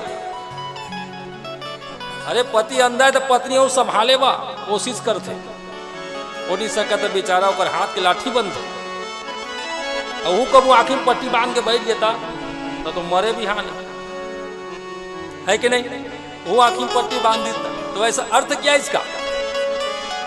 पुत्र गलत कर्म करे पिता ना रोके ना बोले, और मां मोह में आकर के आंखें पट्टी बांधी, मोह की पट्टी। पुत्र के खिलाफ सुनना देखना पसंद नहीं, पुत्र बिगड़ गया, दुर्योधन बन गया, न पिता को मतलब न मां को मतलब। एक मोह के कारण कुछ नहीं कहता है, एक वात्सल्य में डूब गई है, पुत्र वात्सल्य। इतना प्यार मिल गया, दुर्योधन बन गया। इसी तरह से महाराज यज्ञदत्त ब्राह्मण के घर में पुत्र गुण निधि दुराचारी हो गया।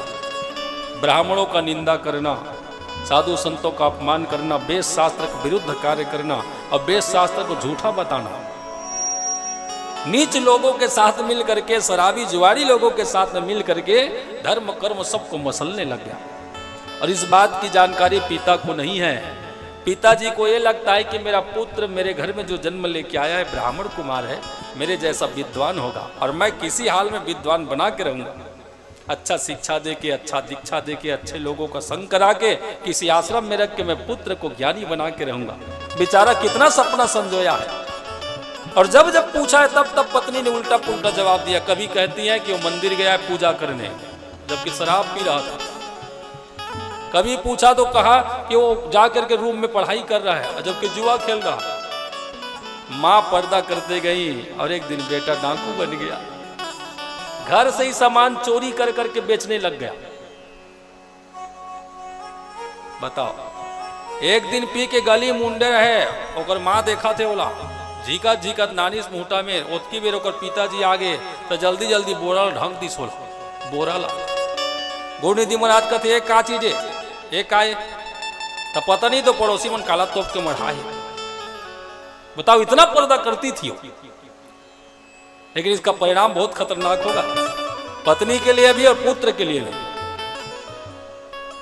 बेचारा कितना विश्वास पत्नी के ऊपर, कितना प्रेम पुत्र के ऊपर, इनका विश्वास और प्रेम दोनों के साथ खेल रही है, भावना के साथ। ये बेचारा सुबह से जाते, पूजा पाठ यज्ञ कराते, किसी घर में और कोई अनुष्ठान कराते, जो भी मिलता लेकर के आते, परिवार चलाते हैं। इतना नाम बनाया, बड़े बड़े राजा महाराजाओं ने इनको पुरस्कृत किया है इनकी विद्वता से, इतना सम्मान है इनका। और बेटा सबको मिटाए रहा, और इस बात की पिता को पता ही नहीं, खबर ही नहीं है, जानकारी ही नहीं है। इनको लगता कि मेरा बेटा बढ़िया पढ़ाई कर रहा है, घर में रहता है, रोज मंदिर जाता है, पूजा करता है, ये पत्नी के ऊपर विश्वास करता है बेचारा। लेकिन इससे जस्ट उल्टा काम करते रहा, जस्ट उल्टा काम। लेकिन भैया, सच्चाई छिप नहीं सकती बनावट के वसूलों से। कब तक छिपाओगे? कब तक महाराज यज्ञदत्त जी के नजर से छिपा के रखोगे ये दुराचारी के दुराचार कर्म को, अत्याचार कर्म को? समय आ गया पर्दा हटने का। 19 वर्ष के हो गए हैं महाराज गुण निधि, 19 वर्ष। अब कमाने योग्य हो गया है, कुछ अच्छा करने योग्य हो गया है। माताजी एकांत में अवसर मिलने के बाद, अवसर जब मिलता है तो माताजी एकांत में बिठा करके पुत्र को बहुत शिक्षा देती। देख बेटा, मैं तोर पिताजी लेती होती की बात करके अब तक बचा के रखे हो तोला, आज बता दूं तो काल तोला हॉस्पिटल जाए पड़ जाही होत के मार ही।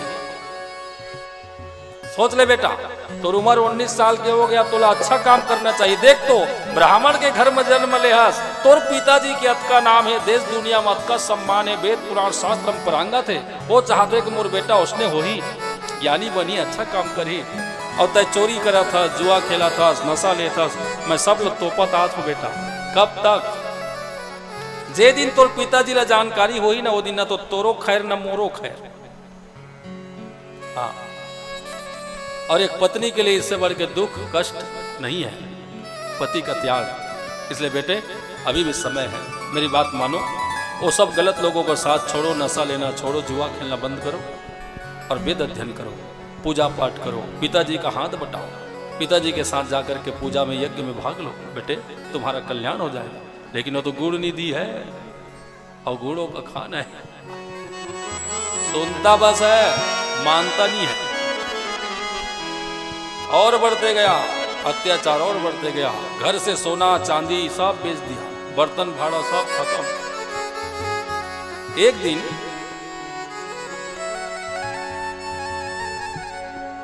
महाराज यज्ञदत्त जी पूजा पाठ करा करके अपने नगर में वापस आए, तो गली से घूम करके जा रहे थे, तो सामने एक साहूकार का दुकान है।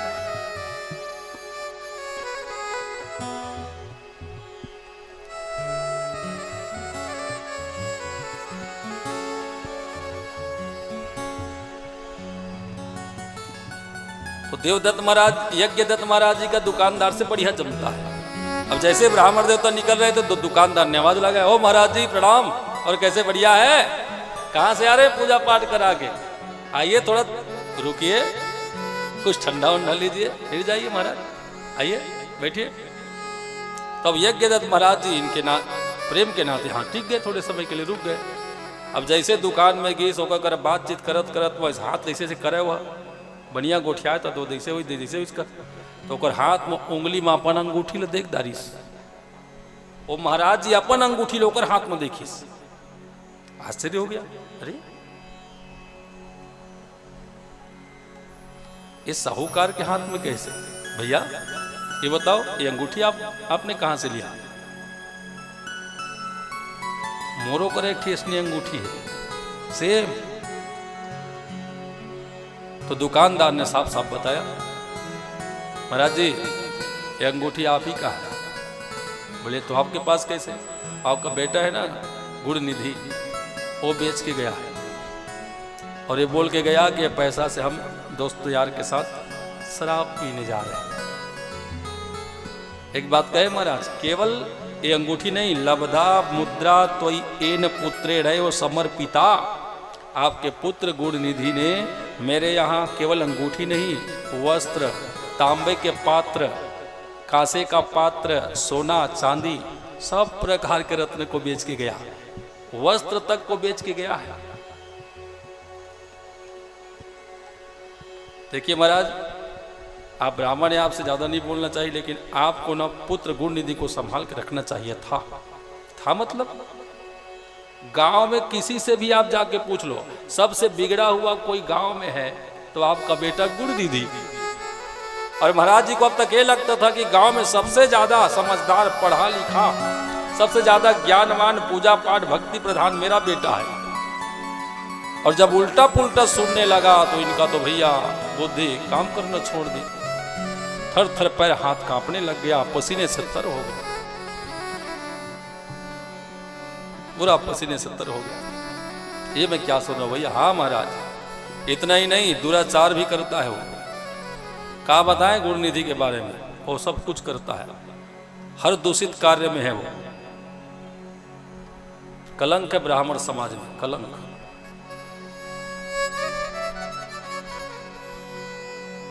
घर आया उदास, थैला रख के बैठ गया। वो पत्नी आई जो रोज रोज पर्दा करती थी, स्वामी क्या बात है, आप उदास क्यों हैं?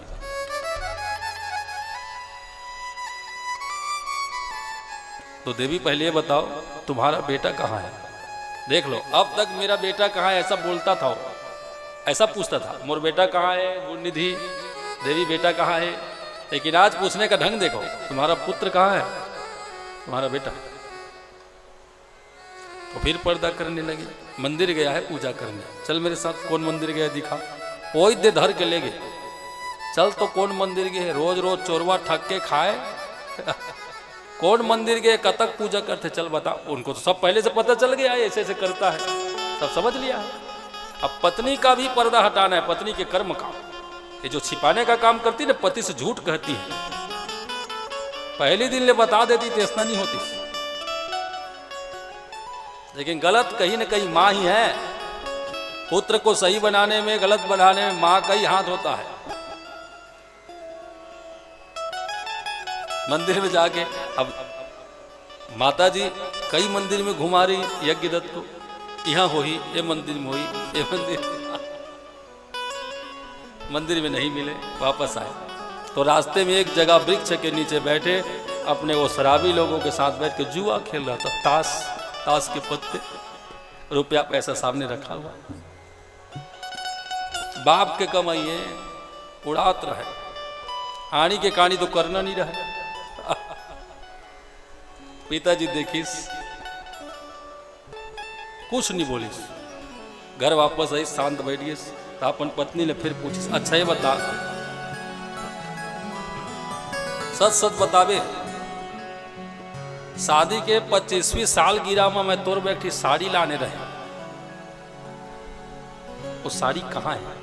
अभी तक तो पहनत नहीं देखे। काबिल शक हो गए ना, और दुकान में साड़ी देखे, और जतका बर्तन ल देखे है, जतका सोन चांदी देखे, बता कहाँ है साड़ी?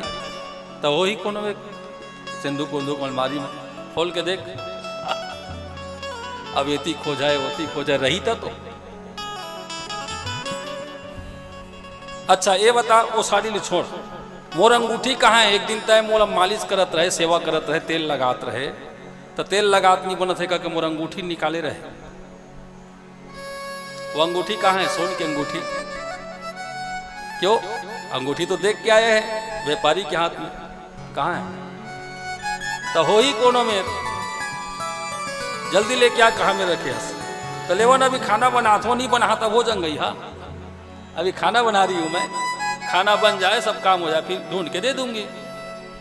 अरे दुष्टा, अब भी झूठ कहेगी? अब तो साफ साफ बता दे। मैं सब समझ गया हूं, तुम और तुम्हारा वो पुत्र, तुम्हारा वो बेटा, ताया और तुर बेटा मिलके जो जो गणित करे, खेल खेले आज तक चाल चले हो, सब मोर समझ में आ गए। सुन मेरी बात, इतना कुछ हो गया मेरी आंखों के पीछे, मैं कुछ समझ नहीं पाया, लेकिन आज सब कुछ समझ गया हूं। और समझ होने के बाद भी ना समझी बना रहूं ना, तो मेरे से मंदमती कोई नहीं, इसलिए आज से तेरा मेरा कोई संबंध नहीं। ये देख लो परिणाम कितना भयानक निकला। पति के साथ दुराव करने का, छिपाव करने का परिणाम देखो। पत्नी से रिश्ता तोड़ दिया यज्ञ दत्त, आज से तुम्हारा और मेरा कोई संबंध नहीं। इसी समय उसका बेटा आया गुणनिधि, जुआ खेलता, कुछ नहीं कहा। सुन, ये मेरा घर है, मेरा घर छोड़ो, निकल यहां से। आज से तुम्हारा इस संपत्ति में, घर में, जायदाद में कोई संबंध नहीं, न तो मेरा तुम्हारा कोई संबंध नहीं। तू मेरे लिए मर गया है, संपत्ति में तेरा कोई अधिकार, निकल मेरे घर से। जवान बेटा 19 वर्ष का घर से निकाल दिया, पत्नी का त्याग कर दिया, तत्काल दूसरा विवाह करके ले आया। अब एक गुणनिधि घर से बेघर हो गया, घूमते रहा, गली गली घूमते रहा। जब किसी ने सम्मान नहीं दिया, सब सम्मान खो बैठा है, तो गांव से बाहर निकल गया। कई गांव नगर बस्ती पार कर करके बहुत दूर चला गया। भूख लगे, भीख मांगने गया, भीख मांगने भी नहीं आता, जीवन में कुछ किया ही नहीं है। बाप के कमाई में पले है, आड़ी काड़ी नहीं करे है। भीख मांगे घल आदत नहीं, तो मांगे घलो नहीं जाना थे, काला खाए। कमाए की आदत नहीं है, कमाए की आइडिया नहीं है, कमाए कैसे? एक दिन भूख के कारण एक बनिया के बूता करे चल दिस, भारी बोझ लढोई, दिन भर रात भर नहीं उठी सी, दूसर दिन ले कामे में नहीं गई। तो भूखो जब मरने लगा, भूखो मरने लगा, तो भीख मांगने की सोच लिया, काम करने की सोच लिया। लेकिन भैया जो कुछ नहीं किया अपने जीवन में, वो कुछ कर ही नहीं सकता, कुछ नहीं कर सकता। 2 दिन का कुछ नहीं खाया, 2 दिनों का भूखा गुणनिधि, 2 दिनों का भूख से व्याकुल एक अनजान जगह पहुंच गया, तड़प रहा है खाने के लिए। और एक वृक्ष के नीचे, छायादार वृक्ष के नीचे बैठ करके रोने लगा। अब मैं क्या करूं, अब मैं कहां जाऊं, कमाना आता नहीं, भीख मांगना आता नहीं, मैंने कभी परिश्रम किया नहीं, ये मैंने क्या कर दिया। मैं इतना दुराचारी कैसे हो गया? ब्राह्मण कुल में जन्म लेकर के मुझे ऐसा ऐसा नहीं करना था। अब मैं कहाँ जाऊं? पिता से साथ छूट गया, माँ का साथ छूट गया, आगे पीछे कोई नहीं। अब मैं क्या करूं? अब मैं क्या करूं? कहाँ जाऊं? 2 दिन का खाया नहीं, कि ऐसा ना हो जाए जल अन्न की व्यवस्था में, जल की व्यवस्था में प्राण न निकल जाए। अब तो निश्चित है मेरा मृत्यु, मैं मरने वाला हूं, अब मुझे कोई नहीं बचा सकता।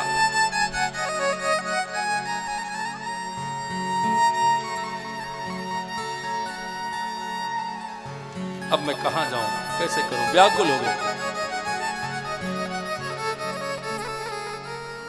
इसलिए समय से पहले संभल जाना चाहिए। समय से पहले संभल जाओ। परिवार से कितना भी मदद मिले, घर से कितना भी मदद मिले, अपनी ओर से करना चाहिए। भविष्य के लिए संभलना चाहिए।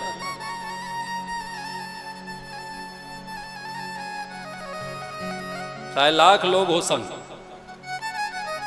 अपने आप में मजबूत बने रहना चाहिए। गुण निधि में कुछ कला नहीं है, और कला विहीन लोग कहां जी पाएंगे?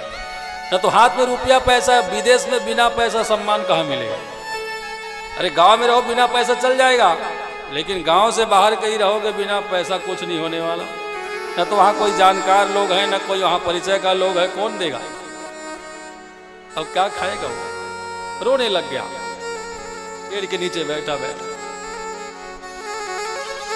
2 दिन से नहीं खाया, दूसरा दिन है, और संयोगवश भगवान शिव जी की ऐसी कृपा है, वो दूसरा दिन जिस दिन वो भूखा बैठा है, दोपहरी को समय, वो दिन शिवरात्रि का है। भगवान शिव जी का उत्सव है, महाशिवरात्रि। शाम को 4:30-5 बजने को हुए, संध्याकालीन समय था। महाराज गुणनिधि ने देखा वृक्ष के नीचे बैठा असहाय, एकदम निस्तेज। क्या देखा? गांव के कुछ लोग थाल में पूजन की सामान और पकवान लेकर के एक साथ झुंड बना के जा रहे थे। तो पकवान देख करके ललचा गया, 2 दिन से खाया नहीं। अरे ये सुंदर सुंदर पकवान लेकर के, पूजन की सामग्री लेकर के कहाँ जा रहे हैं? अवश्य आसपास कोई मंदिर होगा, ये मंदिर पूजा करने जा रहे हैं, ये पूजा करके भोग लगाएंगे, और भोग लगा के जैसे ही घर को चले जाएंगे तो मैं भोग उतार के खा लूंगा, किसी तरह से मेरा भूख मिट जाएगा। अब ये उन लोगों के पीछे पड़ गया। उसमें कुछ लेडीज भी हैं, कुछ जेंट्स भी हैं। ये शिव जी का मंदिर जा रहे थे पूजा करने के लिए। धीरे धीरे धीरे आगे बढ़ता गया, इनके पीछे पीछे पीछे पीछे। तो क्या देखा? सामने एक भव्य मंदिर है। आज उत्सव के कारण, उत्सव है इसलिए, त्योहार के कारण मंदिर को मस्त सजाया गया है। बहुत लोग हैं मंदिर के अंदर, नाना प्रकार के सजावट, पूजन की सामग्रियां, बड़े बड़े ब्राह्मण बैठे हैं, और बहुत लोग श्रद्धालु वहां आए हुए। एक पंडित जी भागवत कथा गा रहे हैं, शिव कथा, भगवान जी का सुंदर कथा गा रहे, बाकी लोग सब सुन रहे। शिवरात्रि पर्व की महिमा का बखान हो रहा था। सब लोग आकर के वहीं बैठे। एक फटा हुआ वस्त्र, अंग अंग में चोट लिया, गुड़ निधि, भूखा प्यासा, ये भी मंदिर के सीढ़ी के नीचे बैठ गया छिप करके। मौके की तलाश में, कथा में ध्यान लिया, मौके की तलाश में, बस कब मंदिर खाली हो तो कब मैं जा करके चोरी करूं और भोग पदार्थ खाऊं, भूख मिटाऊं।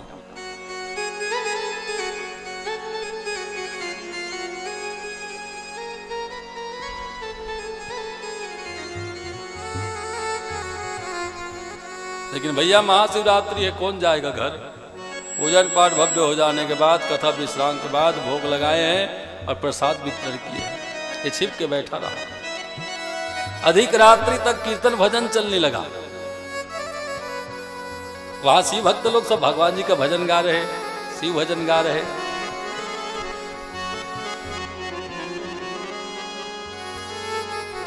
अब रात्रि को, अधिक रात्रि में ये गुड़ निधि पेट पकड़ करके, हाँ कब कीर्तन शांत हो, कब कीर्तन बंद करे, कब ये मन घर जाए, कब मैं खाऊं, क्या करूं, कैसे करूं?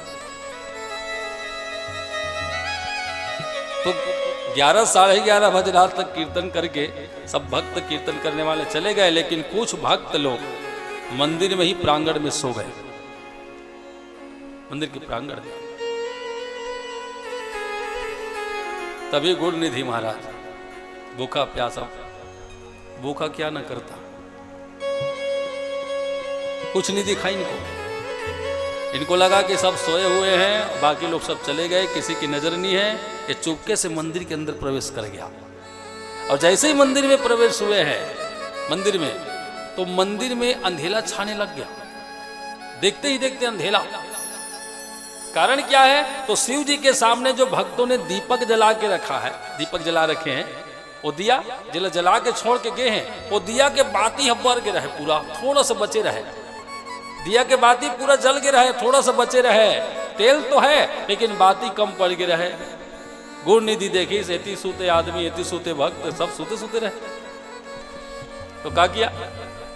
वस्त्र जो पहना था कपड़ा, वो कपड़े से ही कुछ टुकड़ा निकाल के फाड़ के, पहना हुआ वस्त्र को फाड़ करके उसको बाती बनाया उस कपड़े से, और वही तेल में डुबा करके वो जल रहे लौ से उसको लगा दिया, तो दीप फिर से प्रज्वलित हो गया, फिर उजाला।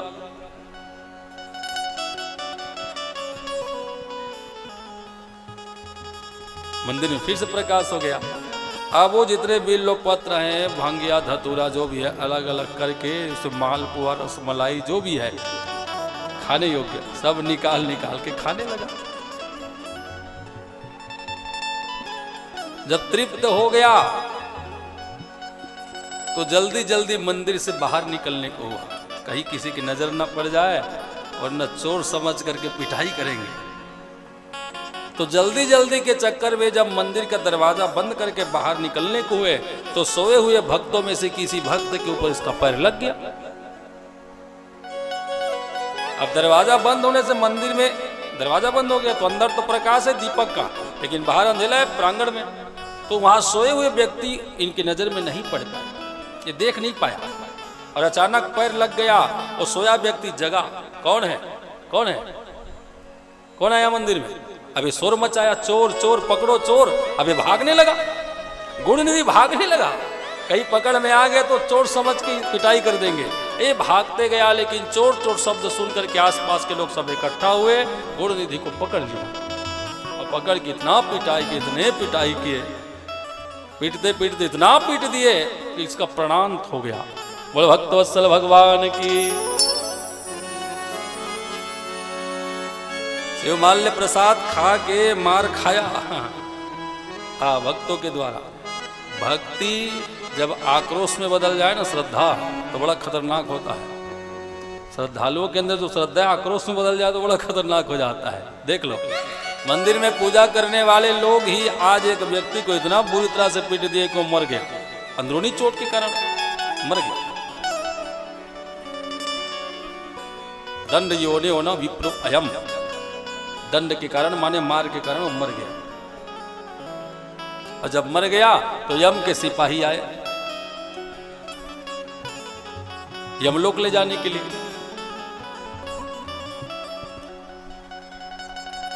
ये जैसे ही गुरुनिधि को पकड़ करके यमलोक ले जाने को हुए, तभी भगवान शिव जी की कृपा से शिवगण प्रकट हो गए। 4 गण लोग आए, एक जैसे रूप रंग वाले।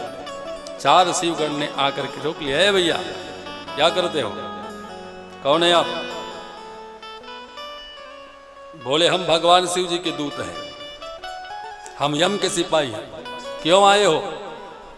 बोले गुरुनिधि को नरक यातना कराने के लिए।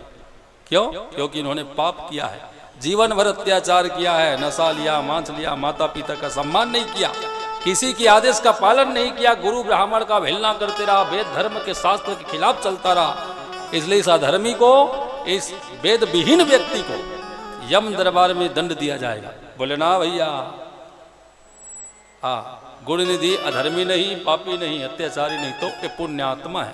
बोले कैसे? अरे कैसे कहा? ये पुण्यात्मा है तो है, और एक पुण्य को हम सुनाए, अनेक पुण्य किया है। बोले कौन कौन सा पुण्य किया? यावद भया समागत्य तावत सुम पुरक्षरय। ध्यान से सुनो। श्री मंद प्रभम दृष्टवा, जब मंदिर में घुसा वो समय अंधेला पड़ने के कारण वस्त्र फाड़ के बाती बनाया और बत्ती बना करके उसको दीप में प्रज्वलित किया। माने शिव जी के मंदिर में दीप जलाया।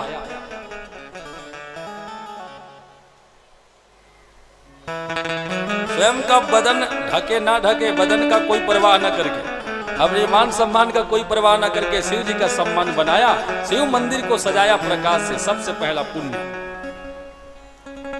इन्होंने जाने अनजाने में शिव कथा भी सुन लिया है, शिव भोग का दर्शन भी किया है, शिव मंदिर का भी दर्शन किया है, शिव स्वरूप का भी दर्शन किया है। कहां तक इनके पुण्य गणाए भैया। ये गुण निधि हर प्रकार से पवित्र है, शुद्ध है, पुण्य आत्मा, इसलिए ये शिव लोक को जाएगा। इतना बोल करके यम दूतों को हरा करके शिव दूतों ने गुण निधि को पकड़ लिया और पकड़ करके अपने साथ ले आए और भगवान भोलेनाथ जी के सामने रख दिया। देख लो कृपा। ब्रह्मा जी ने बताया, हे नारद मुनि, हे पुत्र नारद, भगवान शिव जी का भोग पदार्थ दर्शन करके, मंदिर में दीपक जला करके, कथा सुन करके, शिवरात्रि का व्रत करके, जाने अनजाने में सही, वो दिन शिवरात्रि रहा। जे दिन वो भूख मरत रही से, दिन भर और रात भर कुछ नहीं खा रही से, है ना, दिन भर रात भर कुछ नहीं खा रही से, तो जाने अनजाने में होकर से व्रत होगी, महाशिवरात्रि के व्रत। और महाशिवरात्रि व्रत का पुण्य तो पता ही है। साल भर कोई शिव पूजा करे और कोई महाशिवरात्रि के दिन निराहार रह के पूजा कर दे तो बराबर पुण्य बनता है। इतना पुण्य बन गया भैया, कैसे ले जा सकते हो। और शिव जी में मंदिर में दीपक जलाने का पुण्य को जोड़ो, कितना होता है दीपक जलाने का पुण्य। ये दीपदान की प्रचलन कहां से हुई? दीपदान कब से करते हैं?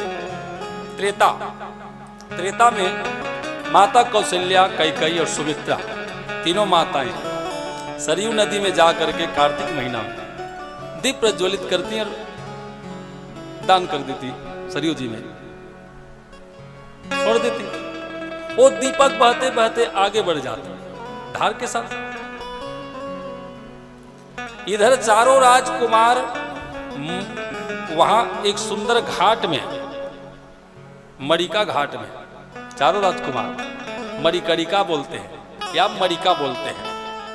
वो मणि से सजे हुए हैं, सुंदर आभूषणों सजे हुए हैं, रत्नों से सजे हुए मणि से। वो घाट में चारों कुमार खेल रहे हैं, श्री राम जी, श्री भरत लाल जी, श्री लखन लाल जी और शत्रुघ्न लाल जी। देखिए ना कतका सुंदर कथा। दीपदान ये माता मन दिया ला ढीला जाए जला जला के, ये चारों लड़का घाट में खेलत रहे, नीचे में घाट है, होती रहे दीपक बह के आत रहे, एमन खेलत रहती कति जात रहे वही लाइन में। तो तीन जीवन तो खेले में मगर रहे, भरत लाल, श्री लखन लाल, शत्रुघ्न लाल। और भगवान राम जी दीपक ला बहत आत देखी तो खेले ला छोड़ के पचरी में उतर गए और दिया बह बह के तीर मारते ला धर धर के वो पचरी मढ़ात जा। भगवान राम जी उठा के ना वो पत्थर में रखते जाते, दीपक सजा के लाइन से। माता कौशल्या जी आई, देखी, अरे राघव ये क्या कर रहे हो बेटे, ये क्या हो रहा है? हमन सरयू भैया में दीपक दान करत हन, ते सब ला निकाल देता, हम ला का पुण्य पड़ी इसने कब करत हन। तो भगवान राम ने बड़ा सुंदर जवाब दिया, माँ धार से बह करके जो मेरी ओर आ जाते हैं ना, मेरा स्वभाव है मैं उनको डूबने नहीं देता। और धार में बहते हुए जो मुझसे मतलब नहीं रखते, मेरे से दूर चले जाते, उनसे मैं भी मतलब नहीं रखता। समझ रहे ना? ये विषय रूपी संसार में बहते हुए जो भगवत भक्ति में लगे, उनसे भगवान का मतलब है। और जो भक्ति से दूर बह रहे, उनसे भगवान का कोई लेना देना नहीं, टाटा बाय बाय है। हाँ ऐसे लोग। इसी दिन से दीप प्रज्वलित की प्रथा है, दीपदान की प्रथा है। भगवान राम जी का वक्तव्य माता कौशल्या के हृदय में न भा गया, सुहाया। इनका स्वभाव ही ऐसा है, कोई भी प्राणी हो बह करके भक्ति लाइन में हो, कीर्तन लाइन में हो, कथा लाइन में हो, बह करके इनकी ओर जाए तो भगवान उनको घाट में ही उतार लेते हैं। चल भैया पार लगा देते हैं।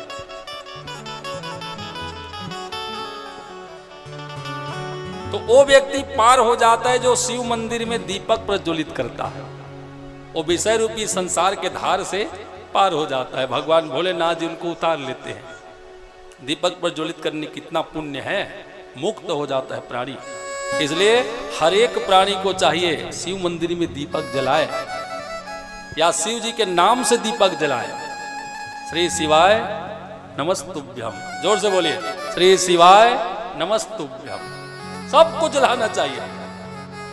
शिव मंदिर में सबको दीपक जलाना चाहिए, चाहे लेडीज रहे कि जेंट्स रहे। दीपदान का पुण्य इतना है।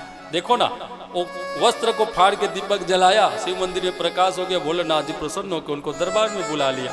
गुण निधि इतना दुराचारी, इतना धर्म करके भी आज भगवान शिव जी के सामने बैठा है। ए त्रिपुंड धरा लोके विभूत्या सितया गणा। त्रिपुंडधारी गणों के साथ में सजे हुए महाराज गुणनिधि जी ये भी त्रिपुंडधारी बन गए हैं। गणों ने इनको ऐसे सजाया जो भगवान शिव को पसंद हो। अंग प्रत्यंग में रुद्राक्ष लगा दिया, भस्म पिरो दिया और बस त्रिपुंड लगा करके शिव जी के सामने रख दिया। शिव जी प्रसन्न हुए, बड़े प्रसन्न हुए। ते सर्वे परिहर्तव्या, समस्त इनके विकारों को नजरअंदाज करके शिव जी ने पूछा, बेटे कैसे हो, आओ स्वागत है, सम्मान है। भगवान भोलेनाथ जी का स्वरूप देख करके मातेश्वरी जी के साथ में गुणनिधि श्री चरणों में लिपट गया। प्रभु आपकी बड़ी कृपा है, मुझ जैसा अत्याचारी अधर्मी को, ब्राह्मण कुल में जन्म लेने वाला, अत्याचार करने वाला को आपने अपना दरबार दिखाया है। परमात्मन मैं कैसे गुण गाऊं? हे शशि शेखर, हे चंद्रमौली, हे नीलकंठ परमात्मन, मैं कैसे स्तुति गाऊं? यावत भया समागत तुरंत छकय। मन तो करता है बहुत कुछ कहूं, लेकिन गदगद हो गया हृदय, अश्रुपात होने लग गया, आंखें झरने लग गई हैं आनंद के कारण, सुख के कारण। भोलेनाथ जी ने वचन किया, बेटे गुणनिधि, अभी जब तक तुम्हारा पुण्य है यहाँ रहने का, तब तक यहाँ रहो, फिर समय आने पर तुम्हें राजा बनना है। वही गुणनिधि समय आने पर अरिदम पुत्र दम बन के आया। अरिंदम राजा का पुत्र दम बन के, राजकुमार, राज घराने में जन्म लेके, जो लाले पड़ रहे थे, 2 दिन से खाना नहीं मिल रहा था, ऐसी स्थिति वाला वो प्राणी आज भगवान शिव की कृपा से कलांतर में समय आने पर अरिमर्दन एक राजा हुआ। अरिंदम जिनका नाम है, अरिंदम राजा के घर में पुत्र बन के आए, राजकुमार बन के, संपत्ति का मालिक बन के।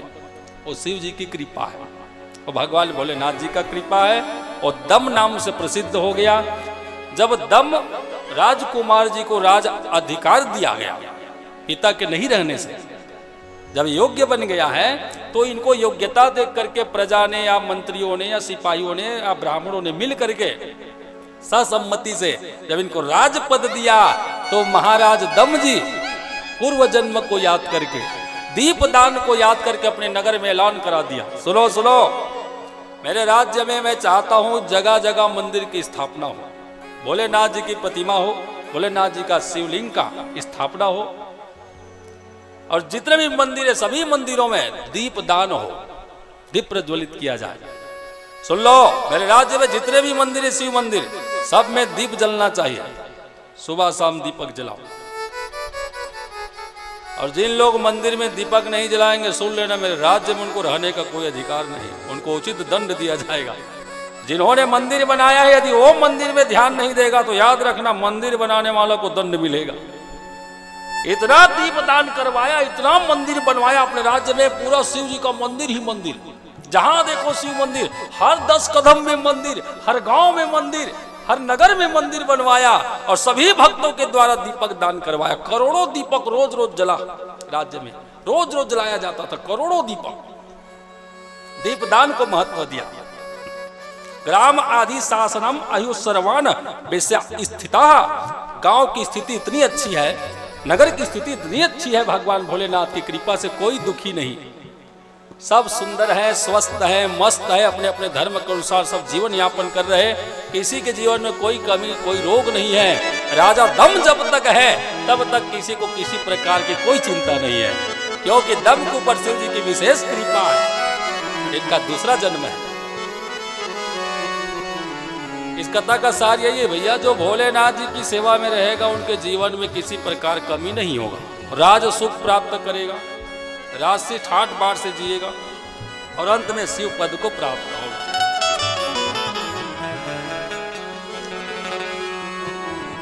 और आगे सुनो, महाराज ब्रह्मा जी ने बताया, हे बेटे नारद पुत्र, आगे चल के वही दम, जब वो दम राजा के रूप में था तो शिव जी की अर्चना पूजा दीपदान कराया, और जब वो देह छूट गया तो भगवान की कृपा से वही कुबेर बना। कुबेर अलकापुरी का राजा। बोले कुबेर भगवान की। कुबेर के रूप में तप जप करके कुबेर बन गया।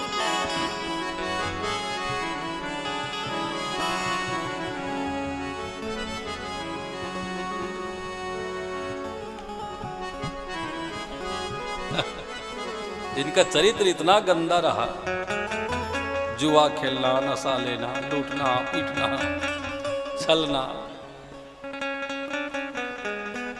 आज देखो तो कुबेर के पद में जाके बैठ गया।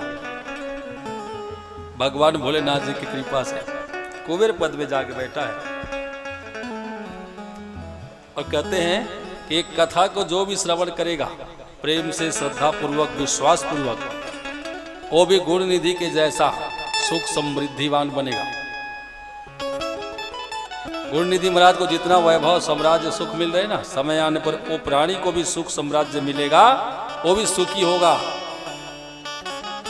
जो भगवान शिव जी की कथा का श्रवण रसपान करेगा श्रद्धा विश्वास पूर्वक। भवानी शंकरो वंदे श्रद्धा विश्वास रूपिणो। भगवान जी विश्वास है और भवानी जी श्रद्धा है, दोनों हो तो फल मिलेगा। श्रद्धा के बिना विश्वास अधूरा, विश्वास के बिना श्रद्धा अधूरी है ना। एक दूसरे के बिना दोनों अधूरे हैं, और जब दोनों एक होकर मिलते हैं पार्वती शिव जी, तब जीवन में पुरुषार्थ होता है। कार्तिकेय आते हैं जन्म लेके, और कार्तिकेय जब आ जाए जीवन में पुरुषार्थ होगा तो याद रखना, गणेश जी को आने में देरी नहीं है। रिद्धि बुद्धि सिद्धि के दाता है। जिनका जीवन में विश्वास और श्रद्धा निश्चित है, दृढ़ है, चाहे वो कथा के लिए हो, यज्ञ के लिए हो, भगवान शिव के चरित्र के लिए हो, या भगवान की पूजा के लिए हो, वो आगे बढ़ते हैं इस मार्ग में।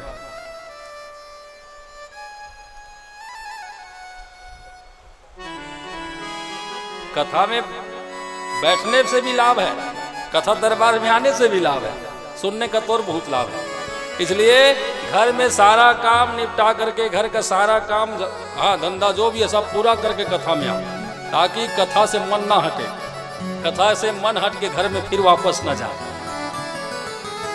एक जगह कथा कहत रहे ने इसने, देख जी माता राम उठाए, ऐती देखा है, होती देखा, फिर ऐती देखा, फिर होती देखा, तो पड़ोसी बन का करता सब बैठ जाना कहे, तब बैठ जाए, तू बन का जानी है वो, तो 10 मिनट के गए फिर उठाए, उसने 5-6 का उठी, अब इतनी होती देखा है तो फिर बैठ जाए। और कोनो पूछे तो कछु नहीं बताए, तब मैं पूछ पा रहे कस माता राम, ये कथा के बीच बीच में टुंगले खड़े हो जाता और चारों कति देख के फिर बैठता। एक उठे बैठे का मतलब का है, सब डिस्टर्ब होते तोर कारण, मति खराब हो जाते। तो कहते महाराज आज हम तीसरा दिन में रोज कथा मात हूँ, 2 दिन ले कथा में बढ़िया मन लगी, लेकिन आज ना कथा मोर मन नहीं लगा थे। तो मैं सोचे मैं पहली बार कहत होते का मैं पूछे कैसे माता राम, का मन नहीं लगा थे? तो घर माने घर मारते ताला नहीं लगाया इसका? नहीं महाराज, घर में ताला लगाए होता, ताला लगाए के बाद खींच के देखे नहीं पाए। तो माइंड में ऐसा कुछ रहेगा तो कथा में कहां लगेगा बताओ। तो माइंड एकदम फ्री होना चाहिए कथा दरबार में, चित्त एकदम शुद्ध पवित्र होना चाहिए, अमृत की पवित्रता होनी चाहिए। यहां बैठ के मन से भी गलत ना सोचो, किसी के लिए अहित ना सोचो, किसी के लिए गलत ना बोलो, मन से भी यहां बैठ के मन शुद्ध होना चाहिए, चित्त हमारी भाव मीठा होना चाहिए, तब तो कथा का फल मिलेगा। वरना कथा कहे कंथली, कथा में तभी रस है। कोलकापुरी का राजा कुबेर बन गया, कुबेर बन के इतना ज्यादा तपस्या कर दिया कुबेर के रूप में। एक दिन भोलेनाथ भगवान जी माता जी को लेकर इनके सामने प्रकट हो गए, दोनों का स्वरूप एक साथ, आद्य शक्ति माता भवानी पार्वती जी और भोलेनाथ जी दोनों एक साथ। एवं फलति कालेन शिवे अल्पमपि यत कृतम, इनके सुंदर कर्म से प्रभावित एते ज्ञात्वा शिवे कार्यम भजनम सुसाकृति, सुख पूर्वक भजन सुन करके भगवान जी शिवाजी को लेकर के प्रकट हुई। शिवाजी भी प्रकट हो गई है और शिव जी भी प्रकट हो गए। बोले बेटे वरदान मांगो, हम बहुत प्रसन्न हैं, वरदान मांगो। अब चारों तरफ देखने लगा कुबेर, और गुरुनिधि कुबेर कहाँ है प्रभु, आप कहाँ से बोल रहे हैं? तो मैं दिखाई नहीं देने वाला बेटे, मैं सामने हूं लेकिन दिखाई नहीं देने वाला। वरदान मांगो, मैं वरदान देने आया हूं।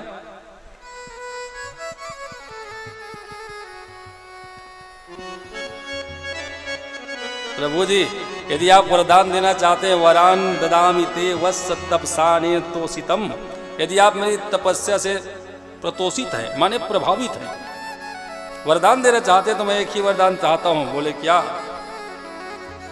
पति पुण्य जना नाम च सर्वेशाम धन दो भवा, हमें न धन चाहिए न रुपया पैसा चाहिए, तो हमें वरदान में बस एक ही चीज चाहिए। बोले कहा आप हमें दिखो दोनों रूप में, शक्ति और शिव के रूप में। हमें एक ही वरदान चाहिए, हम भगवान भोलेनाथ विश्वेश्वर जी को, भगवान काशी निवासी जी को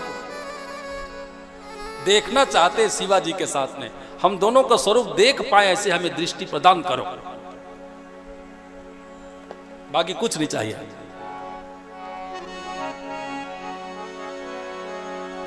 अर्थ न धर्म न काम रुचि गति न चाहो निर्वाण, जन्म जन्म रति आप पद यह वरदान नया।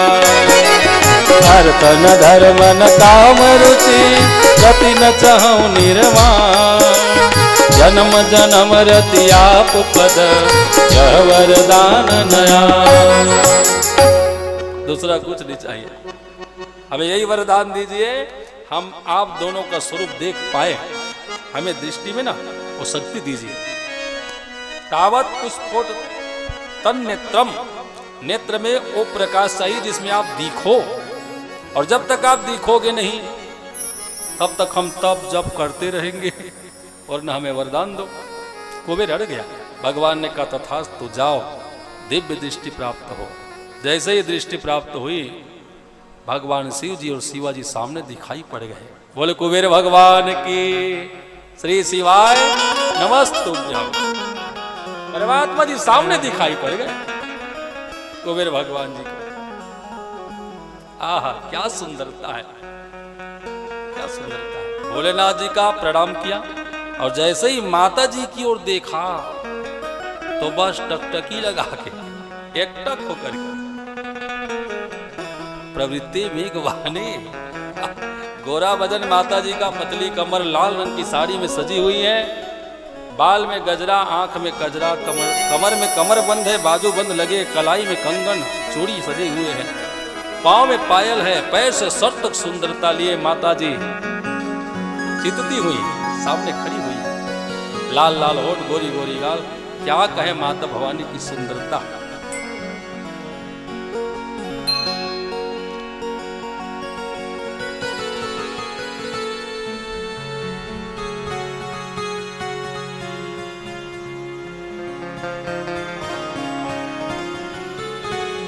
जब से देखा तुम्हें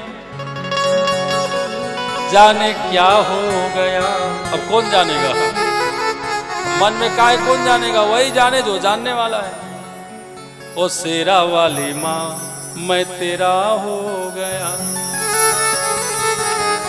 जब से देखा तुम्हें जाने क्या हो गया, जब से देखा तुम्हें जाने क्या हो गया। ओ शेरा वाली माँ मैं तेरा हो गया। ओ शेरा वाली माँ मैं तेरा हो गया। जब से देखा तुम्हें जाने क्या हो गया, जब से देखा तुम्हें जाने क्या हो गया। शेरा वाली माँ मैं तेरा हो गया। ओ शेरा वाली माँ मैं तेरा हो गया।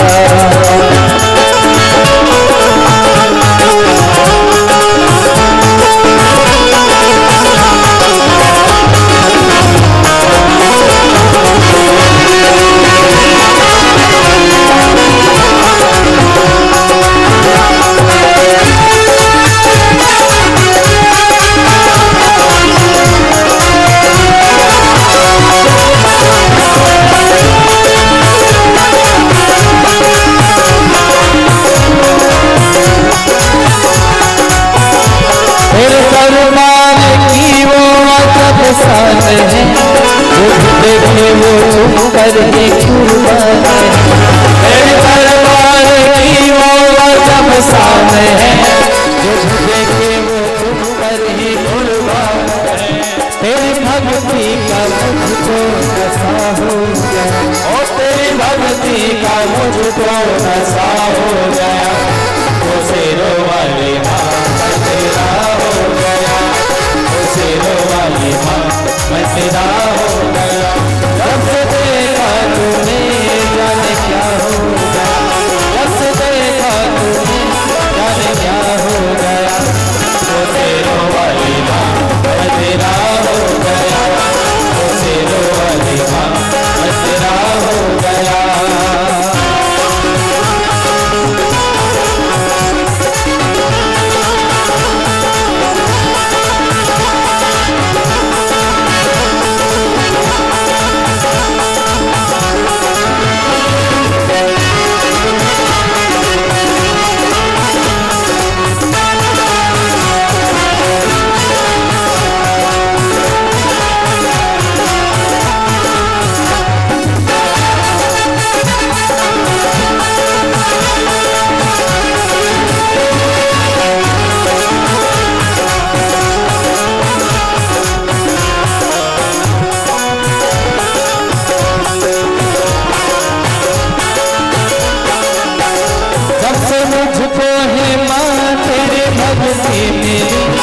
मेरे मुरझाए मन में है कलियां खिली।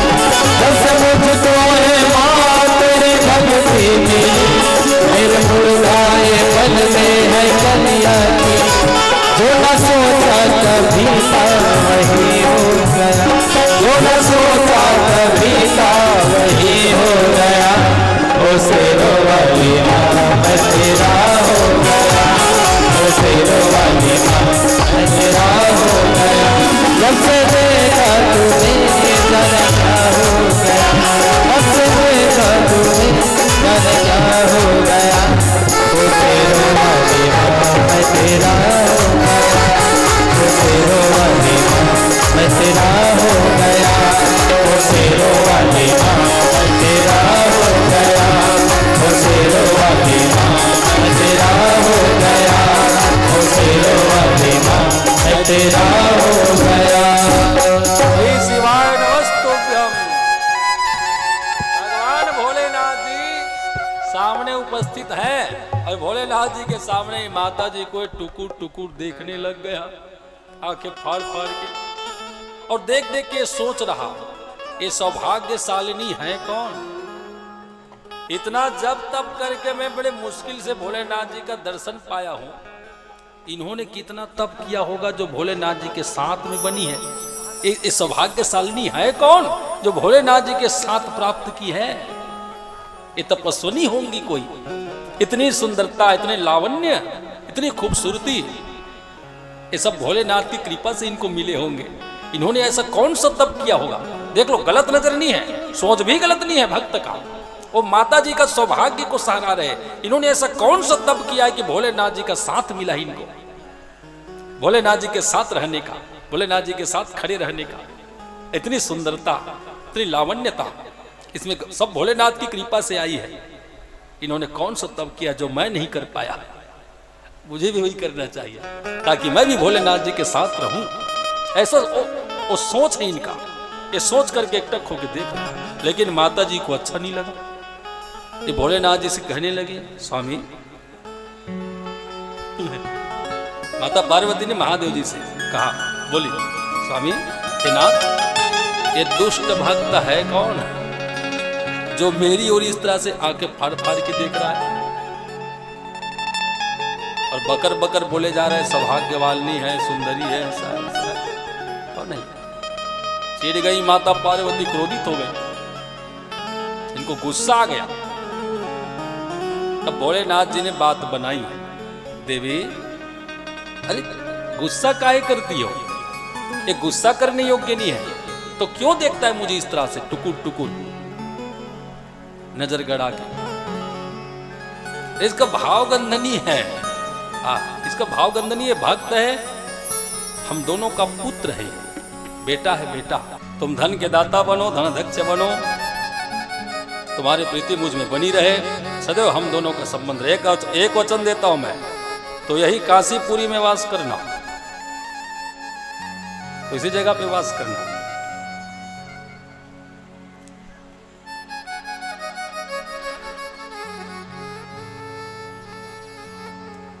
जिस जगह पे भी तुम हो, अलकापुरी, ये अलकापुरी तुम्हारा निवासी स्थान रहेगा और अलकापुरी से लगा हुआ कुछ ही दूरी में कैलाश में मेरा वास होगा। मैं तुम्हारा साथ नहीं छोड़ूंगा, सदैव तुम्हारे साथ बन के रहूंगा।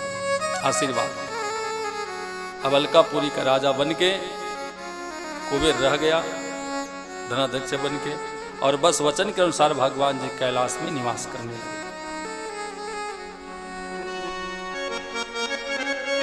इस तरह से महाराज श्री ब्रह्मा जी ने नारद मुनि को भगवान श्री कुबेर जी शिव जी के महिमा को गा के सुनाया, गुण निधि ब्राह्मण के चरित्र को गाया, समझाया। जो भी शिव दरबार में सेवा करे, शिव सेवा करे, शिव प्रेम करे, शिव भजन से प्रेम करे, कथा से प्रेम करे, वो भी महाराज गुण निधि की तरह सुखी होकर के लोक में सुख भोग करके परलोक में सदा सुख प्राप्त करेगा। इस कथा का यही सार बताया। यह भुक्तिम समासाध्या लभे न मुक्तिम परत्र, मुक्ति भी सुलभ हो जाएगा। अब इधर महाराज नारद मुनि जी का मन नहीं भरता है कथा सुन के। बोले प्रभु और आगे बताइए ना, फिर सती मैया जी कैसे मिली? सती मैया भगवान भोलेनाथ जी से विवाह करती हैं, जब तब करती है, पिता घर में देह त्याग करती है। सब प्रसंग में सुनाई ना सती जी के प्रागट्य की कथा। तो सुनो, पूर्व काल में देखिए स्वयं ब्रह्मा जी कथा गा रहे हैं और स्वयं की कथा को गा रहे हैं। बेटे नारद, पूर्व समय में जब सृष्टि क्रम में मैंने अपनी बेटी संध्या को प्रगटाया, मन से एक सुंदरी जन्म लेती है, पुत्री है, नाम पड़ा संध्या। बहुत सुंदरी रही। संध्या को देख करके जब मेरा मन चल गया,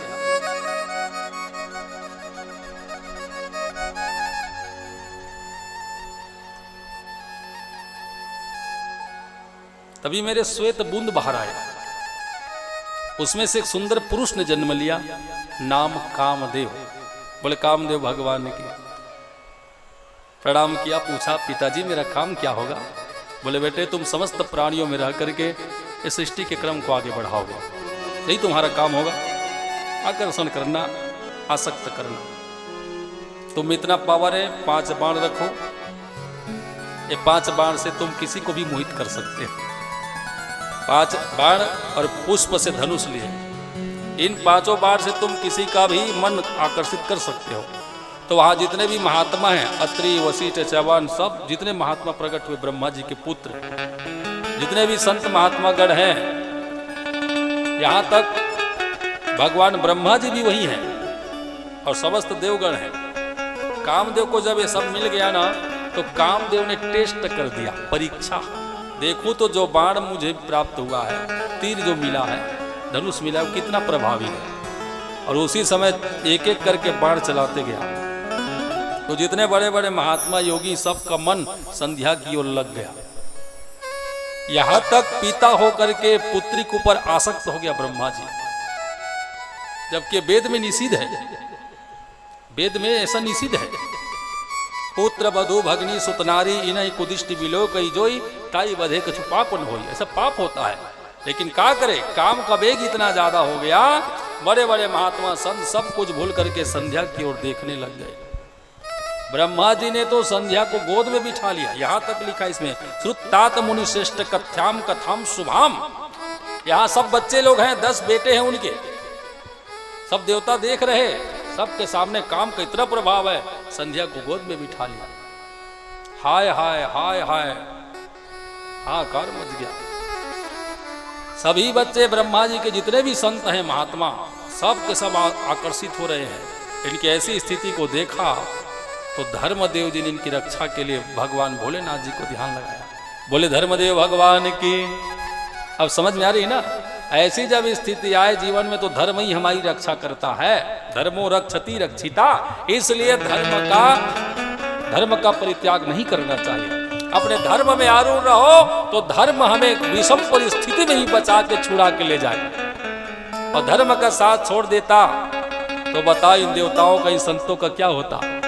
धर्म साथ रहे तब तो सलामत है। धर्मदेव ने शिव जी को ध्यान लगाया, शिव भगवान जी प्रकट हुए और सभी बच्चों के बीच में धर्म के द्वारा भगवान ने सबका मन को काम से हटा दिया।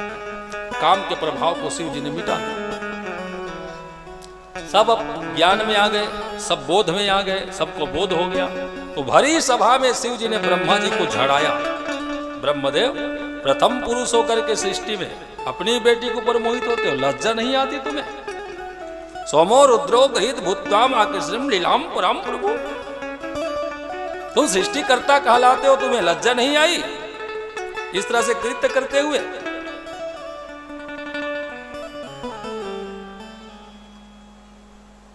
बहुत कुछ सुना करके भगवान भोलेनाथ जी चले गए। ब्रह्मा जी को भगवान जी शिव जी का शब्द अच्छा नहीं लगा। डांटना हो फटकारना हो तो अकेले में बुला लेते, सबके बीच बच्चों के बीच में अच्छा नहीं किया। मैं प्रतिशोध लूंगा। हाँ, आज ऐसी स्थिति में आपने मेरे को सुनाया ना, मैं भी आपको सुनाऊं। आपका भी जीवन में ऐसी परिस्थिति आना चाहिए। फिर कामदेव की और ब्रह्मा जी ने देखा, तो मेरा पुत्र हो के मेरे ऊपर बाण चलाया, मुझे अपनी बेटी के ऊपर आसक्त होने के लिए मजबूर किया। कामदेव जा, मैं श्राप देता हूं, तो एक बार शिव जी के साथ भी इसी तरह कृत्य करेगा। शिव जी को पर तू तीर चलाने को तैयार होगा, लेकिन याद रखना शिव जी के द्वारा तू भस्मीभूत हो जाएगा। मैं श्राप देता हूं, शिव के द्वारा तू जलेगा और द्वापर में तेरा फिर से प्रद्युम्न के रूप में अवतार होगा। जा, श्राप है मेरा। बड़ा अभिमान है ना अपने पावर में। पिता को पुत्री के लिए बहकाया। जा, अभिमान दिखाना भोलेनाथ जी के सामने। बहुत प्रार्थना किया कामदेव ने, पिताजी आप ही ने तो कहा कि तुझ में बहुत ताकत रहेगा, सबको तू आकर्षित कर सकता है। मैंने केवल परीक्षण किया है, और फिर आप नाराज क्यों होते हैं? आप नाराज क्यों होते हैं? तो ब्रह्मा जी शांत हुए। बेटे, नाराजगी वाली बात नहीं है। मेरे को भोलेनाथ ने जो कहा है ना, जो सुनाया है सभा के बीच में, वो अच्छा नहीं लगा। चाहते क्या है? मैं चाहता हूं कि एक बार भोलेनाथ भी कामवश भूत हो। एक काम कर, पूरी सेना ले और जा, एक बार भोलेनाथ जी को भी ना अपने अधीन कर। मैं चाहता हूं वो भी स्त्री के लिए लोलुप हो जाए। कामदेव कहा, अकेले कैसे कर सकता हूं? तो ब्रह्मा जी ने बसंत को प्रगटाया, बसंत को। और उसी समय काम आसक्त हुए महाराज दक्ष जी के शुक्राणु से माता रति जी प्रकट हुई, और रति जी को कामदेव के हवाले किया गया। कामदेव और रति का विवाह संपन्न हो गया। फिर दोनों पति पत्नी बसंत को लेकर के निकल पड़े। शिव जी के सामने बहुत छलबल किया, शिव जी को जीत नहीं पाया, वापस आ गया। अब क्या करें? तो ब्रह्मा जी ने भगवान विष्णु का ध्यान लगाया, विष्णु जी का। हे प्रभु, अब आप कुछ करें, आपसे निवेदन है आप ऐसा कुछ करें कि भगवान शिव जी विवाह के लिए राजी हो जाए। मैं चाहता हूं वो भी नारी वश हो। एक बार प्रभु ऐसा कर दीजिए, तभी मेरा मन शांत होगा। एक बार शिव शंकर विवाह कर ले, ऐसा कोई चक्कर चलाइए। तो विष्णु भगवान पूछते, ब्रह्मा जी मैं देखा तो 8-10 दिन हो गए, तो शंकर जी के पीछू हाथ धो के पड़े और शादी करा के झंग करे, तुहला का करे बड़े आप क्यों ऐसा करते हैं? तो ब्रह्मा जी ने सब प्रसंग सुनाया। ऐसी सी बात है प्रभु, भरी सभा में ऐसा किया मेरे साथ उन्होंने। मैं भी चाहता हूँ उनके साथ ऐसा हो, मैं भी सभा में बोलने का मुझे मौका मिले। आप कुछ करें, एक ही रास्ता है, भगवान शिव जी को अपनी ओर आकर्षित कर ले। ऐसा तो कोई नारी है ही नहीं जगत में, ऐसी कोई नारी है ही नहीं। न तो काम में उतना पावर है कि भोलेनाथ को आकर्षित करे। एक ही ऑप्शन है, बोले का यदि जगत माता भवानी जी प्रसन्न हो जाती है, आद्य शक्ति जी प्रसन्न हो जाती है, तो वो कर सकती है, वो कर सकती है। ब्रह्मा जी को बार बार वही याद आ रहा है, धिक तम सुतम तदा तस्य यस्य कांता मनोहरत। ब्रह्मा जी को भरी सभा में शिव जी ने कहा कि धिक्कार है तुम्हें, धिक्कार है। धिक्कार के गए हैं, वो यहाँ लग गया ब्रह्मा जी। तो ये माता भवानी जी को भी मनाने के लिए तपस्या करने लग गया। विष्णु भगवान जी के द्वारा मार्ग मिलने के बाद, उपदेश मिलने के बाद ये माता भवानी जी का ये ध्यान भजन करने लग गया, कठोर साधना।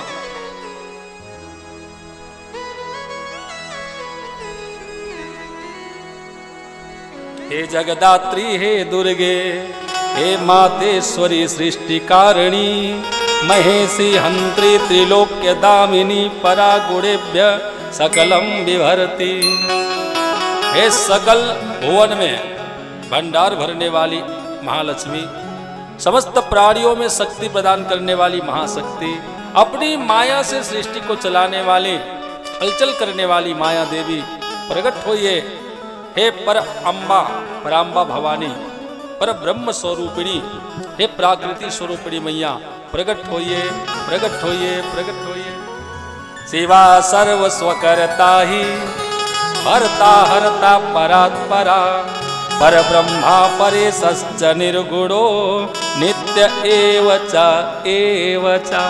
हे मातन, हे माता जी, आप जगत की कर्ता हरता है, आप जगत धात्री हैं। नित्य आप हर कण क्षण में विद्यमान रहती हैं, हर एक में शक्ति बन करके आप विद्यमान रहती हैं। ऐसे माता सबला को जो स्वेच्छाचारणीय लीला करने में मैं प्रणाम करता हूँ। हे मैया आप प्रकट होइए, प्रकट होइए। अब माता भवानी अष्टभुजा में परिणित हो गई। बोल शेरा वाली मैया की, 8 भुजा बना के शेरा वाली की प्रकट हुई। हे पुत्र ब्रह्म, क्या चाहते हो, तुम्हारी क्या इच्छा है? आवो वो माई शेरा वाली, ब्रह्मा जी ने पुकार लगाया, दरस दिखाओ हो मैया, दरस दिखाओ। तो माता जी वास्तव में प्रकट हो गई। या श्री सदा केशव मूर्ति माला विश्वम्भरा या सकलम विभर्ति, या तुम पुरा सृष्टि करे महेशी। वो माता जी प्रकट हुई है, सौंदर्य से संपन्न है, अष्टभुजा में अस्त्र शस्त्र है, जगदात्री सततम शिव पत्नी नमोस्तुते। ब्रह्मा जी ने शिव पत्नी बोल करके नमस्कार किया, प्रणाम किया। मैया मैं धन्य हो गया। अरे चाहते क्या हो ये तो बताओ। मैं तुम्हारी प्रत्येक मनोरथ को पूर्ण कर सकती हूं, मुझ में इतना पावर है। जो चाहोगे ब्रह्मदेव,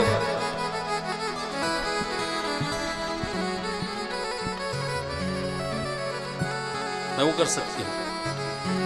तो मैया मेरा तो एक ही ख्वाहिश है, बोले का आप शिव पत्नी बन जाओ।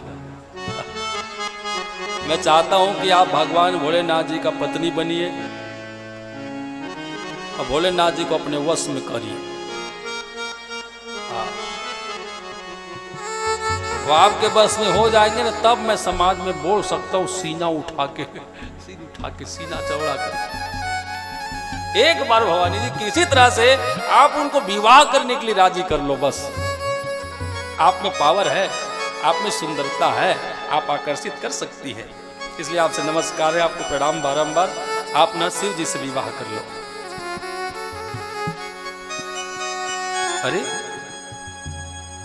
रुद्रावतारी से विवाह करने के लिए हमें भी अवतार लेना पड़ेगा, तब तो बनेगा। हमें भी अवतार लेना पड़ेगा। जाओ तथास्तु, समय आने पर हम प्रकट होकर के भोलेनाथ जी से विवाह करने को तैयार हैं। मैं दक्ष के घर में बालिका के रूप में प्रकट होंगी। दक्ष से जाके कहो कि वो कठोर साधना करे, मेरे चरणों में ध्यान करे, भजन करे, कीर्तन करे। मैं दक्ष को पिता बना करके दक्ष पत्नी ऐसी कनी के गर्भ से जन्म लूंगा। जाके बोलो। यदि दक्ष असी कनी से विवाह कर लेता है तो असी कनी के गर्भ से मैं प्रकट हो सकती हूं और नर रूप में नारी बन करके, नर रूप में नारी बन करके, मनुष्य रूप में नारी बन के मैं भोलेनाथ जी को रिझा सकती हूं। साधारण संसारी नारी के जैसे स्वरूप बना के मैं दूसरा किसी के घर नहीं आने वाली। ब्रह्मदेव, यदि ऐसा चाहते हो तो पुत्र दक्ष से कहो तपस्या करें। इतना बोल के माता जी अंतर ध्यान हुई। इधर महाराज ब्रह्मा जी दक्ष जी से मिलने आए। बेटा दक्ष। हाँ पिताजी प्रणाम। अंगूठे से प्रकट हुआ है दक्ष ब्रह्मा जी। माता भवानी जी घर में आएंगी पुत्री बन के, इसलिए तपस्या करना होगा। तपस्या करो। हाँ हाँ पिताजी, मैं भी चाहता हूँ जगत माता मेरे घर पुत्री बन के आए, मैं उनकी सेवा करूँ पिता बन के, उनका ख्याल रखो। जाओ तपस्या करो। अब इन्होंने कठोर साधना किया। करिष्यति विधे स्वयमेव विमोहिता उत्पन्ना दक्षया जाया सती रूपेण शंकरम अहम सभाज्या इस्मामि लीलया तम पितामह। पितामह ब्रह्म जी के आदेश से दक्ष महाराज ने कठोर साधना किया। इनकी साधना से माता भवानी जी प्रसन्न हुई। कहा चाहते हो बेटे? जगदम्बा महामाए जगदीशे महेश्वरी कृपाम कृत्वा नमोस्तुते दर्शितम स्वपूर्वहम। हे मैया, जैसे पूर्व में पिता ब्रह्म ने कहा है कि आप मेरे घर पुत्री बन के आए हैं, तब से मैं प्रसन्न हूं। इसीलिए मैंने जब तब किया है ताकि मुझ में कोई कमी ना रहे, मैं आपकी सेवा योग्य बन जाऊं, ऐसा आशीर्वाद दीजिए और मेरे घर पुत्री बन के आइए। मेरी सेवा में, सम्मान में किसी प्रकार कमी ना हो। आप जब बेटी बन के आए ना तो मेरी सेवा सम्मान में कोई कमी ना हो, ऐसा योग्य बना दीजिए और मेरे घर आइए। मैं आपको पुत्री के रूप में स्वीकार करना चाहता हूं। जगदम्बा महामाए यदि त्वम वरद्वम मम, यदि आप वरदान देना चाहते तो यही वरदान दीजिए, आप मेरे घर पुत्री बन के आए। तथास्तु। मैंने पूर्व में ही बोल दिया है ब्रह्मा जी से, ऐसा ही होगा। मैं बेटी बन के आने को तैयार हूं, लेकिन एक शर्त है। माता जी शर्त लगाती हैं, एक प्रतिज्ञा है मेरी। बोले कहा? सुनो, मैं बालिका के रूप में जन्म लेके आऊंगी तुम्हारे घर, तू पिता बनेगा और जब तक मुझे लाड प्यार से रखेगा मैं साथ में रहूंगी। और जिस दिन तुमने मेरा अपराध किया, मेरा अपमान किया, याद रखना उसी दिन मैं देह को जला दूंगी। मैं नहीं टिक पाऊंगा। दक्ष, दूसरा कोई मेरा अपमान करे मैं बर्दाश्त कर लूंगी, लेकिन तू मेरा पिता बन के आ रहा है ना संसार में, तू मेरा पिता बनने जा रहा है। यदि तुमने मेरा अपराध किया, मेरा अपमान किया, तो मैं उसी क्षण तत्क्षण देह को जला दूंगी और निकल लूंगी। स्वीकार है तो बोल। हाँ मैया, मैं अपनी ओर से पूरी प्रयास करूंगा कि मेरे द्वारा आपका अपमान ना हो, मेरी ओर से कोई गलती ना हो, मेरी ओर से कोई कमी ना हो। ऐसा ही होगा।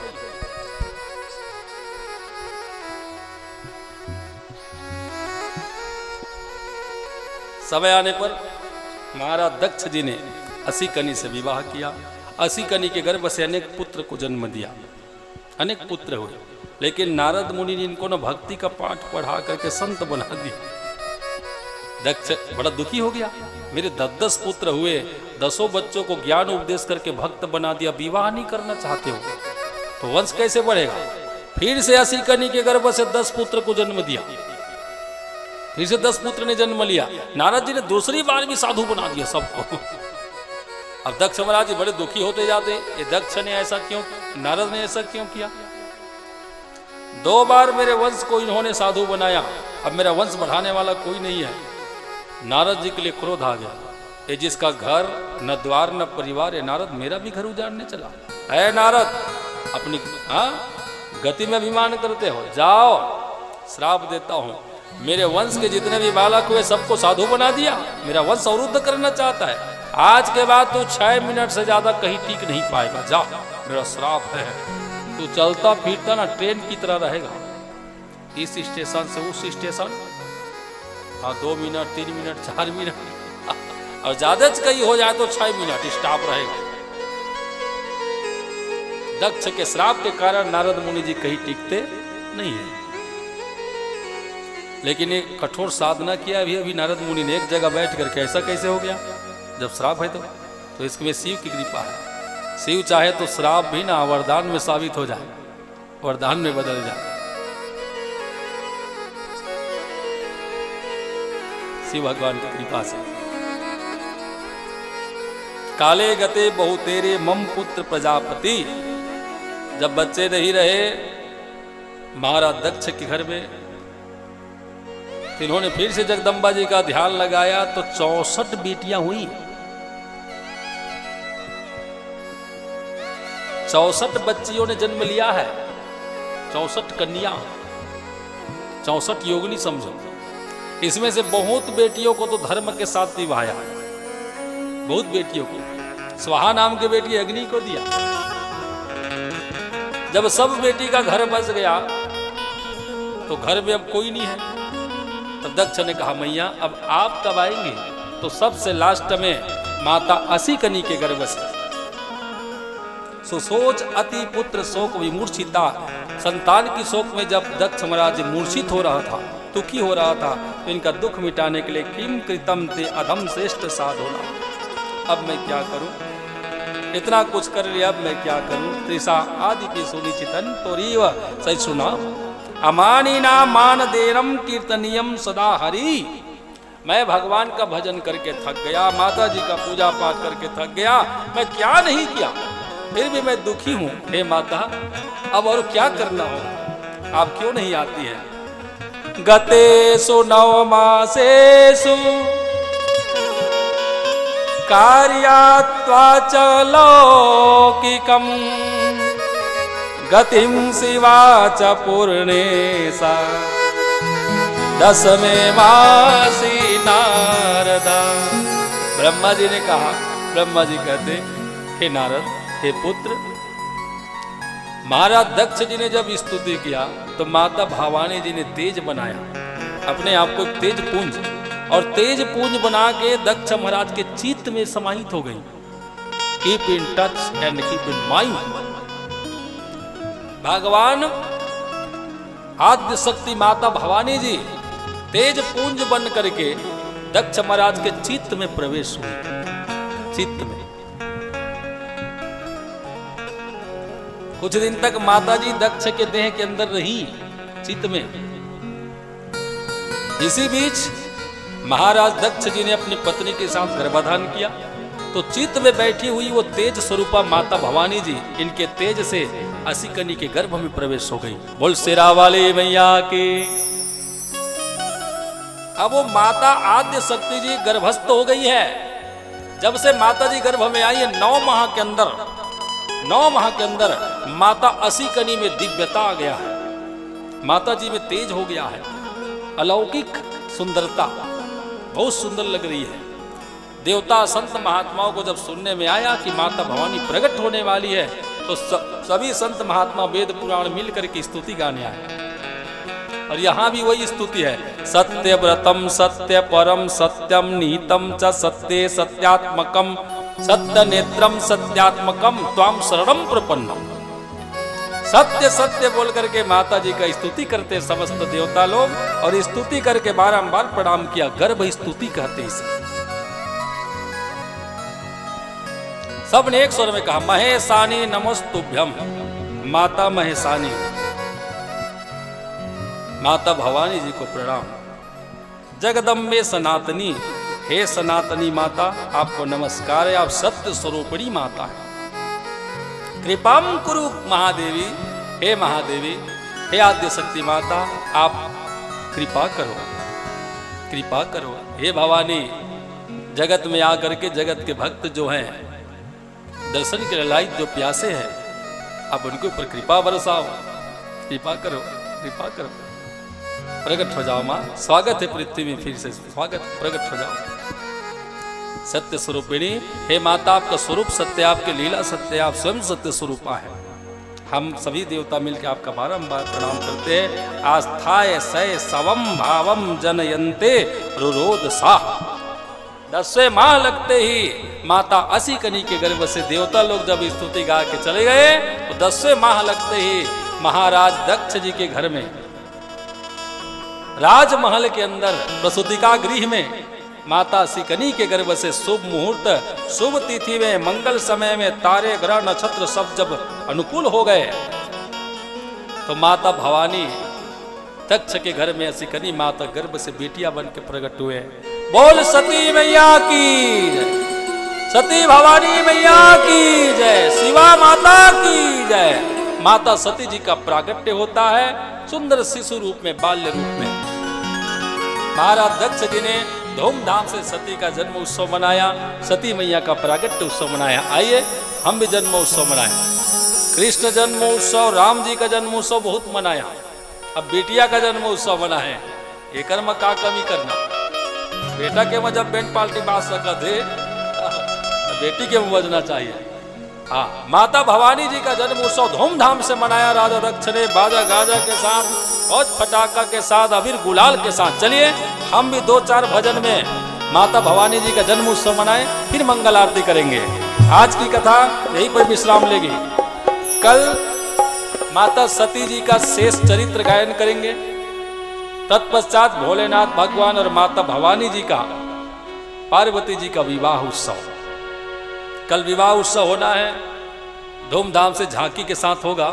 कल बाहर से झांकी वाले आ रहे हैं, तो आप सभी से निवेदन है, कल शिव पार्वती विवाह दर्शन करने के लिए और कथा रसपान के लिए आप परम सम्माननीय साहू परिवार से सादर आमंत्रित हैं। आइएगा और कथा रसपान करके, झांकी दर्शन करके जीवन को धन्य बनाइएगा। चलिए धूमधाम से जन्मोत्सव मनाए माता भवानी सती जी का। तत्पश्चात हम आप सब मिलकर के मंगल आरती करेंगे। चलिए, हमारे बीच में कुछ महानुभाव पहुंचे हैं। आप हैं श्रीमती बसंती जायसवाल जी, ज्योति सोनी जी। आप हैं चंद्रिका साहू जी, मोनिका साहू जी, गोपालपुर से। आप सभी से निवेदन है आकर के व्यास से आशीर्वाद लें। आप हैं रानी जगदीश जी, गुंजियाबाद से। आप सभी निवेदन है आकर के व्यास से आशीर्वाद लें। डी.एन. जायसवाल जी, प्रिंसिपल लोटस से। आप भी आकर के व्यास से आशीर्वाद लेंगे। आप हैं शीला संजीव साहू जी, पार्षद वार्ड क्रमांक 2। आप से भी निवेदन है आकर के व्यास से आशीर्वाद लें। आप हैं धर्म साहू जी, नर्धा से, शिव शक्ति सेवा समिति भड़गांव सदस्य। आप से भी निवेदन है आकर के व्यास से आशीर्वाद लें। आप हैं लक्ष्मी नारायण दुबे जी, शिक्षक, राजेंद्र कुमार राय शिक्षक एवं उदय नारायण जी अधिवक्ता। आप सभी महानुभाव आकर के व्यास से आशीर्वाद लें। आप हैं धनीराम साहू जी, भदौरा से। आप हैं संजय चंद्रा जी, सलोनी कला से।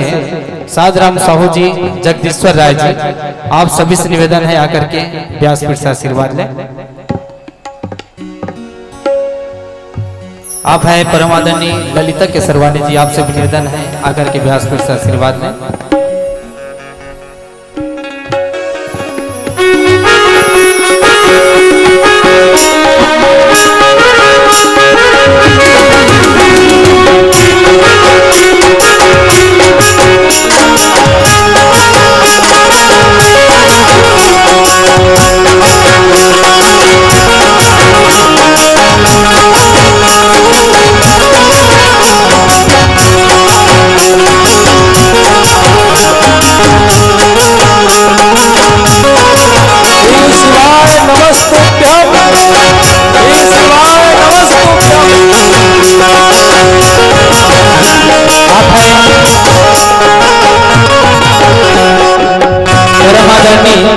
प्रमोद हार्डवेयर सब परिवार आकर के व्यासपीठ से आशीर्वाद लें।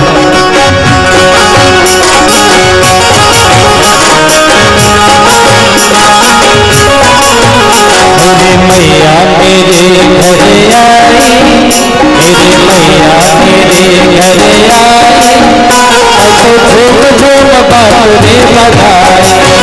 मेरे मैया मेरे घर आई, मैं तो झूम झूम बातुरे बधाई। माता रानी मेरे घर आई, मैं तो झूम झूम बातुरे बधाई।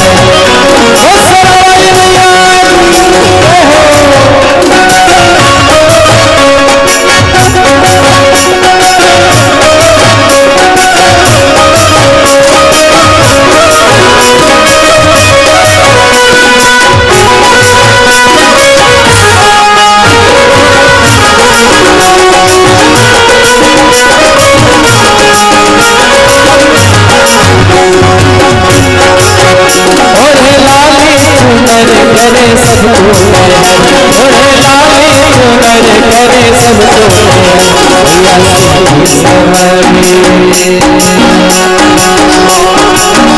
भैया की सवारी घरे आई, भैया की सवारी घरे आई, मैं तो झूम झूम बातुरे बधाई।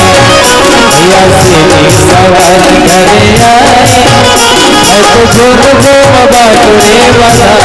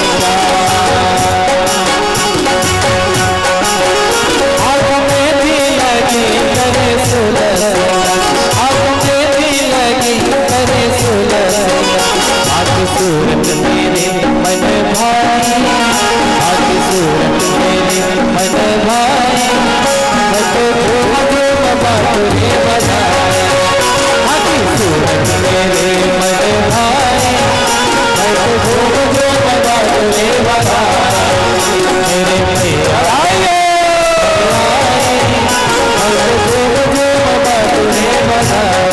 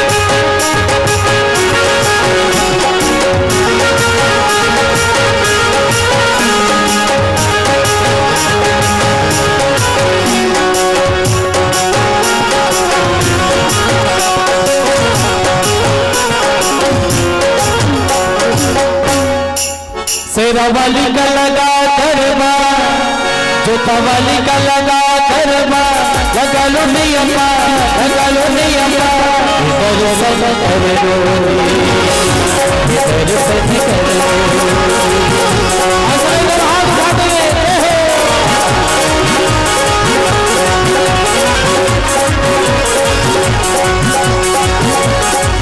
शेरावाली का लगा गरबा, जोतावाली का लगा गरबा, लगा लो नियमा, लगा लो नियमा, इधर सब कर लो, इधर सब कर लो, इधर सब कर लो, इधर सब कर लो।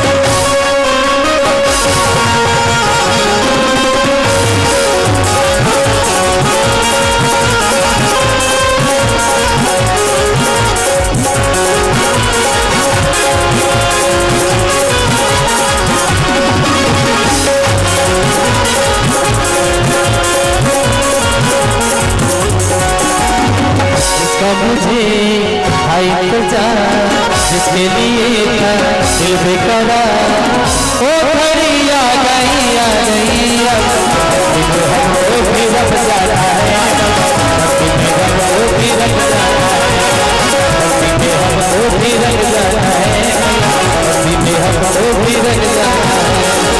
इसका मुझे भाई जिसके लिए था दिल बेकरा, ओ घड़ी आ गई, देखो हस्ती पे हमको भी रंग जाता है, हस्ती पे हमको भी रंग जाता है, हस्ती पे हमको भी रंग जाता है, हस्ती पे हमको भी रंग जाता है।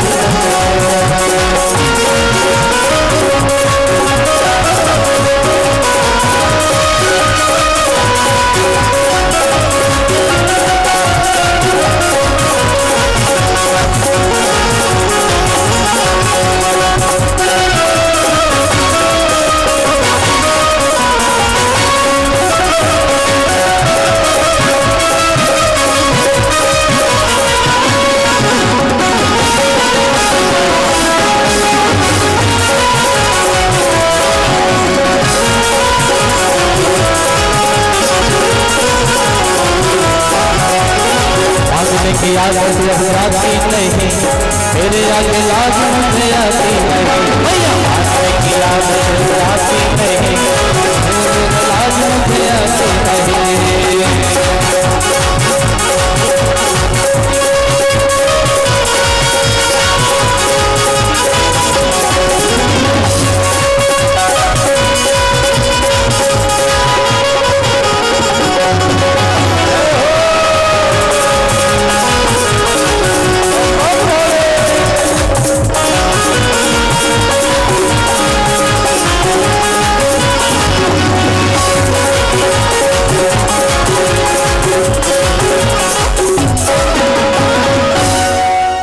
बोले भोलेनाथ भगवान की जय, शिव महापुराण की जय।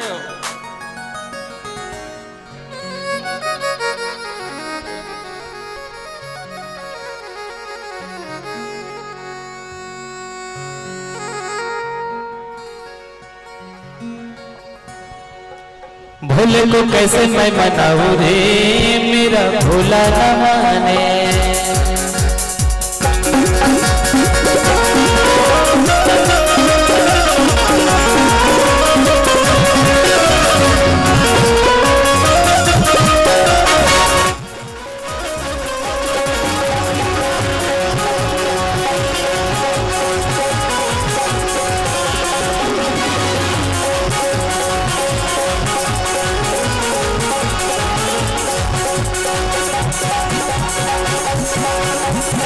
भोले को कैसे मैं मनाऊं रे, मेरा भोला न माने।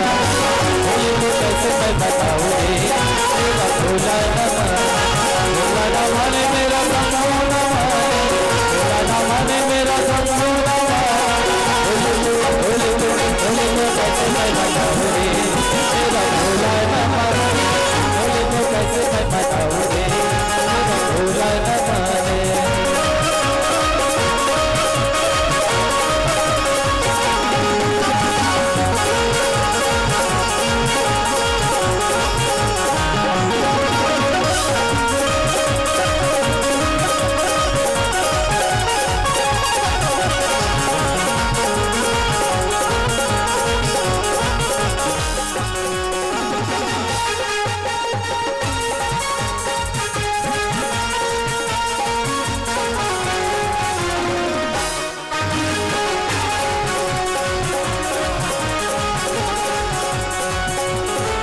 मेरा भोला है भंडारी, कल्पनदी की सवारी। भोलेनाथ रे, ये शंभुनाथ रे, ये शंभुनाथ रे। ओ मेरा भोला है भंडारी, कल्पनदी की सवारी। भोलेनाथ रे, ये शंभुनाथ रे, ये शंभुनाथ रे।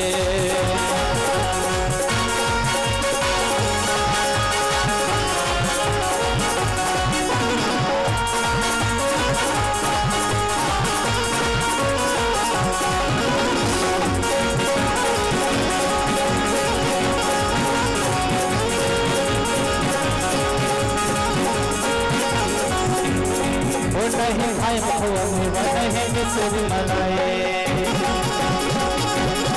वो नहीं भाई मखुआ में वो नहीं मिसरी मनाए। नहीं भाई मखुआ में वो नहीं मिसरी मनाए। अरे वादियों तो पीर के पिलाओ ना, गणेश के मम्मी, गणेश के मम्मी, ओ बस पावर हाथ खिलाओ ना।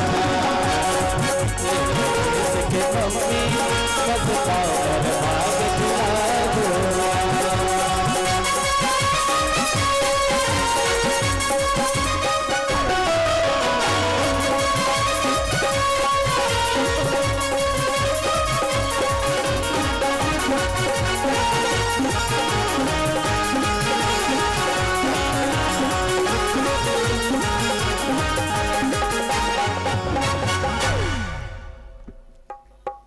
बोलिए भोलेनाथ भगवान की जय। लीजिए मंगल आरती लीजिए।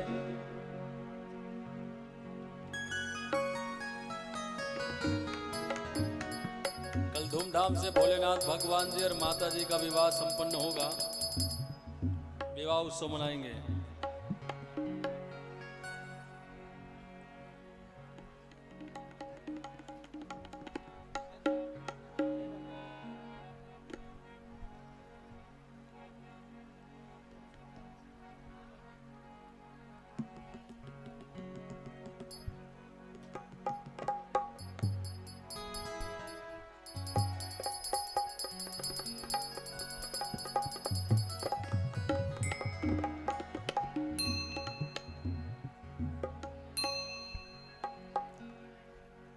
हरि ओम चंद्रमा मनसुजात चक्षो सूर्यो अजायत श्रोत्राद्रवायुष्य प्राणस्य मुखादग्निरजायत।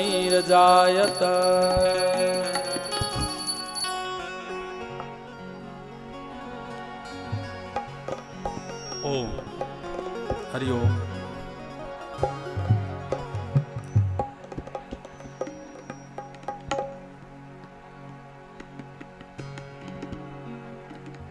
ओम जय शिव ओंकारा स्वामी हरे शिव ओंकारा। ब्रह्मा विष्णु सदा शिव ब्रह्मा विष्णु सदा शिव अल्लाह ओम जय शिव ओंकारा।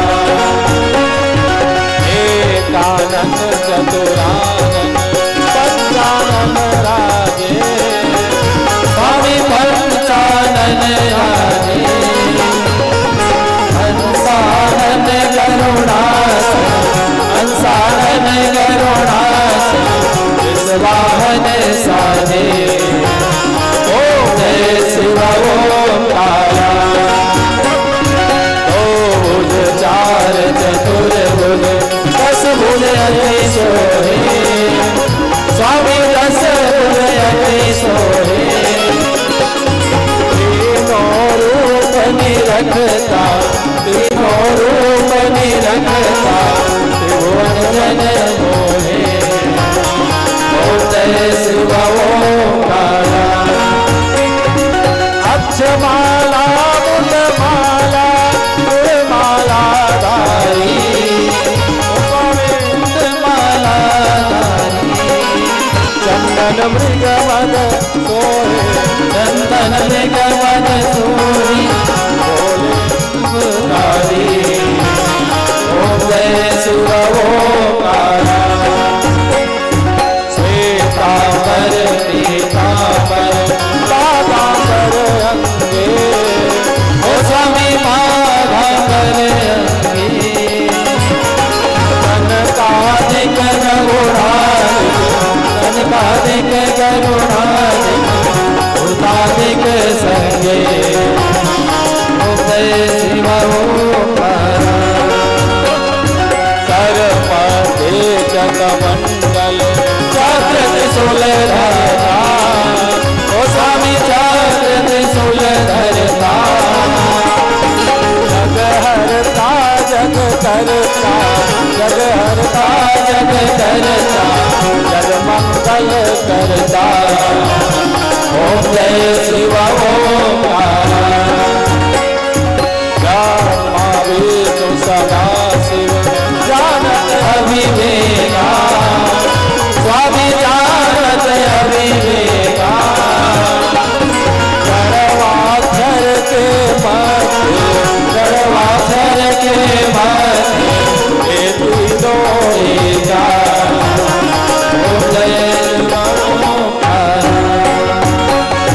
काशी में विश्वनाथ विराज नंदी ब्रह्मचारी ओ स्वामी नंदी ब्रह्मचारी। इत उठ दर्शन पावे इत उठ भोग लगा महिमायती भाई। ओम जय शिव ओंकारा। राम लखन और भरत शत्रुघ्न हे चारों भैया स्वामी हे चारों भैया। जगमग ज्योति जलाए जगमग ज्योति जलाए कौशल्या मैया। ओम जय शिव ओंकारा। कपूर स्वामी जी की आरती जो कोई नर गावे ओ स्वामी प्रेम सहित ध्यावे।